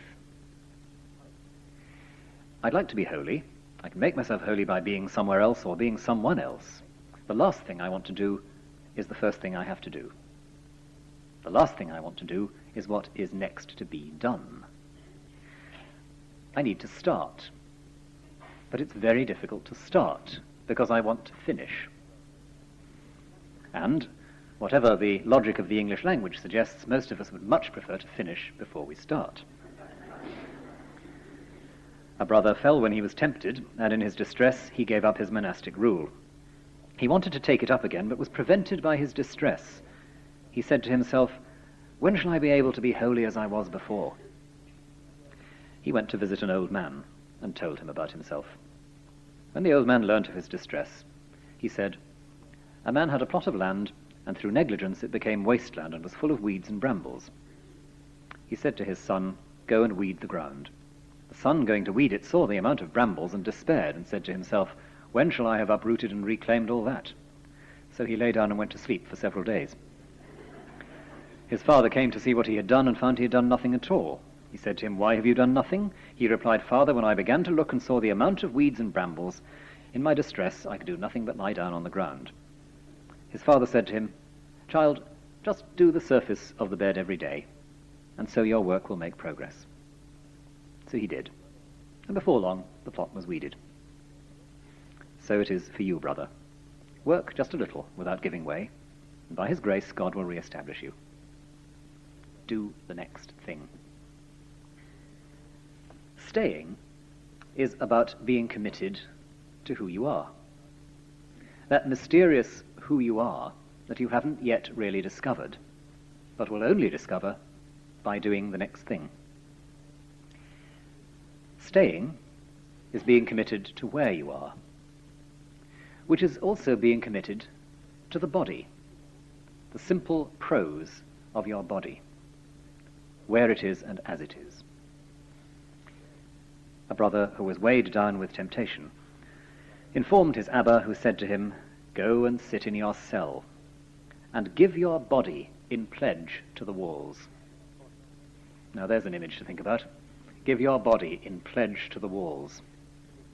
Promise yourself, your physical self, to this place these conditions to being yourself here. Now, the world of fantasy, which the Desert Fathers so consistently attack and attempt to remove from its stranglehold around us, the world of fantasy is a world in which the body is not given in pledge in this way. The world of fantasy is the world where we are always thinking, I could be elsewhere, which is one way of saying, I could be in charge. I could have a world that was mine, all mine. A world where the script ran as I wanted it to. And many early Christian writers note, as you might expect, that one of the things that went wrong in the somewhat varied career of Satan was the belief that it was better to be in charge of an unreal world than not to be in charge of a real one. And I've sometimes preached on the temptations of Jesus, as all of them in their different ways being about the temptation to be in charge of an unreal world. Satan, after all, doesn't own the real world, and all he can offer Jesus in the temptation stories is the fantasy of being in charge of an unreal one, a world of magic. But we don't live in a world of magic. We live as bodies in places, and that's where we discover who we are and how to be holy. So pledging the body, in this sense, staying as committing yourself to being the body you are, where you are, that can mean quite a number of things. It can mean, in the context of the Desert Fathers themselves, or indeed of St. Benedict and many other great monastic writers, it can mean literal monastic stability, staying with the same people in the same place. But it can mean also all those things which I'm sure will spring to mind as we begin to reflect on this. It can mean fidelity in relationships, the pledging of the body to the people we are most deeply involved with, the pledging of the body in covenanted relation, in marriage, the pledging of the body, the real material self, to friends, to colleagues. But also I think that the pledging of the body in stability must mean something about fidelity in prayer as well. Staying with prayer when it's not apparently going anywhere. I guess that all of us are here because we understand something of what that's about. Because those who meditate are those who understand the need for stability in prayer. And forgive me if I'm generalizing from my own experience, but the best way to understand the need for stability in prayer is the recognition that you're not very good at it. And I would want to say that the staying that the Desert Fathers are talking about is as much connected with staying with the mantra as it is with staying in the place. All part of the same process of being who you are, when you are, where you are. And again, as I've noted, in monastic literature of this period, the extreme difficulty of this is recognized. Whether by Evagrius in his wonderfully witty pictures of what can go wrong when the noonday demon is rampaging, or Benedict being sarcastic about monks going round from place to place, or some of the anonymous old men saying, as one said to a novice, "You're looking for an old man to suit your spiritual tastes, so that when he tells you what to do, you are really telling him what to do." It's difficult because the images of drama and the images of control recur all the time. And our contemporary setting is certainly one in which the notion of pledging the body is not all that popular. We haven't changed that much, in many respects, since the 4th century. But certainly, that idea of the pledge to be who we are, where we are, to be in this body, at this time with these people, seems to become a bit more complicated as sheer physical mobility increases in our culture. But that sheer physical mobility is just one aspect of a general restlessness which we're all aware of. passionate hunger for sexual variety, the consumerization of area after area of our lives, the sense of the body as something on which the will can be inscribed, the fascination with style as an easily shifted set of clothes that can be put on and discarded, the impatience that we have these days with process.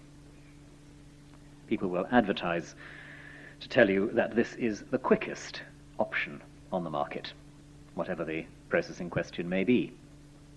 And I remember preaching a sermon once on how absurd that would seem in some contexts. If somebody advertised that this was in a musical magazine, this was the fastest recording of the Magic Flute available, you wouldn't necessarily rush out and buy it. But equally absurd and inappropriate are some of the ways in which speed is marketed as a self-evident good. And we're very impatient with accident. We long to know whose fault things are. We're a very litigious society, and we like to know who to blame, and that's something to do with just being very uncomfortable about the fact that we're stuck in a world where we're not in charge. And some things, it's a terrible thing to say, I feel very revolutionary saying it, some things really are accidents. And accidents means things that aren't particularly anybody's fault. Revolutionary. We don't like all this, because again, we like the control and drama patterns.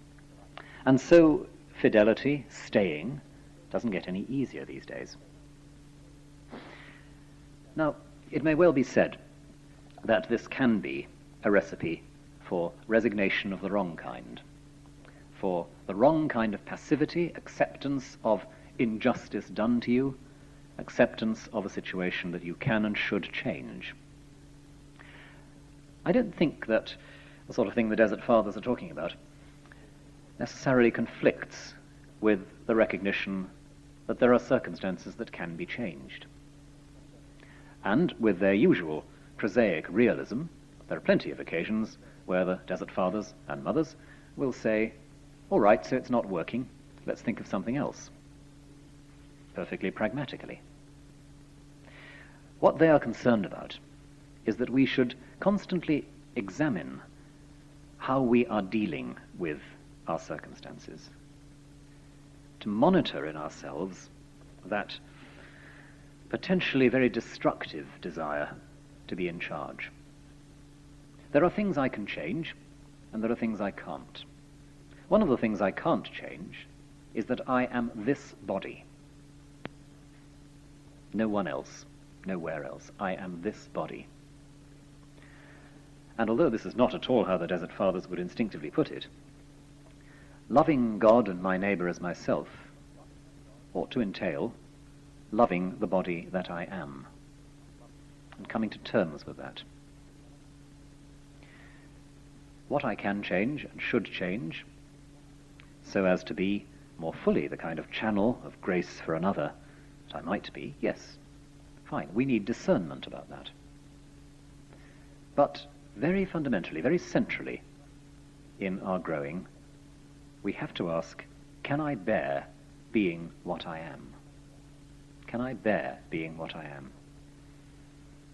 Because quite often, beneath even the most well-meaning and positive plans and hopes for change, there can be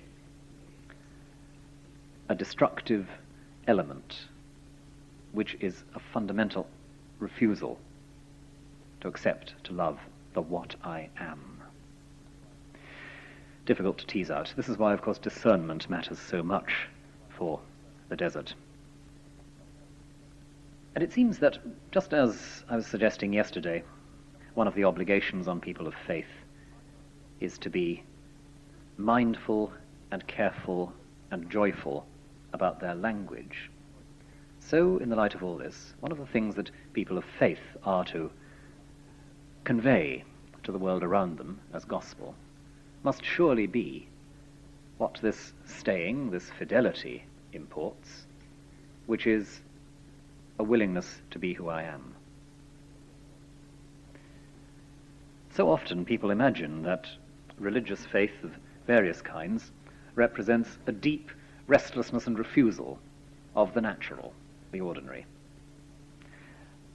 And yet, again and again, in the great religious traditions, it seems we are drawn back to this challenge: can I be gratefully and acceptingly who and what I am?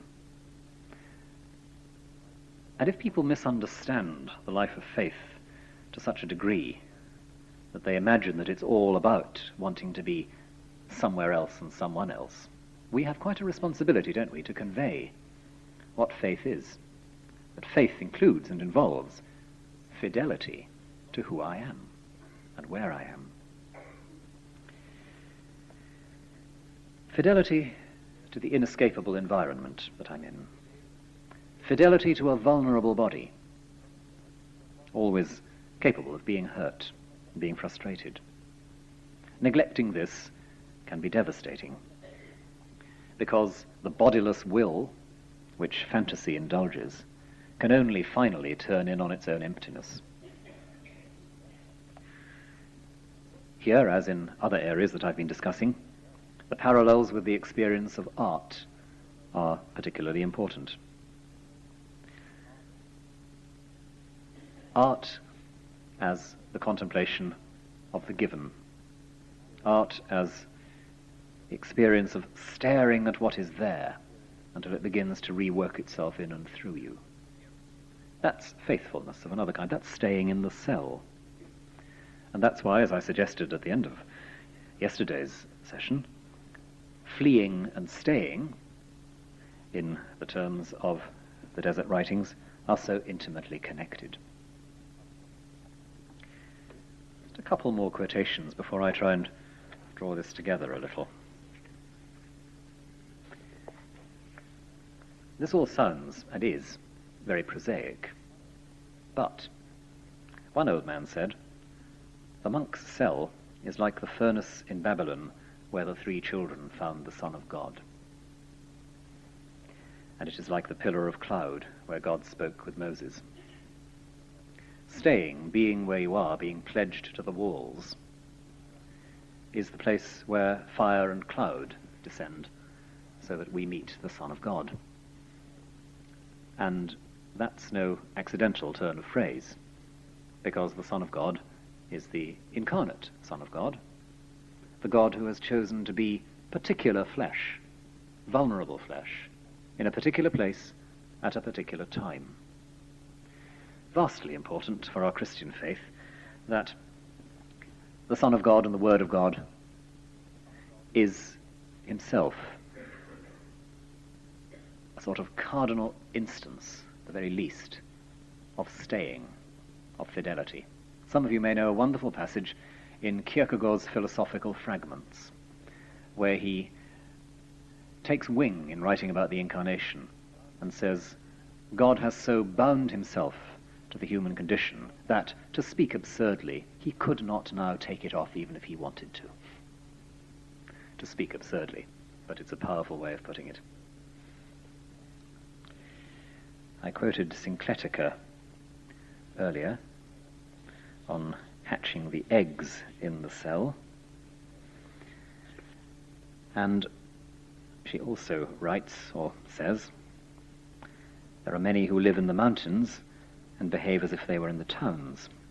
It is possible to be a solitary in your mind while living in a crowd, and it is possible for one who is a solitary to live in the crowd of their own thoughts. Solitude in itself can be a very crowded place. But if we learn what it is to be solitary in a crowd, we've learned to carry our cell with us. Because our solitude becomes again an expression of that fidelity to who we are and where we are before God. And all that we do, if we are learning to be solitary in a crowd, all that we do comes to be an expression of faithfulness. One of the features of Eastern monasticism in particular has always been the sense that the doing of the ordinary things of daily life is what used to be called in Russian an act of obedience, послушание. The word for an ordinary duty in the monastery would be an obedience. Washing up was an obedience. Mopping floors was an obedience. Weeding the garden was an obedience. Because all of that was part of your staying, your stability, your spiritual anchorage. And that surely is something we can take into all sorts of areas of our lives. The doing of the ordinary as an act of obedience. That's solitude in the crowd. That's what the Buddhists call mindfulness. That's staying. That's pledging the body. And so I come to what may seem quite a paradoxical conclusion in these reflections. Only in the body is the soul saved.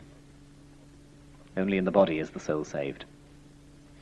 It's a shorthand, of course, and saving the soul is not language that really comes very naturally in this context, but only in the body does healing happen, because all that we've been speaking about, in fact, has to do with being a body in a place at a time.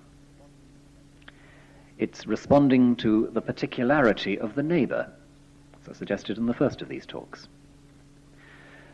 The neighbour who is part of this inescapable material environment, which I must love and recognize. There are no abstract neighbours.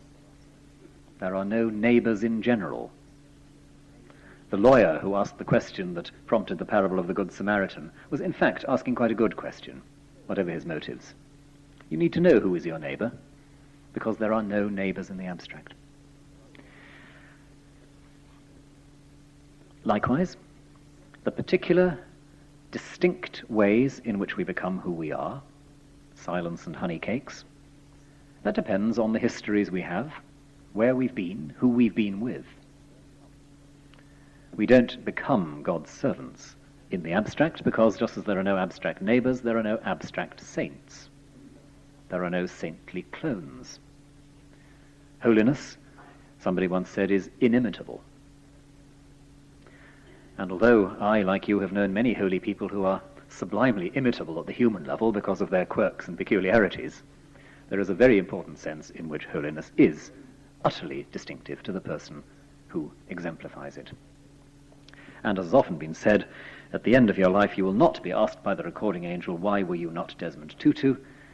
You will be asked, why were you not Rowan Williams? And in a strange way also, the fleeing that we were thinking about yesterday is bound to that acceptance, that sense of the bodily and the local. Because, as I think I said at the end of last night's lecture, running away in this context is not running from the real world, but running into it, running into reality from the various kinds of managed and manipulated unreality which we habitually live in the midst of. Hence, everything comes finally to staying, pledging the body. Only in the body is the soul saved. It can sound, can't it, as if going to the desert in this tradition is going into a kind of nowhere. And there is a tradition in Christian spiritual writing which treats the desert as a sort of nowhere. Late medieval German mystics used to write about the pathless way that runs into the wilderness, the way in which dark prayer and contemplation leaves you without any orientation, without any landmarks. Fair enough, I understand that, and I think it's a very important part of the whole Christian tradition. Equally, though, going into the desert is not going to be nowhere. It's going to nowhere.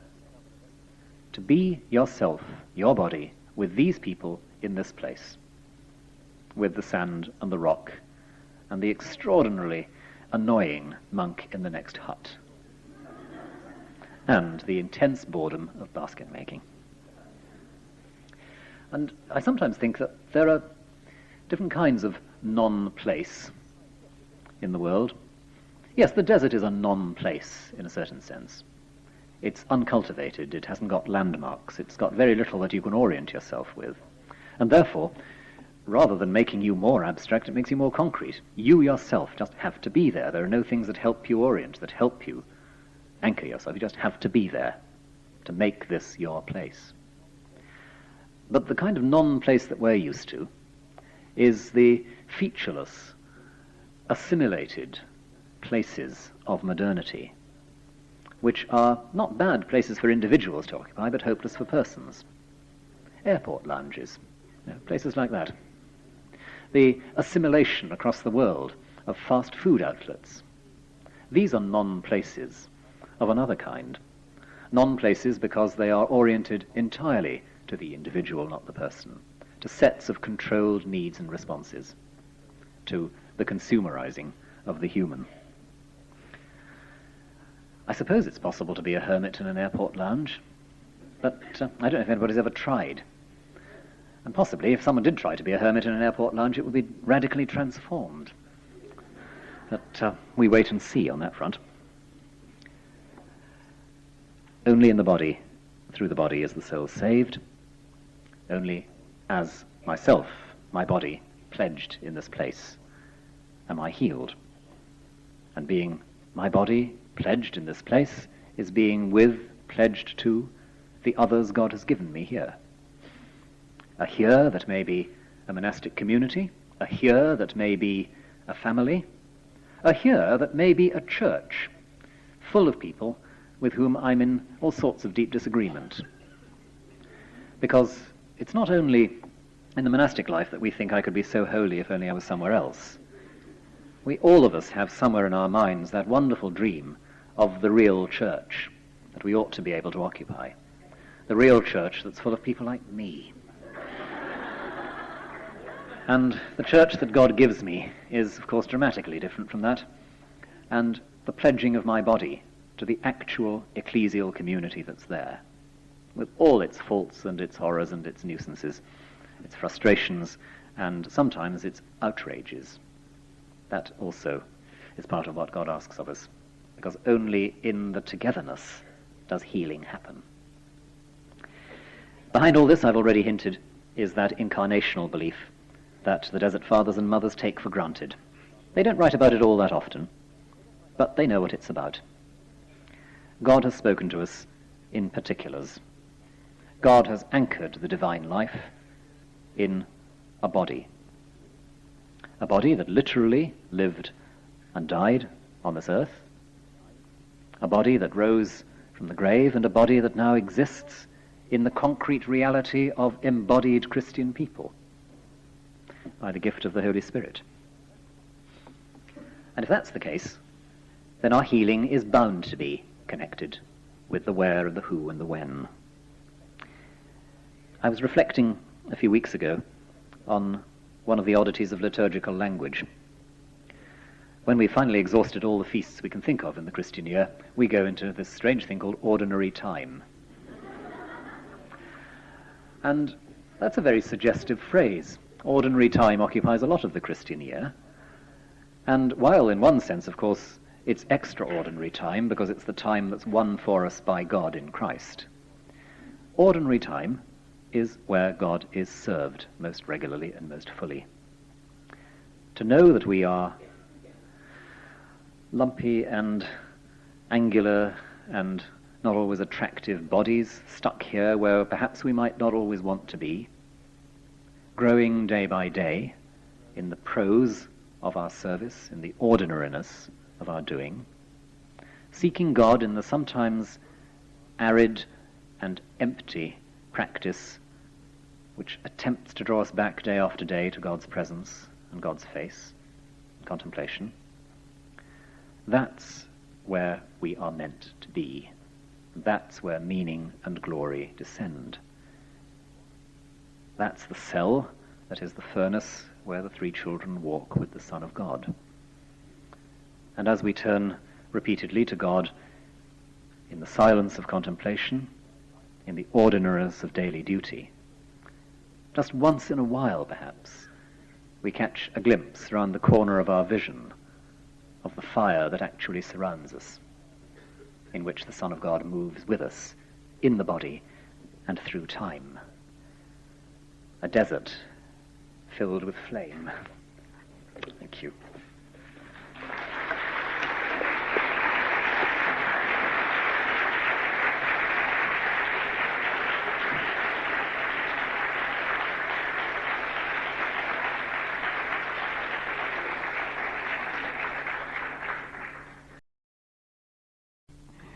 Well, good morning. One of the Desert Fathers said that if the mind is clear and calm, like the sea, you can see lots of wonderful fish swimming in it. And over the last few days, we've had the privilege and the delight of looking, I think, into Rowan Williams's calm mind, and we've seen a lot of the colourful and beautiful fish of thoughts that have been swimming there. And what I'd like to do this morning is to do a little bit more fishing into both his mind and the mind of Bishop Michael Putney from Townsville, Queensland. The two of them have been able to get to know each other during this seminar. We began this seminar by talking about rugby. We might end by talking about tennis. And as both the English and the Australians suffered badly at Wimbledon this year, I thought my role, rather than just have two Englishmen playing, I will be a sort of ball boy between these two Episcopal players. To refer back to the Big Brother question yesterday, this is an opportunity to look in on a conversation, and I think the ideas and the thoughts, the insights, maybe insights is a better word than ideas. Ideas remain very much in the head, but insights arise from a deeper level of mind, of heart, and insights are an experience of the truth, I think, that lead us to change our lives and enrich the way we live. And we've been sharing an insight over these last few days, not merely kicking around intellectual abstractions. So what I'd like to ask each of you, your different perspectives and your common thoughts on this question. Where is the church going? Where is Christianity as a world religion going? Where is Christianity as the defining religion of Western culture going? How does the church have to change? Rowan, a few simple questions to start with. Yes, a program for the next 2,000 years or something. Where is the church going? I actually believe very strongly and in a rather crude way that the promise that the church will not fail is a promise we can trust. For the simple reason that the church is, first and foremost, the community of those whom Jesus calls to receive the Spirit and to share the relation that he has to his Father, his source. And because Jesus doesn't stop issuing that invitation, the church doesn't stop existing. That, to me, is the bottom line. But it seems to me that as time goes on, it's harder and harder to think that the future of the church will take one clear and uniform institutional shape across the globe or even in local communities. I'm very struck by those people who've written recently about how in some areas the church is already beginning to exist in parallel lines. Not, I hope, in sealed compartments, but in different styles and different idioms alongside each other with a good deal of interchange, which actually puts more rather than less of a burden on those called to some sort of leadership or pastoral oversight, because they have a bit of a job of what I think of sometimes as orchestrating these differences into something other than competition and disharmony. And I find that a very significant daily part of my work as a bishop in an ordinary diocese. So I think that's part of what is happening. And I'm left with some questions there to which I don't have a clear answer. It seems to me that if the role of leadership is changing in that way, that it becomes less, if you like, the captain ordering the troops on, and more the conductor with the choir or the orchestra, then, and I'd like to hear Bishop Michael on this, then there are certainly issues for me as an Anglican about what the role is in the long run of the papacy in the church as an orchestrator. But you may guess that because I'm an Anglican, I'm not too sure that I want to sign up too soon to that, because I'm not sure that, well, you know, I'm an Anglican. But equally as an Anglican, I have to recognise that it won't do just to think that Anglicanism, or the Church in general, can simply soldier on as a sort of staggering line of drunks keeping each other upright by having their arms linked, which is what the Anglican Communion sometimes feels like.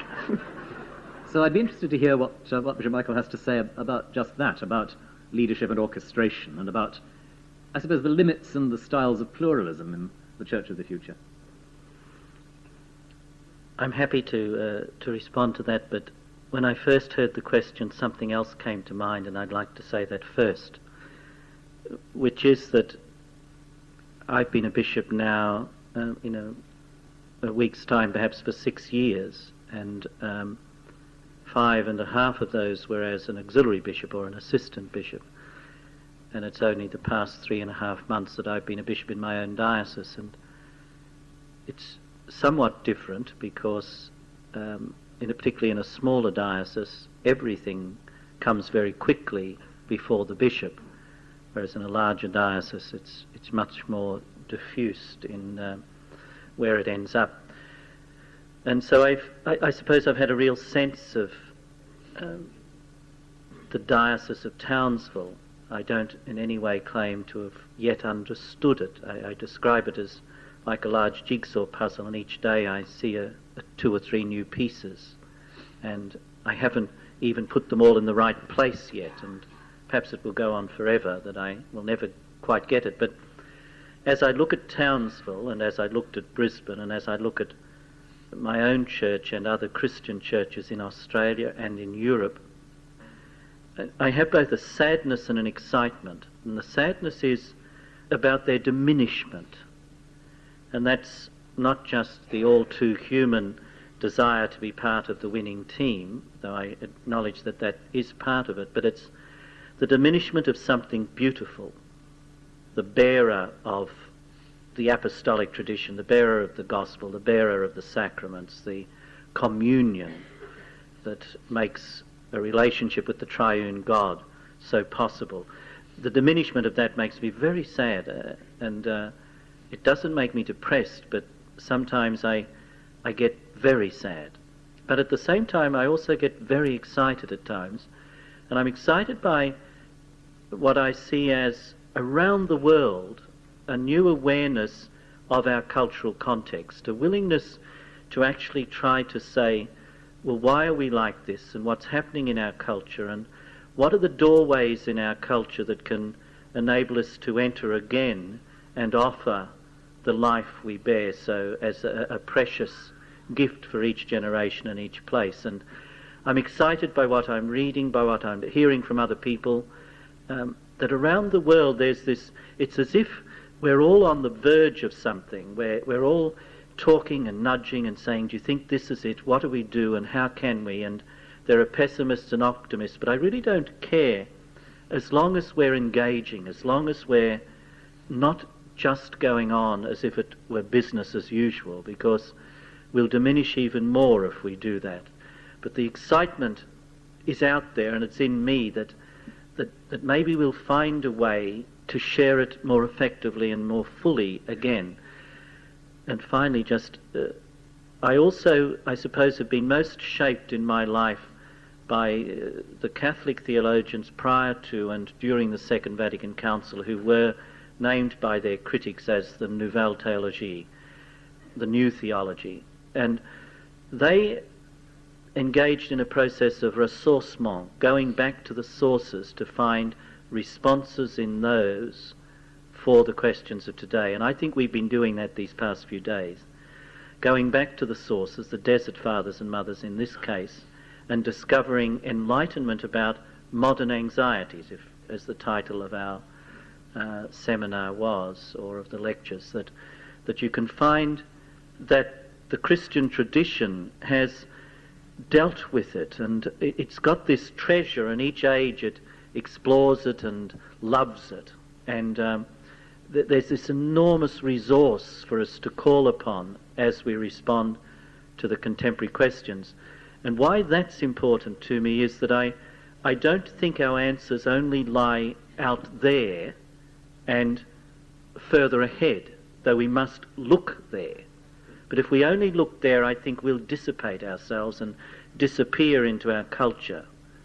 We have to look to our sources, which are Jesus, the scriptures, and this great tradition of 20 centuries. And I'm just so delighted to be part of that during these 3 days, because we went into silence, but when we were active, we were exploring our resources so that we can move out from here able to engage. And I think that's the dynamic that matters to me, and I see us all trying to do it.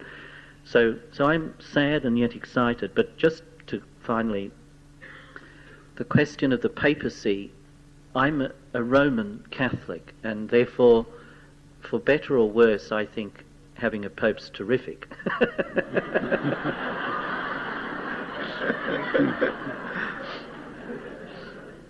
And popes come and go, you know, and but having a pope is what I think's terrific. And I think there's something about, in a global world, the significance of having a pope has emerged in a new context or something. We're seeing it in a new light. But I wouldn't want to argue for having a pope as one more exercise in globalization, because that has a downside as well. But I think one of the most hopeful things the present Pope has done was in Ut Unum Sint, and I'm not sure if everybody realizes the significance of it, but he invited people like Archbishop Rowan to communicate to him their insights into how the papacy might be exercised. He said, I can't deviate, these are not his words, but I can't deviate from what I believe is of apostolic tradition about the papacy. But how I do it and how it fits and how it works can change. And he invited the leaders of other churches to engage with him in that dialogue, as they have been. Now, for goodness sake, those people who think ecumenism is dead or something, the Catholic Church entered the modern ecumenical movement at the Second Vatican Council in the 60s, and at the turn of the millennium, we've got the Pope saying to other churches, help me to find a way to do it. Now, that's an extraordinary phase of history to enter into. Now, I don't know how that will work out, but it seems to me that within all the institutional problems and confrontations and sheer tedium of being churches and dealing with other churches with all their superstructure, somehow in there's, I think, a very courageous and beautiful act of God in there, in that invitation. And it doesn't matter really how well it works immediately. The invitation has been offered, and that in itself reshaped the relationship as far as I'm concerned. Thank you.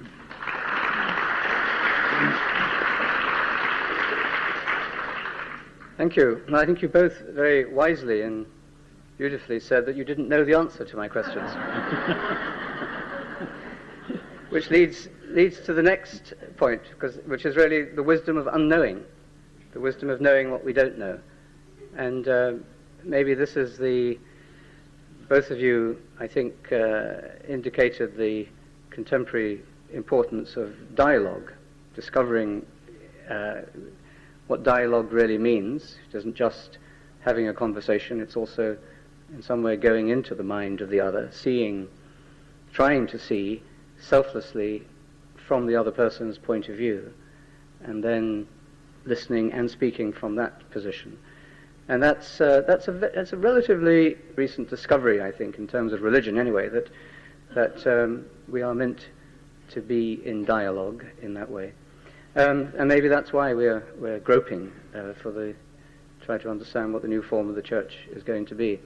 But to come back to this question of unknowing, and back therefore to the Desert Fathers who've been guiding us these last few days through Rowan's expositions, how do you feel the contemplative dimension of Christianity can be taught in the church.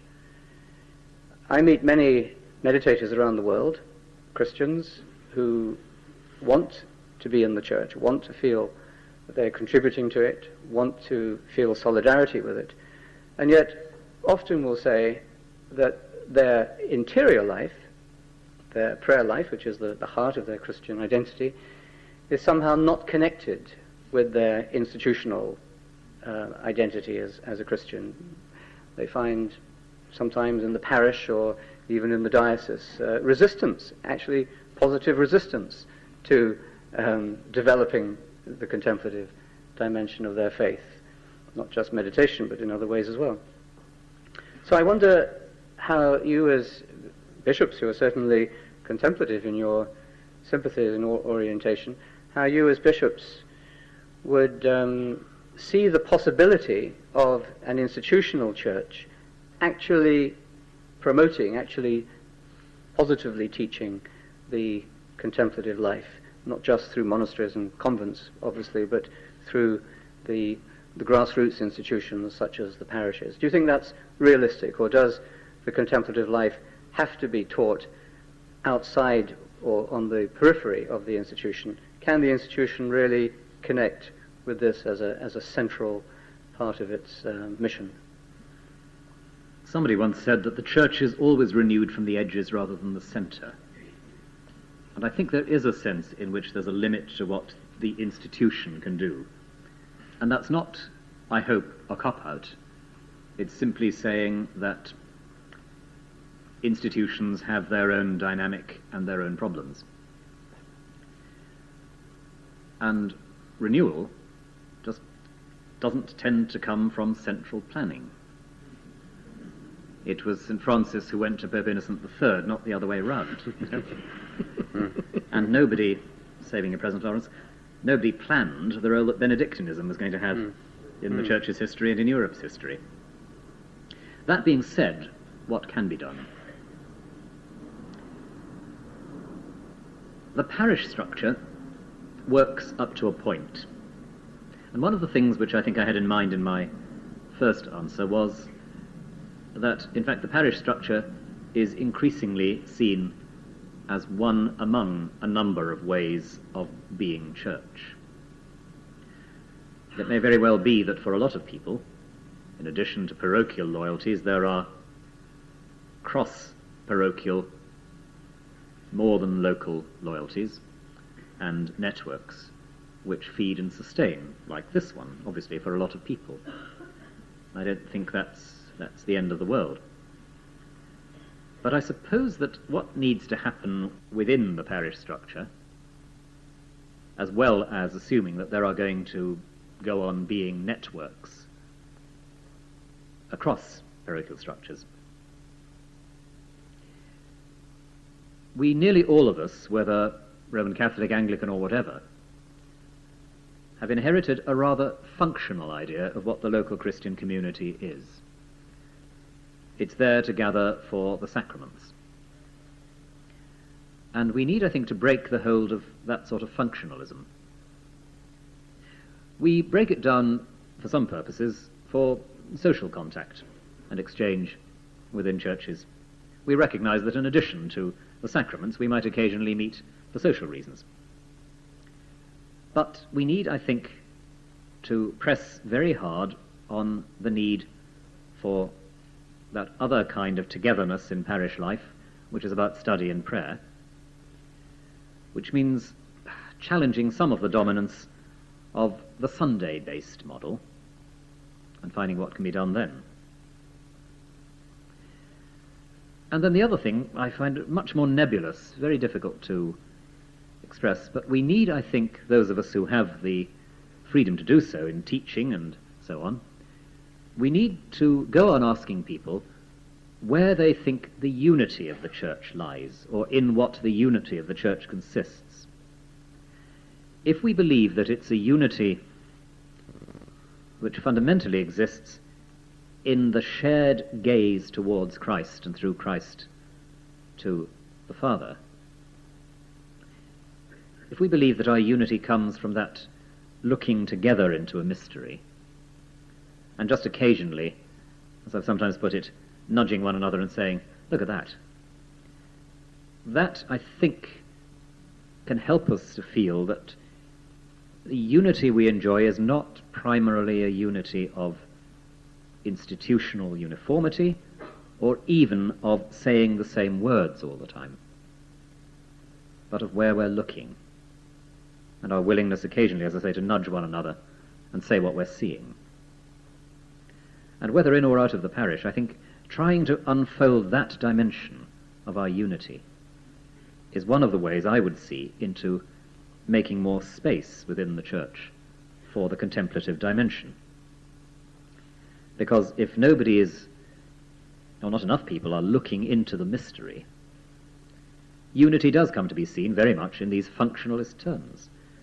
We meet for events, we discharge our obligations, we sign up and we do the duties, but we miss the vital, the living element of unity. I'll leave it there for a minute. Thank you. Thank you. Michael, in your previous diocese in Brisbane, you were very encouraging of the teaching of meditation throughout the parishes of the diocese, and so you have a first-hand experience of that on quite a large scale. How do you think about this contemplative life in the church as a structure? Firstly, I'd like to say that I think everything that Rowan said is spot on. I couldn't have agreed more with each of the things he said.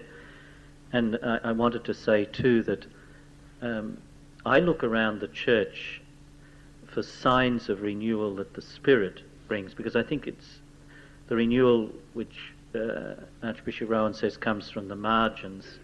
I think, it erupts into the church at times. It comes in from left field, and I agree with him. I don't think institutions are the best ways to try to achieve renewal of the church. I think the institution has to be sensitive to and not squash where the Spirit is doing it very often. And so those great movements like Francis and Benedict and so on that he mentioned came upon the church and broke into it and turned it around. And I think that's still happening.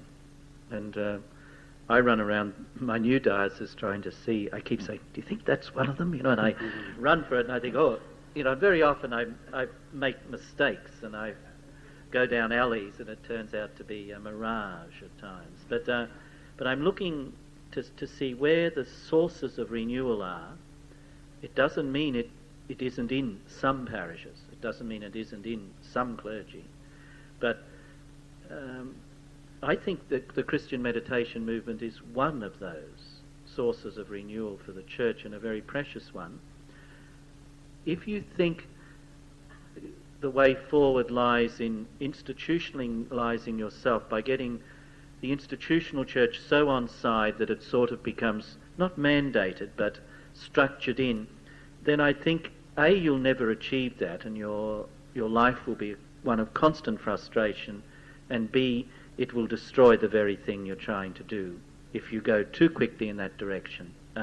So live with the tension of finding yourself on the margins at time and wishing that you could be at the centre and everybody could see what you can see. You've got to live with that and keep finding the pathways that the Spirit draws you along where you can enter in more fully. But don't spend your life trying to or lamenting, why won't the priests? For goodness sake, everybody says that. I mean, and they say, including why bishops. Won't the people, And they also say, and why won't the bishops? I mean, it's a waste of time to do the why won't theys. Just get on about it, and if you get an opening, run through it. And if you don't, look elsewhere. I mean, that's the only way. But talking about Brisbane, it was very interesting to me, just to give you a little story there. Brisbane had a big conference called Hearts on Fire a few years ago, and then last year, I think it was, they had Setting Hearts on Fire, which is a kind of a follow-up. And one of the things they talked about was prayer fire, meaning that we don't want to do anything in Brisbane, or they don't want to do anything in Brisbane without prayer. And at the night they started that, they filled the screen with images of people in the diocese praying some of them are here in fact, and talking about the way they prayed. And one of them was the prioress of the Carmelite sisters, with her sisters, talking about the way they pray. And some was a man who prays when he walks, and another one a very ill woman who prays on her sickbed, you know. Inviting people to be... Now that's where the institution supported the charisms, if you know what I mean. The bishop or the archbishop and the whole structure of the diocese said, we want to endorse praying. And there was contemplation and so on, a variety of ways of praying. And that was wonderful, I think. And there is that rich resource in a lot of dioceses, in both our churches, of contemplatives. And they rightly flee from us, but we have to, like it happened to all the poor desert fathers, we have to follow them to look for their wisdom. Instead of, you know, we have to be pests because they have something to offer us, and that's their problem, you know. So we mustn't marginalise them. Let them flee if they will, but we have to celebrate and allow their witness to inform the larger diocese. So there may be people in Brisbane who don't know there are Carmelite nuns. Well, that's tragic.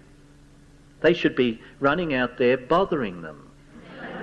That's what you do with contemplatives who run away from you. And they can put the walls up. That's their problem. That's their job, to stay and resist and all that. But it's not ours. That's not our problem. So I think that's another thing. But I think you have to find, if you want to do strategies, then you find somebody who has influence, who can be a promoter for you. So it's, if you get them, exploit them. Meaning that they can open doorways for you.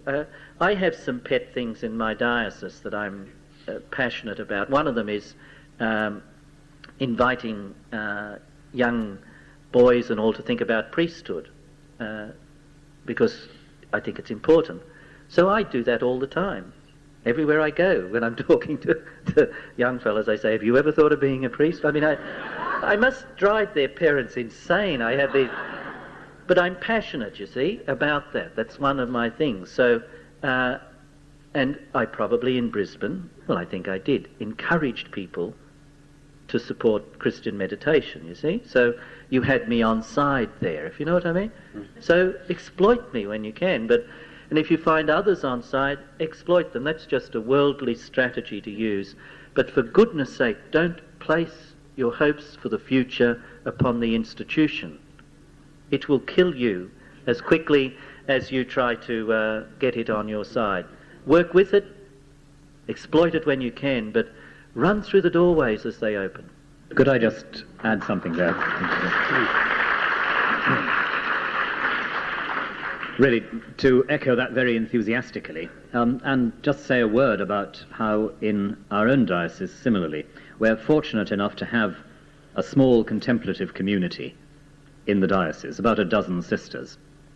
In the last 5 or 6 years, they initially opened up some of their property for parish groups to use more extensively. They are now, I think, slightly regretting the results of their generosity in just the way that we've heard about. But as Michael said, that's their problem and they're dealing with it. But the effect has been that I should think about half of the parishes in the diocese have now used the convent for a day of meditation or a day of renewal or of study. And while the results don't immediately come through, what you have is the gradual building up of people in the parishes who share a common language about this. They've been there, they've seen it, they know it can be done. Thank you. I think a lot of what both of you have been saying calls to mind the prophetic charism in the church, really. And several of the great prophetic voices of modern Christianity, like Bonhoeffer or Simone Weil, have emphasized the importance of silence in the preaching of the word, the communication of the gospel.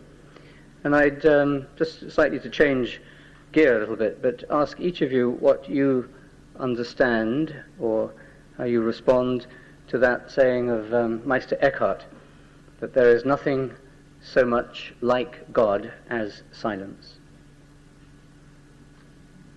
Rowan always goes first.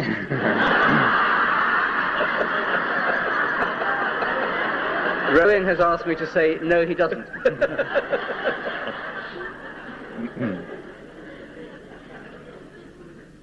I'm just experiencing God.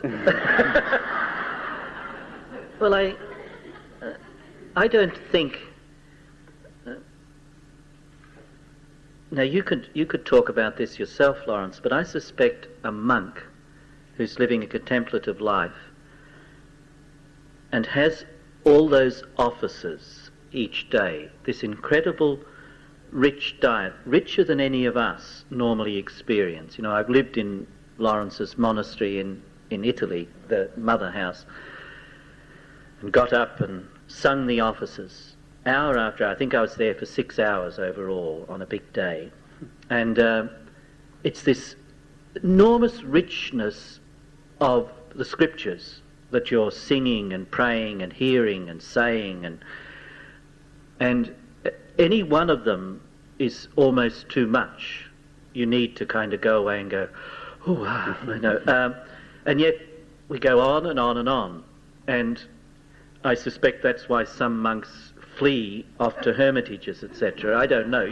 Lawrence knows all this, but I'm just watching it all and thinking, because it happens to me, that our worship of God is so full of not just words, that's a problem, but of the word. It's awesome, and yet I think the tension is appropriate in our lives. You need the silence, or in fact you'll cease to hear it. It's too much. The worst thing that can happen is that it just becomes trivial, that it just becomes words. But I think you've got to have silence to match the words of the word and the sacrament, in order to hear it, to have any sense of its power and incredible richness. But once you have both tension in your life, I mean, sometimes I scream at overload, and yet I wouldn't give it up for quids, because I want to be washed over and pushed around and turned around in the surf of the Word of God, you know, rolling over us as we pray the Psalms and receive the Eucharist, you know. I mean, daily. It's just extraordinary that the danger is that you trivialise it, but if you've got some silence in your life, then it's almost unbearable that it's so much so often. And I'd rather live with that tension than anything else. And I think you only have the tension if you have silence where you don't have any of that. But I don't know how else to make sense of it. Thank you. Right. Yes to all that, I think. But also, for me, the sense that silence is just letting what there is be what it is. And in that sense, it seems to me it has to do profoundly with God. The silence simply of being. And we experience that at times, don't we, when there really isn't anything we can say or do that won't somehow intrude on the integrity and the beauty of that being. It's not a brilliant film, but I quite enjoyed Shakespeare in Love. And you may remember at the end of that, after the first performance of Romeo and Juliet, the extraordinary moment of complete silence at the end. Now, it's not a brilliant film, and Romeo and Juliet is a wonderful but not one of the greatest of Shakespeare's plays. But that moment simply says, let it be.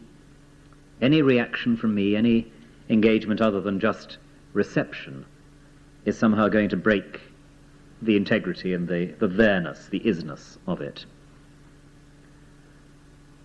And that's where silence and God, for me, come together. Now, the moment comes when, for whatever reason, life goes on, as it were. You articulate a response, you work at it in some way, you absorb it into your own systems.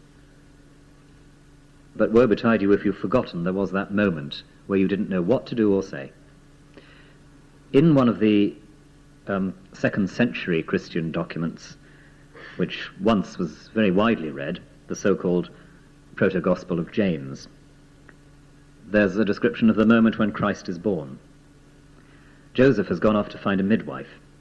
Mary is back in the cave, and Joseph is walking through the fields towards the village, and suddenly everything stops. Joseph says, "I saw a shepherd in the field dipping his bread in the pot, and the bread arrested halfway to his mouth. I saw a bird in heaven stopping in its flight. Just for a moment, everything stands still." And then it goes on, and Joseph realizes that it's happened. Sure, thank you. The church, I think, is at its weakest when it defends the boundary between the sacred and the profane too strongly, or it tries to define in its own terms what is sacred and what is profane. One of the things that the Desert Fathers are living very evidently is a continuous sense of the sacred in all their experience. But I'd be interested to hear your response to this question of the sacred and the profane. These are very old and venerable distinctions in all religions. Some things are sacred, some things are profane. And yet this may be one of the ways in which modern religious consciousness is changing, that we are experiencing in a different way what these two labels mean. But just to begin with the profane, first of all, is there anything in your experience, personally or as you look out at the world from where you live and what you do, anything that you would regard as being completely profane? I don't think so. I think even sin is surrounded by God's forgiveness. I don't think so. I think everything for me is shot through with the grandeur of God, as an English poet once said. And I think God is available or present in some way in every experience and in every place and in every dimension of our inner selves. And what area of life would you say, or the world, would people's sensitivity to that be weakest? Where would the profane in that sense be most dominant? I think in the sophisticated, shallow, powerful places where people think they are in control of human life and human history, even economics, and have missed it all. And if they're out of touch with the ordinary experiences of human beings and the pain and struggle and the joy, if they're distant from that, I think they're distant from God. They're out of touch with reality. Thank you. Yes. Yes, not just an English poet. I was thinking of one of our local Welsh language poets of the 19th century, Islwyn, and a famous line of his, "Mae'r oll yn gysegredig," everything is consecrated. I think the historic way in which this has sometimes been seen has been the sacred and the profane as, if you like, territories lying side by side. The imagery I want to use more and more is a kind of layered imagery, that at root everything is touched by God, everything is enfolded or interwoven in the wisdom of God, as many Eastern Orthodox theologians would say, and we pile things on top of it. And profanity, I suppose, is when the crust gets very thick. The crust of managing and fantasy and all the rest of it. I think if I had to answer the question where I see the profane most obviously, I'm tempted to say advertising. I don't mean advertisers are wicked people. I mean, that seems to me one of the human enterprises most colossally and obviously constructed around this set of profanities. So the search for the sacred is not the search for the holy territory. It's the quest for some insight down beneath the surface layers. And another Welsh poet, Walter Williams, talks about recognition, finding the same root underneath all the branches. That seems to me to do with looking for the sacred. Thank you. Two of the themes, I think, Rowan, that in your talks that people responded to very deeply were the themes of leaving and staying, and particularly this idea of Acadia, this feeling of discouragement or boredom or irritability or, that the Desert Fathers recognized so acutely and gave remedies for. Just on a personal note, to each of you, does the demon of Acadia ever strike you? Yes. And if so, how do you deal with it? Confession time, is it? Yes, it does strike. It strikes, I suppose, most often in the form of that deep anxiety of whether, as Evagrius and others said, whether you're really serving God. Is this what it was all for? I've signed the 15th letter of the morning. I've made the 4th uncomfortable phone call. I've emerged from a meeting about next year's budget, and I'm getting ready for a session with our investment advisors after lunch, after which I have to go and take an afternoon school assembly. That's all right. And probably in the evening institute a new parish priest somewhere. It's all right, you know, it's all got to be done. And I think, was it all for this? And the only thing I ever find helps is to try and let myself simply be drawn into the present moment.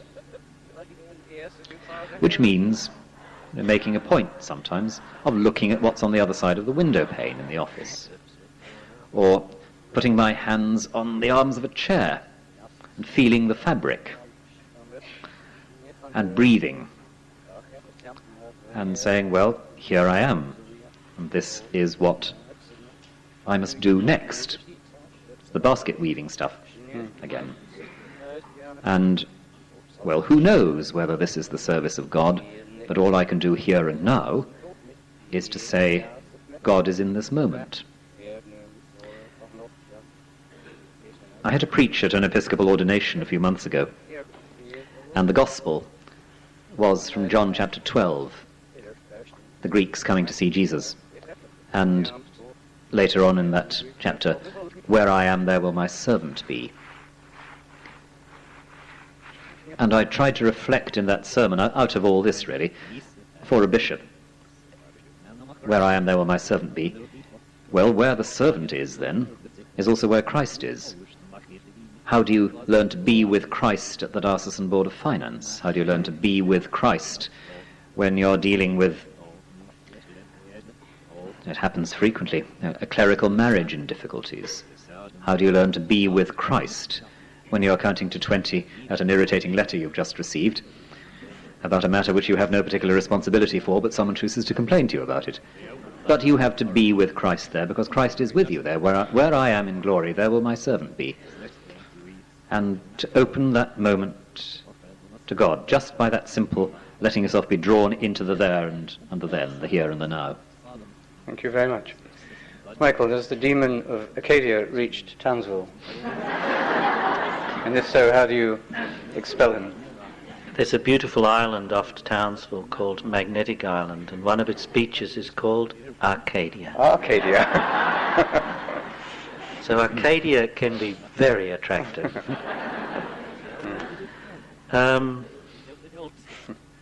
I think, yes, of course, but I think all the things that Rowan says today and said yesterday, talking about a bishop, you're kind of, you're going, yes, yes, oh, yes, it's just like that. But I think it's the ordinariness of so much of what we do, when we might in our prayer or at other times be passionate about what we might achieve, and even part of that passion is to achieve not for ourselves but for the kingdom. I mean, it's always mixed. We'd like to achieve for ourselves, but the passion can easily dry up because of the banal and the conflict and the fruitlessness apparently of so much of what one does. And it's easy to lose heart, I think, or to grow tired, and therefore to want distractions or comfort in some other way, because the pure quest for doing one's job for Christ and gaining one's satisfaction for that is sometimes very lonely and very unrewarding. And I presume this is true for everybody, so I can talk about it because I think I'm just saying what we all know. And when I was leaving Brisbane, the Archbishop in his farewell speech quoted me as saying something which he had always admired about me. I didn't remember saying it, but I was delighted that he'd admired it in me. But that I said to him, I think he misunderstood me. I said to but it was terrific that he told all the priests I was like this. But he said that I'd said about all the meetings that you have to go to. They're endless. You've no idea how many meetings there are. And I used to say to my secretary when something was cancelled, I'd say, quick, hide the diary. I said, well, put your hand over that, because I said the air is full of meetings and one will land as soon as they see a space. So we close the diary. But he said that I tried to make every one of those a worthwhile act of ministry, as it were. Now, I don't think I was as noble as that, and I'm not sure whether that's possible for any human being. But I think what I did say to him was that I tried to say, I am here for these next couple of hours, and there must be something I can do for God, even if it's not the meeting. You know, the meeting may... Sometimes there's a little Indian bishop that used to say, bishops have to do a lot of jobs which what he called were flower pot jobs, meaning you're just the flower pot. You've got to be there, but all you're there is decoration, you know. And sometimes so you're the flower pot, or they're running you and you know it, and you're not really important other than to sign at the end and all. But even there must be something you can do. And sometimes when I have that quite intentionally, it's amazing where one of the exchanges suddenly turns into a moment of revelation or something. It shouldn't have happened. Or so it's, I suppose, to try to make every post a winner enables me sometimes to survive that. I think if I didn't pray, I couldn't cope. It's as simple as that. I just couldn't cope. And I think the other thing is, I really do, when I was a child, I was taught a morning offering. Every morning offer it all up to God, everything that's going to happen. And in my own funny way, I don't actually use those words, but I kind of try to enter the day intentionally so that somehow I can commit myself to everything I have to do. And it kind of dissipates as the day goes on. And so they're remedies for what I think is an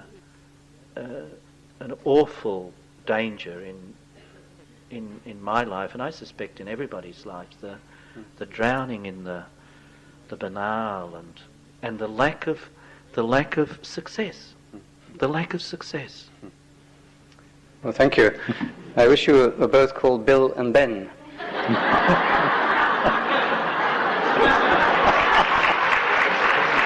and Ben are the two little characters of television break called the Flower Pot Men.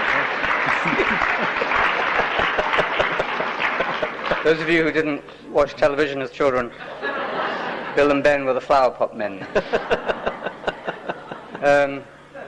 Well, thank you very much, both of you. I just want one brief question to each of you to conclude, but I'd like to thank you. I'm sure we'll all be much easier on bishops having listened to both of you.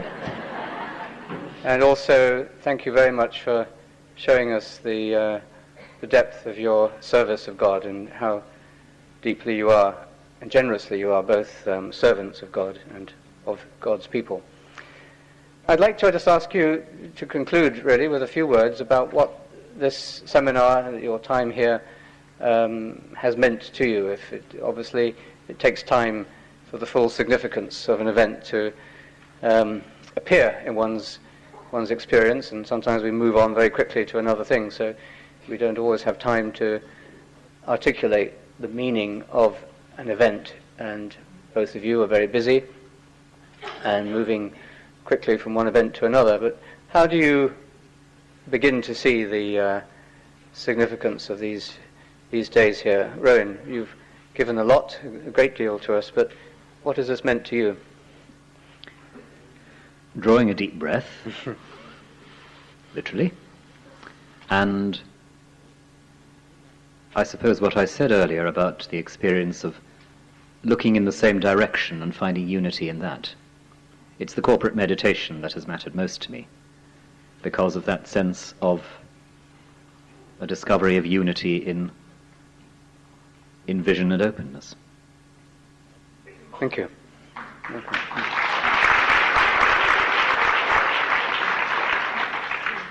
I came here somewhat eagerly because I needed to be a passenger for a while, to sit back, and I needed time to have some prayer and reflection. So I was a bit keen to have these few days, and they have worked for me.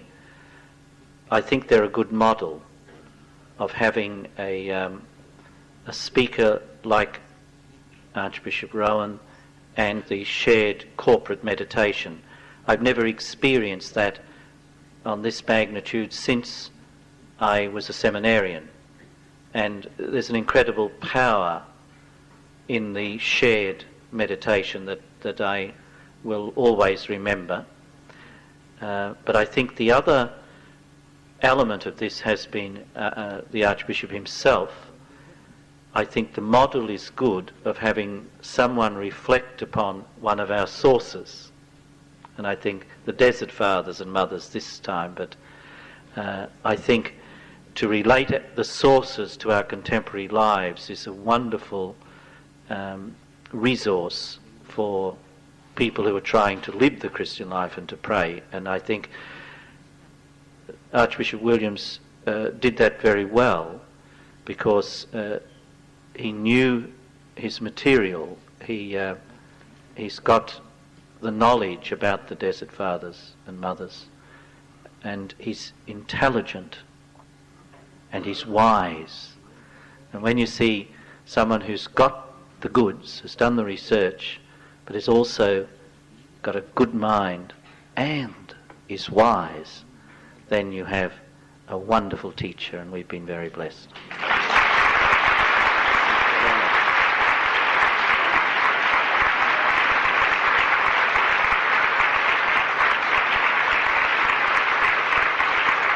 Thank you.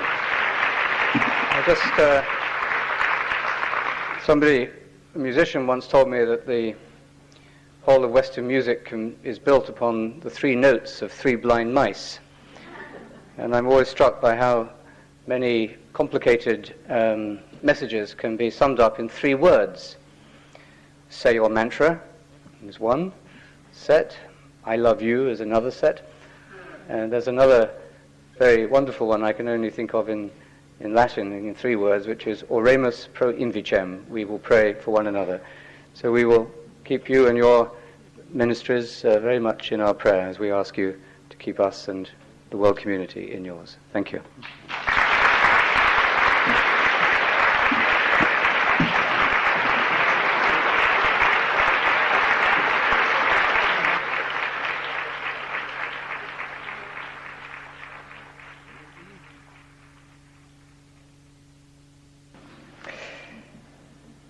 If we acknowledge our major sin as missing the mark as to whom we truly are, how would we refocus religious education in our modern cultural desert? Religious education. Yes, what a very interesting question that is. I think at root, that has to do with the very fundamental issue here of whether we believe religion is about fullness or about control. And yes, could I just have the first bit of that again to remind me of the exact phrasing? If we acknowledge our major sin as missing the mark as to who we truly are. Yes. Religious education, when it's doing its job, or the education, has to be the conveying in all aspects of the educational environment, the conveying of what I might call the peaceful worthwhileness of each person. Why peaceful worthwhileness? Well, the person as they are, at rest, is worthwhile, just there. From that, God will move, God will make, God will change. But we start there.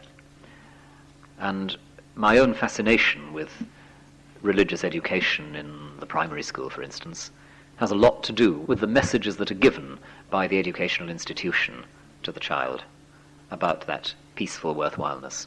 And there is no sight more wonderful than a hall like this with 300 or 400 children sitting in silence and free to be silent. I've seen it. It can be done. Not because they're being threatened or disciplined, but because they're told you have license, you have room just to sit and breathe.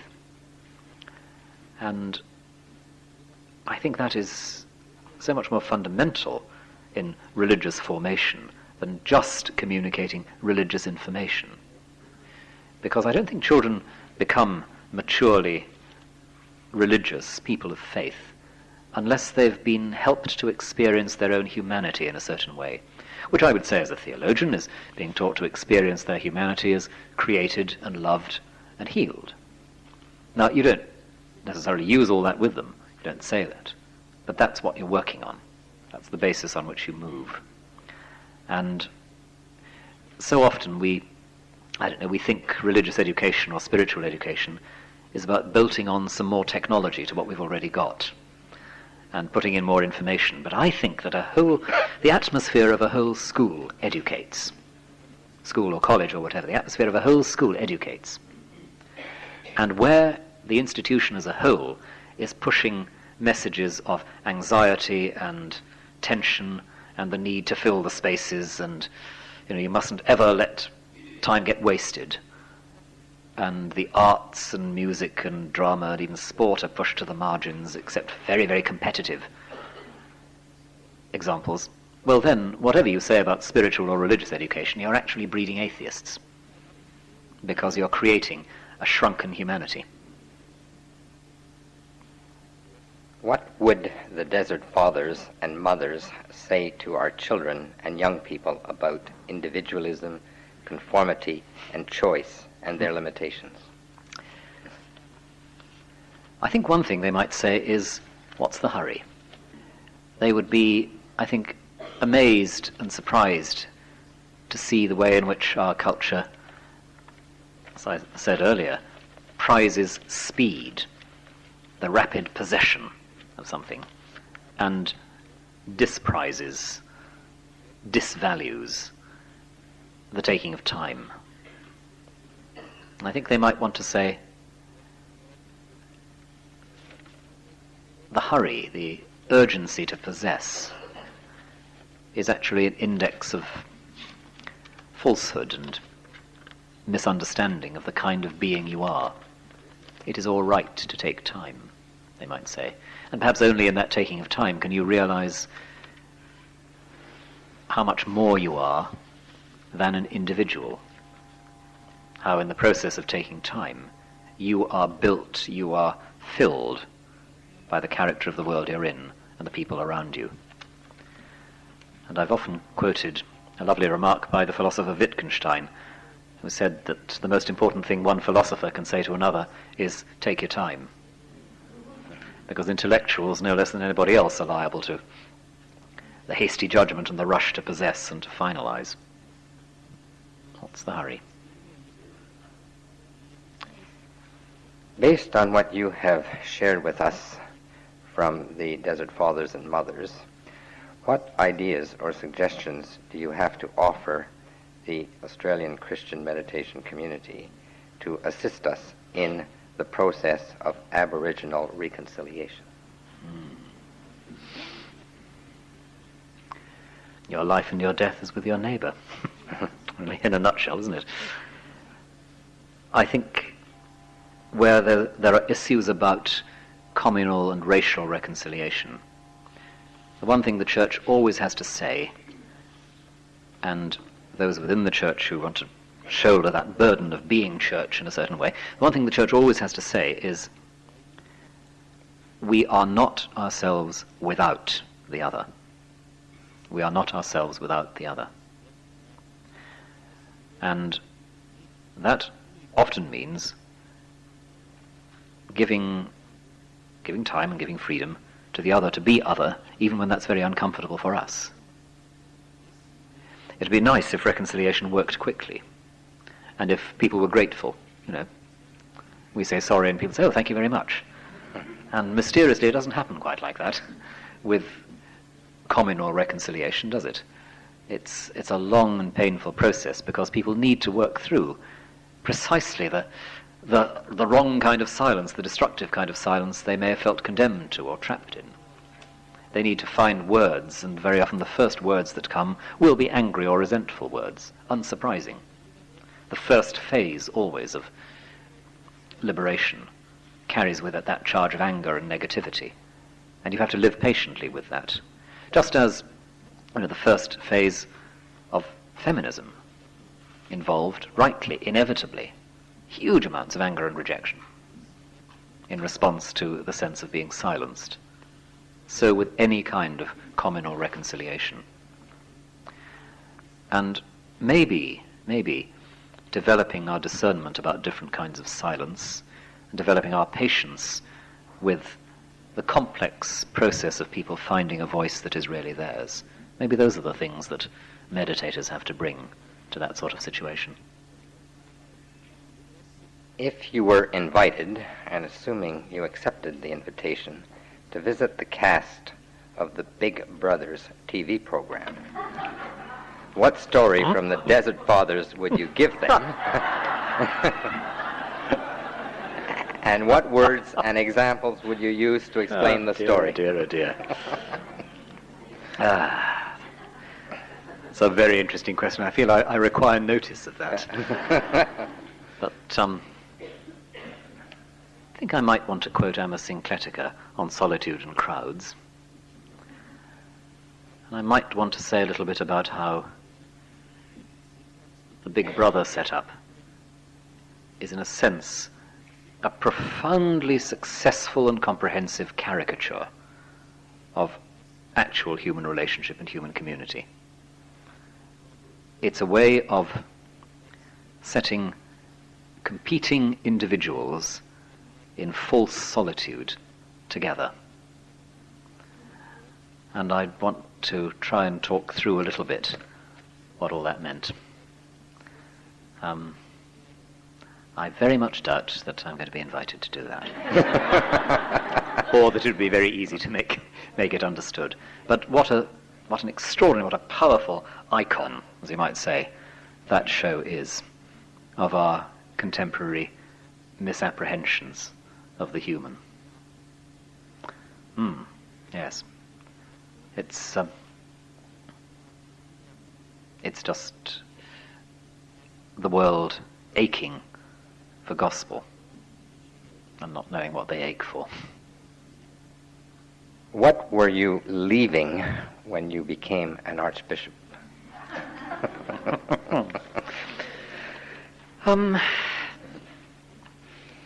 All sorts of obvious answers like peace and quiet. But I'll tell you what I felt I was leaving at one level in becoming a bishop or growing into it. And that was, I'm tempted to say, almost a sense of innocence. I didn't think I was very innocent when I was a university professor, but by gum I was innocent compared with what I am now. Because in the task of being a bishop or an archbishop, you have to make decisions that are unclear, uncompromised. You have to be a public person in a way which means you're going to be misunderstood and you can't explain. And if you try to explain, God help you, because you'll go into a constant tail-chasing of self-justification. And I think what I was being asked to leave was maybe an environment where I could feel a lot more pleased with myself than bishops usually can. And that's one of the bittersweet gifts of that sort of job. You have to get used to what I've sometimes called, when talking to my clergy, the life, well, that any minister of the gospel leads, where you have a life in other people's fantasies, and you can't do anything about it. And that can hurt, and that can feel imprisoning. And yet, that's part of a price you pay for the particular kind of reality you try to minister or mediate as a priest or bishop or whatever. But I think, yes, I was being pushed into another level of my own understanding of my priesthood in becoming a bishop, and even more becoming an archbishop. Just gets worse. But yes, I think that would be the answer. Losing my innocence.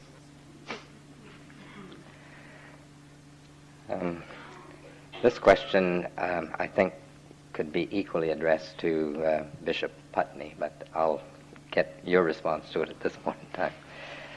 Members of our group, and it's referring to the discussion groups that took place both mornings, feel the weight of church doctrine, conformity, and exclusion, but find a personal freedom, feel welcome and in union with others when we meditate.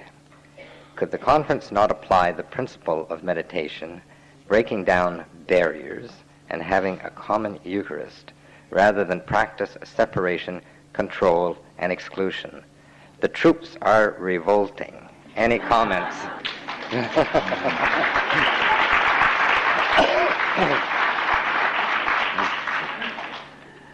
That's a difficult one to comment on, because my church has a different discipline. And what I and my church don't find a problem, other churches do. And while I'm not always sure I understand why it's a problem, for others, I know that it comes out of deep conviction, and that it's not for me or anyone to decide that it comes out of some neurosis about the Eucharist or some error. I wish it otherwise, though. I must be honest. I wish it otherwise. And I pray that it will be. And meeting as we do, doing what we do together, praying as we pray together, is surely one of those things which begins to make something different possible somewhere, somewhen. I don't know that I can say more than that. Two very related questions. Would you consider encouraging the movement of the Spirit in the Southern Hemisphere and becoming the next Archbishop of Brisbane?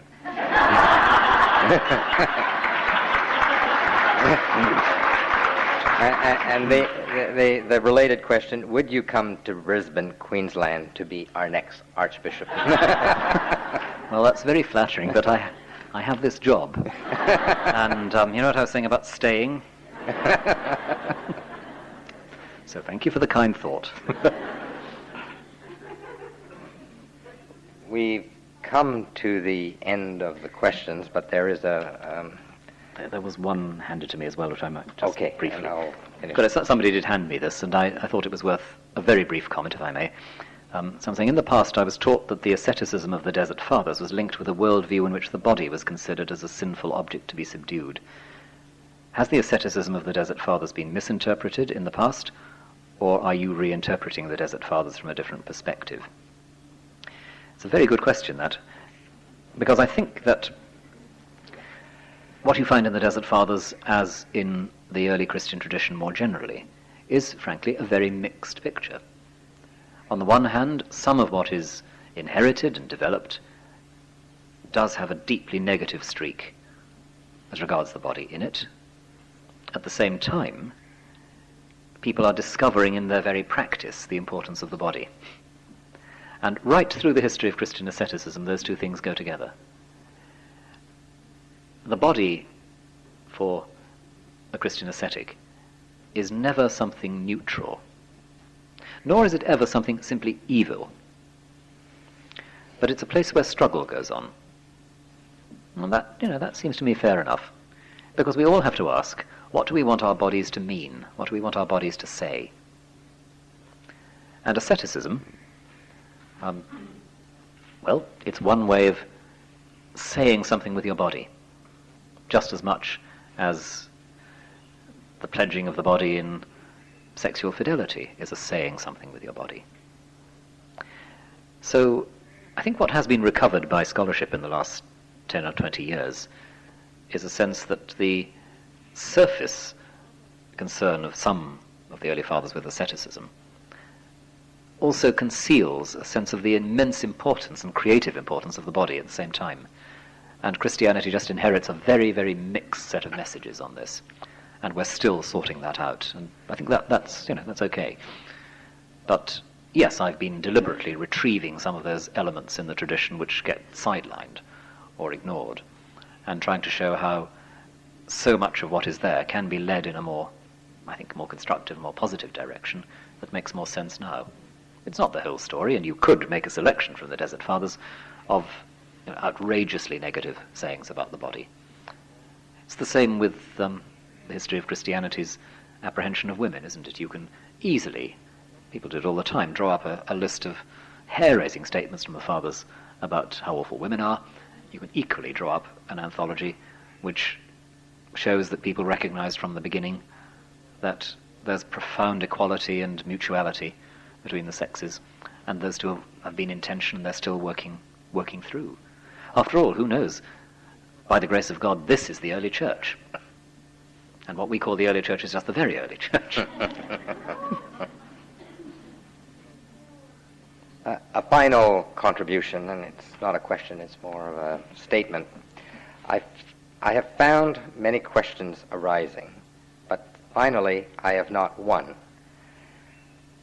I'm being led back to silence where I somehow know an answer will come somehow, someday. Amen.